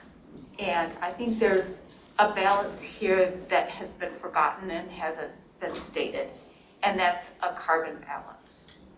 And we are in a county that is achieving carbon neutrality by 2035, right? And what we haven't balanced here is we've removed a huge amount of carbon sequestration with the trees, and we've added carbon use with the buildings. Doesn't the replacement trees offset that, which is why we have them? It takes a very, very long time. In fact, some of the studies are that it probably takes up to 15 years for a tree to start actually sequestering carbon. It's interesting because in all my years of doing this, everyone's always so gung-ho, and I am too. I've taken pictures of my favorite trees on sites to save the biggest ones, the ones that have lived the longest. But it's those 8s and 12s that have the longest to live, that are probably worth protecting even more than the 83 that maybe doesn't have as long to live. But I do get your point about the carbon balance. But I did want to also say that one important thing about this balance, and it has to do with both the major objections with this, which is why I spent so much time on it, which is density, which meets your zoning ordinance. We're under by 7 units, and the tree ordinance. And the only way that zoning works is to have diversity in your zoning. It's the only way it's legal. I mean, that's the precedent set nationwide, that you must have multifamily to balance out the rural zoning, because otherwise you don't have a diversity in housing, which means that you don't have a diversity in your base, right? And that's well-established law across the country. This is the same with the tree ordinance as well, because you can't punish a landowner with a wooded parcel by adding this additional tax on them unless you give him a way to remediate that. Okay, and the way to remediate it is to pay into the tree fund to plant more trees, because otherwise you're condemning the property as a park, as an unofficial park, by not following your own zoning and not following your tree replacement ordinance. If you don't do that, then you undermine the ordinance itself, because you get applicants like us that are not trying to look for a waiver. That we know we're going to pay $300,000 for tree replacements. That's what it costs. That's what the cost of 700 trees are. 350 at 500, Mr. Luan suggested earlier. So we'll call it $350,000 is the cost. The guy building in a farm field has no such cost. And so for the ordinance to be fair to all landowners, there has to be a mechanism that says we're not taking your property and just declaring it a preserve for the trees, for the township at no cost to the township by denying the zoning that we have on the property or denying your use of the ordinance that's available to us. Which is why when an applicant comes forward that meets the zoning ordinance and is willing to meet the letter of the replacement trees and to expend, while it's not perfect, to expend a lot of effort in trying to minimize the impact of the natural features, to keep as many as we possibly can on the site, that would be a project I would hope you would embrace, for both the legal support of your zoning ordinance, the legal support of your tree ordinance, and for the effort that is put in to be able to balance both of that. And so that's what I would ask you to consider, Madam Chair. But there is a way to reduce your development's carbon footprint? Yes, and one of them is planting 700 trees and putting bioswale. So when we do the wetland mitigation of the 0.1 of an acre, we're doing it on a 2-to-1 ratio, and we're creating these bioswales are going to be acting as wetlands in the future. So we're 4 times what we're taking out from a wetland perspective, creating those and planting those additional trees. While it may take time. You know, you saw slides from, I forget how far back I went, whether it was 40 or 60, but you know, these properties are going to be around in conservation easements to protect these in perpetuity. So I do understand that the immediate carbon balance, but this 5 acres is doing its part as depicted by the Scio Township Master Plan and zoning ordinance to do its part to replace the damage that it does to that carbon balance through that tree replacement ordinance, which is what gives it the teeth. Canton Township just had a problem with theirs, you know, and we're looking at different projects there where we're voluntarily complying with the ordinance that was just struck down by the Michigan Supreme Court because we look at it as a public benefit because it got struck down. We were so used to complying with it anyways that we don't want to change our tone. We're not coming in here. I have had clients and jobs over the years where we did argue that the tree ordinances were too strict, that it was too much of an imposition to have $1 million tree payment on a job that couldn't support it economically, that it was too harsh of a penalty. That's not the case here. Even though it is, you know, it's a significant, when you divide out $350,000 by 35 units, it's a significant cost to pay to replace that. And this applicant is willing to do that in accordance with your ordinance. I think you've talked about the trees, and what my point is, your development, okay, if it burns fossil fuels, if it doesn't have the ability to at some point in time have solar, it's going to have a carbon footprint forever. And so, you know, even though we're trading our trees, you know, we're also getting an ongoing carbon liability in an area where we're trying to achieve carbon neutrality. So it's a double negative. Yes, but also the homes that were built in 1988, as our neighbors were, are less energy efficient than the homes that we build today. So we've come a long way with appliances, we've come a long way with insulation, we've come a long way with a lot of sustainable features that go into houses, including your ability to have a charging station in your garage. You know, there's a ton of sustainability features in new homes that you don't have in older homes.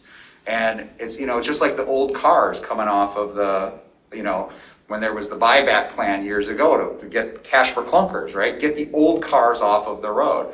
Every year, the United States loses about 400,000 homes to age and damage. About 400,000 is the rate in the United States. Those homes are replaced with new homes that are more energy efficient and do help the carbon footprint issue and increase the sustainability of our housing product nationwide for our 300 million. A more pointed question is, how is your development going to help us reach carbon neutrality by 2035?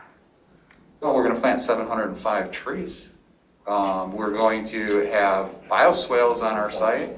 We're going to, you know, we're going to have recharge the groundwater. I mean, I'm not sure how to answer the question. There isn't a section in your code that has a carbon neutrality requirement. If there was, I would have been prepared to address it, but I just don't know, other than, you know, replacing the trees that we take out, what should we, I don't know how to answer the question.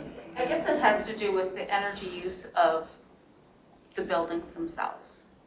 And how do you reduce that, and how do you set them up so they can be offset easily? The current building codes, BOCA codes today are way more offset than the older houses. But right now, there are no houses there at all. So there's no possible way for me to say, there's no possible way for me to say that, 35 houses will take less energy than a 5-acre woods. It's not possible. I guess I'm not equating it to the woods. I'm equating it to itself. And so the question is, if we have a goal of carbon neutrality by 2035, and your development, doesn't allow for those individual units to be able to be electric, have solar didn't say we didn't exposure, allow get that. solar ready, all of those things. But it's easy to have them be, charging station ready. I mean, that's no different than running a plug for your range. What about solar ready? Solar ready is the same way. It's just running an electrical line up into the attics, because that's the big problem with putting solar in a retro, is you got to tear the whole house to get a line up into that attic. But if you already have a line up in your attic, that's easy. That's simple. Like the sump pumps, they're set up for radon. Passive radon system. All you have to do is add the fan, right? Before the system was in it, it's easy to put it in when you're building a house. It makes that, if you do have a radon issue, it makes it easier to solve. Absolutely, 100%. We can have a prep for the garage for electric vehicles, and we can have a prep in the attic for the solar panels. 100%, I can commit to that right now. And then I guess the other piece is the commitment of the performance of the buildings. So there is, the energy code in Michigan right now for residential is antiquated. It's one of the worst in the country. And right now they're updating it. We don't know, whether it'll actually pass to be the 2021 IECC. But I guess part of that is the performance, and one of the key performance factors is your blower door test and the infiltration. And obviously you're working on the designs of the building and so forth, but for a house to truly be solar ready, you need to meet the performance criteria in addition to the solar. So I don't know if you've thought about that, if in kind of your, it helps in your marketing too, right? We do blower door tests on every house. Yeah. And what's your, is there a standard that you'd be willing to commit to that would be, if you go below 4, you need to make sure you have your outside air too. Yeah, I wouldn't be willing to say anything right now until I know what the product is, and it's a lot of things that go into that: the windows, the doors, all the appliances that are in the house. We do use a high efficiency furnace. We use a lot of cases we've been using on-demand water heaters, which cut down on a lot of things. So we do a lot of things from that standpoint to cut down on the energy cost. Not even in the cost and the. Well, in the footprint, of course. Yep. And the more that you can do electrically, the more it sets up to be that solar ready. Right.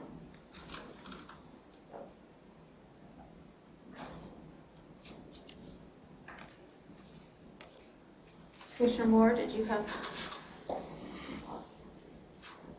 Don't.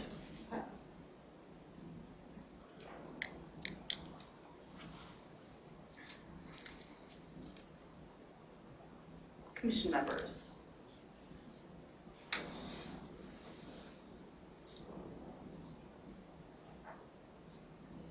Are there conditions, are there things that we just, go ahead. Can I ask one more question of Mr. Lewan? So just remind us and clarify. So this is the Planning Commission's last chance to weigh in on this. If this were to be approved, I think the DOT would then do the final site plan. Is that correct? Did I understand you correctly on that? Yes, you will not see, we don't call it technicality. We just call it detailed engineering. So, the Township Board would see this site plan that you've approved plus the detailed engineering. And if that detailed engineering required a building to be moved or something to happen, it would then come back to the planning commission.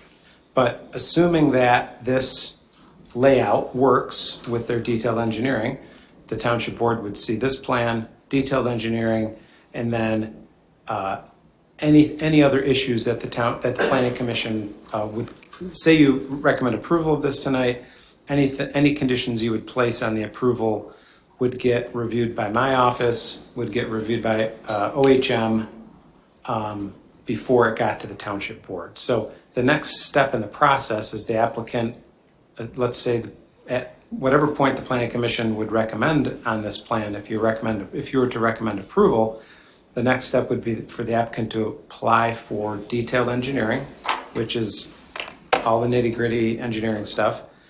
And then we would check it, Carla Wortman would check it for all of the items that that kind of stuff that's hanging out there. And if you're comfortable with me doing that, of course, we will do that. We've done it in many other cases where we review site plans with conditions, and then that report would go to the township board. If, however, there's some stuff hanging out there that you're not exactly comfortable with yet, and you want to see it again, that's perfectly acceptable as well. And you could make a recommendation for postponement, and then it would come back to the planning commission, and you could check to make sure all of those things that you guys have concerns with are addressed before it goes on to the township board. And the things that I've heard are the hard service sidewalk could be a condition. I think people are generally want to push for the bringing the hammerheads internally, because I think that benefits a lot of things. And the only check on that would be, it could be a condition, but with approval from our fire marshal. And then if the condition that the solar EV ready, that you could commit to that at this point. Any other? And not put a performance standard in place, just leave it at being ready and let it drive. And that would, yeah.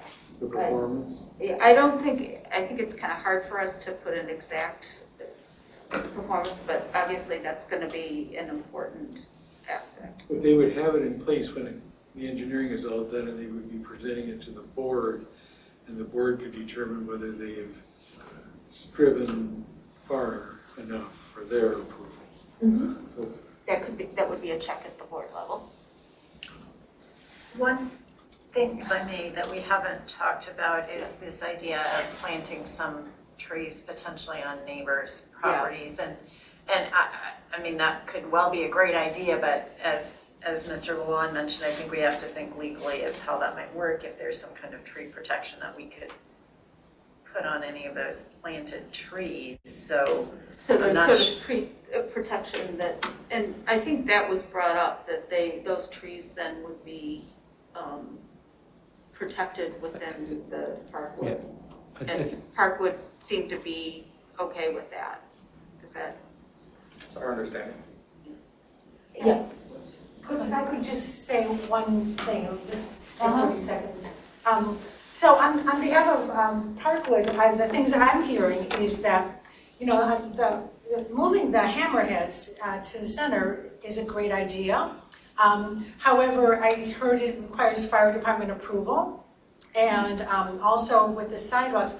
So what I would suggest is that the applicant figure this out, make sure it works with the fire department, make sure that they can put the sidewalks in, and then bring the revised site plan back to the planning commission to look at, and it can include a lot of the things that we're talking about here, and you'll be able to see it, so you'll know. That's just my suggestion.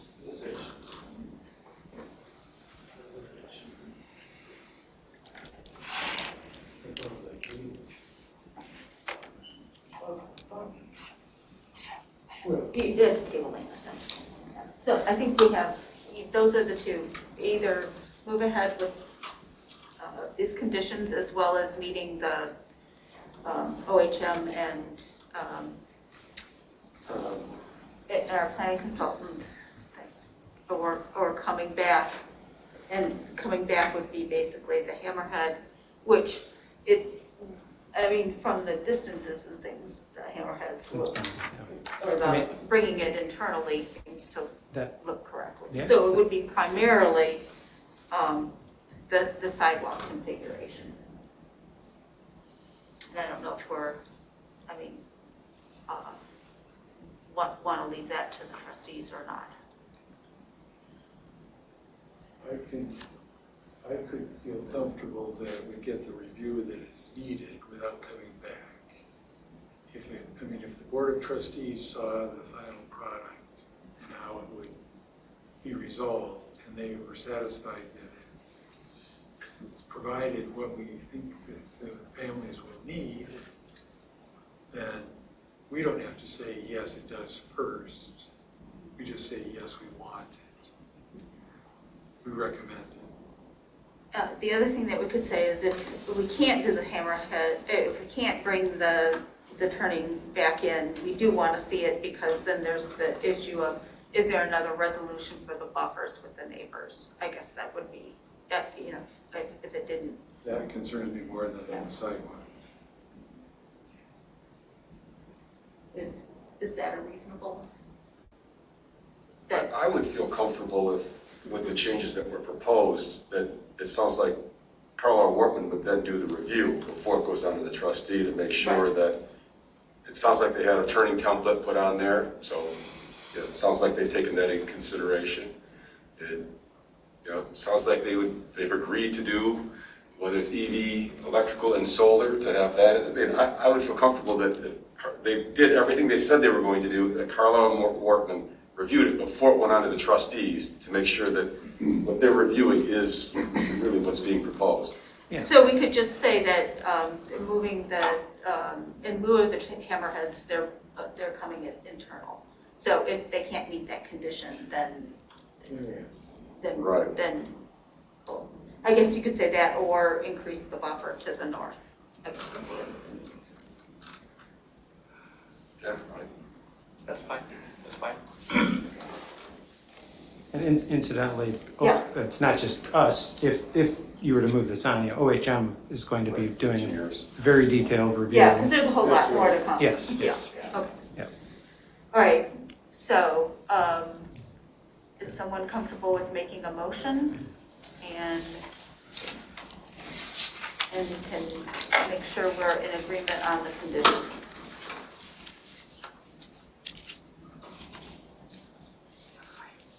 Okay. May I? This is for site plan 21021, Alvarez Road, multifamily residential site. Based upon the information received from the applicant, reflected in the minutes of this meeting, the Planning Commission finds final site plan for Alvarez Road, multifamily residential, site plan 21021, meets the required standards and findings for final site plan approval pursuant to section 36-180 of the zoning ordinance, and recommends approval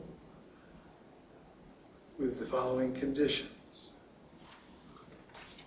And the first condition is that they provide for a pedestrian sidewalk connecting Z Road's walkway to the interior of the site, not necessarily down every street, but providing walkways within the site to the Z Road. Second. Hard surface. Pardon? A hard surface sidewalk.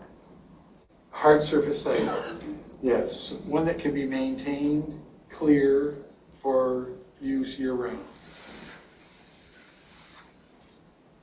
2, that the buildings be prepped for solar and EV,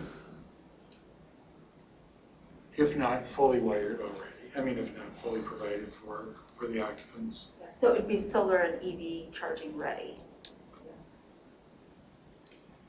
And that 3rd, that the turnarounds be redesigned to no longer be at the ends of the roadways, but be in the middle, and that this be approved by our fire and engineering consultants.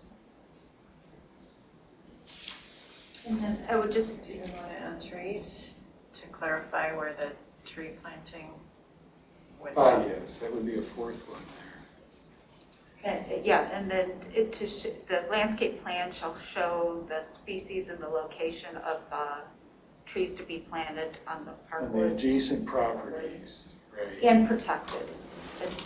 There needs to be a tree protection, so. How would they achieve tree protection? Would the neighboring properties have to submit something as part of this submission? Right. No, they would just have, these guys, they just have to show it on their site plan. But those trees have to be, They could be put in an easement. I Yeah. think they could be put in an easement or something. Some kind of protection. To be, that they become a part of that they're- entity's site plan, Yeah. right? Because they just can't be removed. They have to be Now, kind of. how does this plan protect trees on another property? I think if they developed some kind of easement language, that could occur. Have you ever done that before? Yeah, well, normally on our own properties, we put a conservation easement or a landscape easement. And so we already have one easement to negotiate with the Parkwood folks with our stormwater management as well as the maintenance agreement. This is just one more. So you would work with them? Work with them to find terms that are reasonable. Obviously, they don't want to plant 200 trees and take them out. So we'll have to meet terms, and I'm sure Ms. Serini will help us So you would find those. coordinate with Yes. them and getting their approval? Yes, we'd have to. It's their property. They have the right over. That sounds logical. Yeah. It would be a landscape easement. It would be short of a conservation easement like Eagle, but it would be a landscape easement that'll have protections for the trees and give them certain rights to be able to cut and remove and move or for whatever purposes. That's why I say it wouldn't be a strict conservation easement over our wetlands. That'll be a conservation easement. Don't touch it at all. This is a little different because we're planting trees in their yards, private property. So, and then to address the issues in the two reports. To address. Yeah, and I think OHM's was 2/18/22. Does anyone have, do you have the date on yours? March 1st. 3/1. 3/1/22.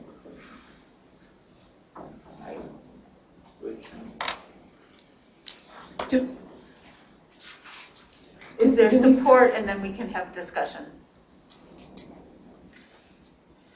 Support for Commissioner Hyde's motion. I'll support. Commissioner Chang supported. Okay, discussion, further discussion. So as I've listened to the attorney for the association and the developer, and it sounds like they agree with all the points in this letter that we received from Ms. Elser. Do we want to have another condition to include those things that the Parkwood Association and the developer have agreed to?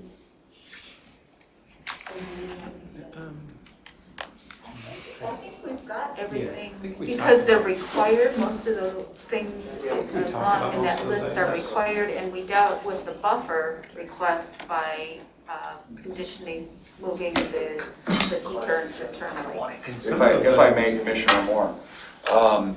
So many of those things we just straight up agreed with, conservation easements and WRC stormwater and all that. And the ones that are maybe more unclear, like how much of a buffer are you gonna save over here? Is it 35 feet? Is it 50 feet? Is that gonna be good enough? We still have to work with Parkwood because we still need an easement for our stormwater from Parkwood. That whole vacating the easement and needing a new easement to meet Washtenaw County, we have to work with our neighbors. And our neighbors have expressed a willingness to work with us, which said, here's our list of things we want you to do. So we have one more plan that we have to get between now and the township board. And you'd be certain we have to share it with them because we need them on our page. So it's already built into the process. Like I say, most of it we've already just straight up agreed to. The only thing that's kind of out there is the tabling tonight versus the approving tonight. That was our major disagreement. And the other one was how much of a buffer, and we'll have a plan that we can show them before we're even at township board. If I might just say, it would be nice to have the planning commission maybe include in your conditions that you would work with and I know the developer will, but it would be nice to have it in a condition anyway, that the developer will work with Parkwood on getting the stormwaters right and getting all the things that we talked about as conservation easements done. Agreed. Yeah, I think that'd be fine. Okay, That's and the what I was condition just that they suggesting. continue to work with the Parkwood. Yeah. Is it, An HOA. Parkwood, what's the official name? Parkwood Condominium. Yeah, Parkwood Condominium Association? Yes. Great. Is that a friendly amendment? I would agree with that. Okay. Commissioner Chang? Okay. Great. Then, any other roll call vote, please? And we should note that Commissioner Sharma just left. Okay, Commissioner Hyde, Yes. 12 o'clock. Commissioner Corto, Yes. Commissioner Moore, Yes. Commissioner Chang, yes, and Commissioner Culbertson. Yes. Approved. And I just want to say to the folks, thank you for sticking it out. And I want to say that the association did a great job with their comments and their questions and their concerns. And the developer did a good job addressing that and did a great presentation. So I commend you all for working together and sticking it out with us. Thank you. Thank you.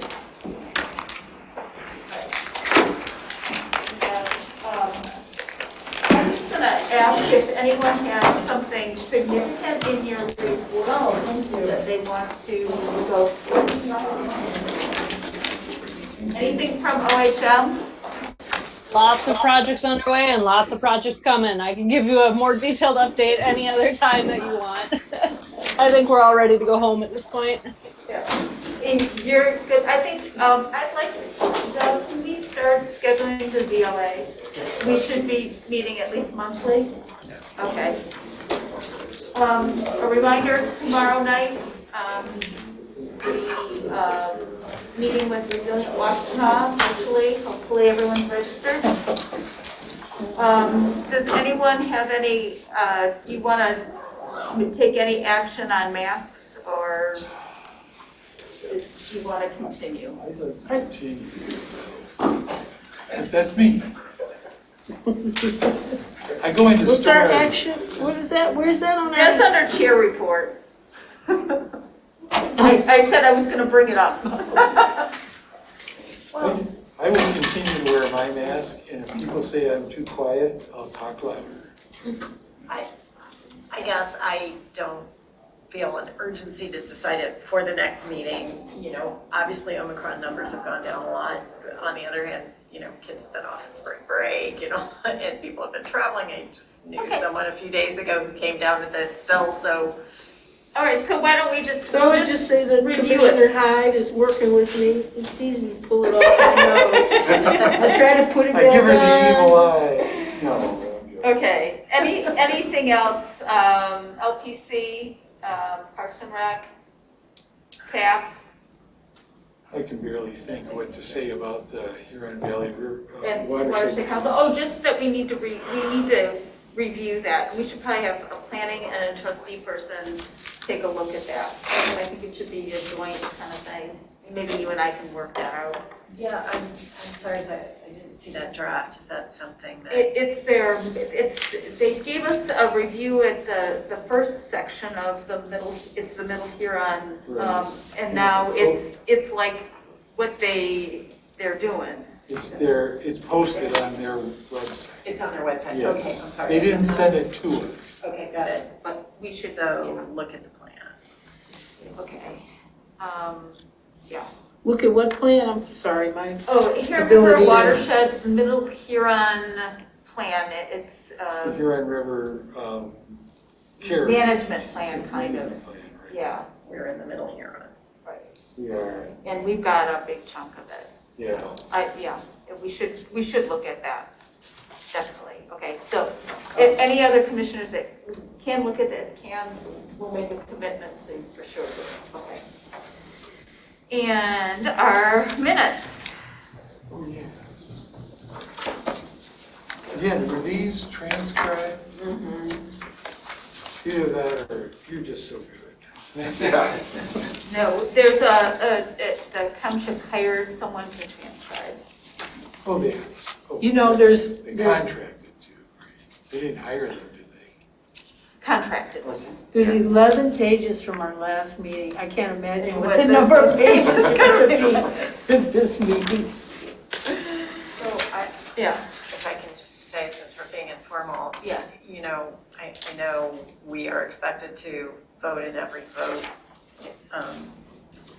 unless we have a conflict that requires us to abstain. So, however, having not had a chance to go through the video, I don't feel comfortable voting. So if I vote no, it's to indicate that I haven't had a chance to do the comparison that would allow me to Sure. vote yes. Fair enough. Understood.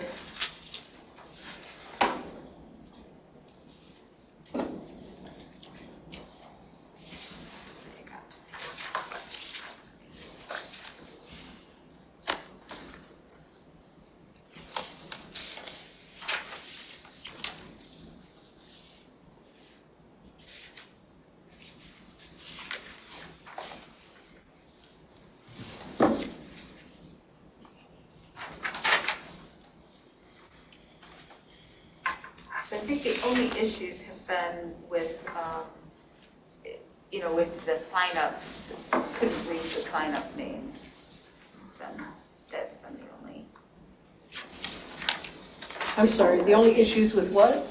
Not being able to read the sign-up names, because I think there was a Bruce rather than a Brian, or a Brian instead of a Bruce. Yeah. But everything else is.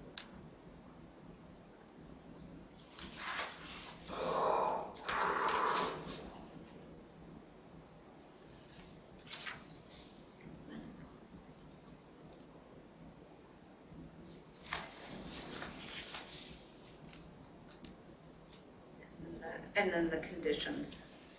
I'm sure that those are.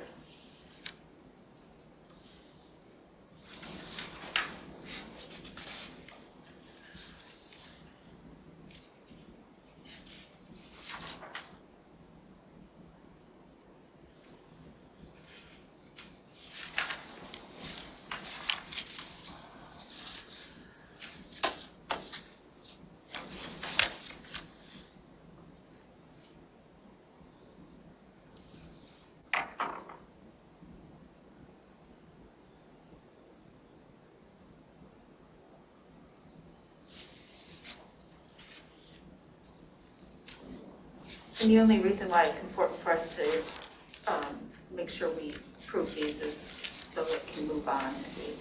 Oh, it needs to be approved at the next meeting. Correct. Otherwise, it really gets delayed.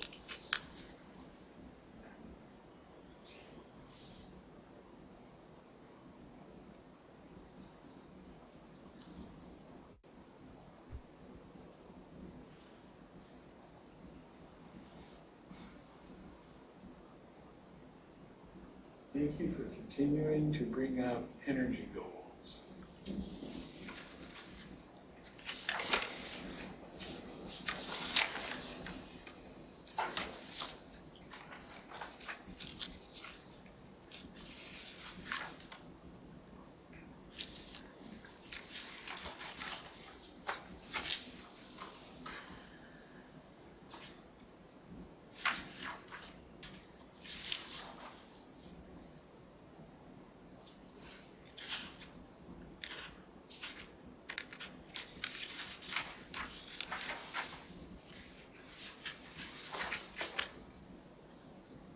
I gotta see if they're quoting me right here.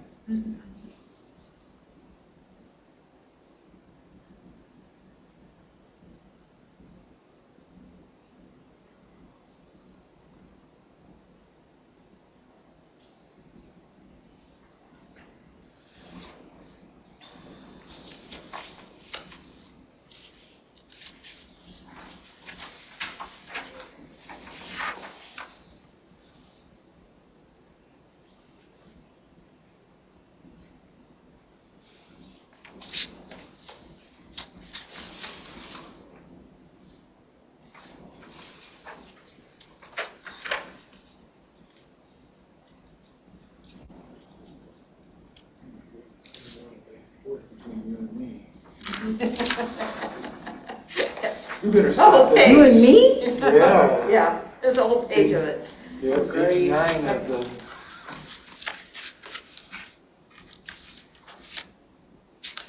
I mean, it's really what the conditions are the big thing, and the MDOT meetings in there.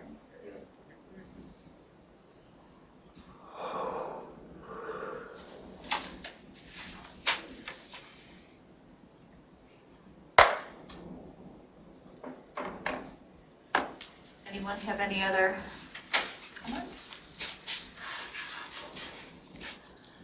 All right.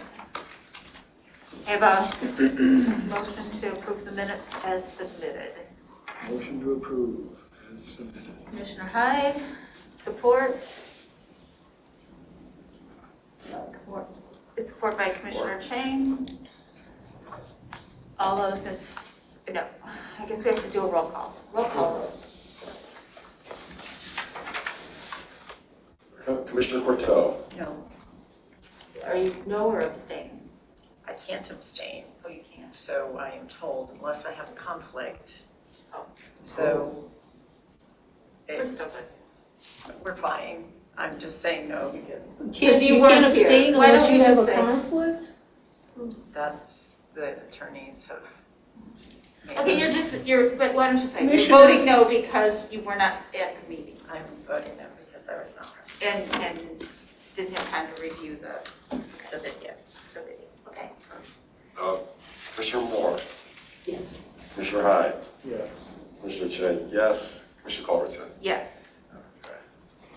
I'll entertain a motion to adjourn. I would like to move that we adjourn. Support, Commissioner Hyde. All those in favor, please say aye. Aye. Any opposed? No. Okay, so we're adjourned at 12:18. Oh, God.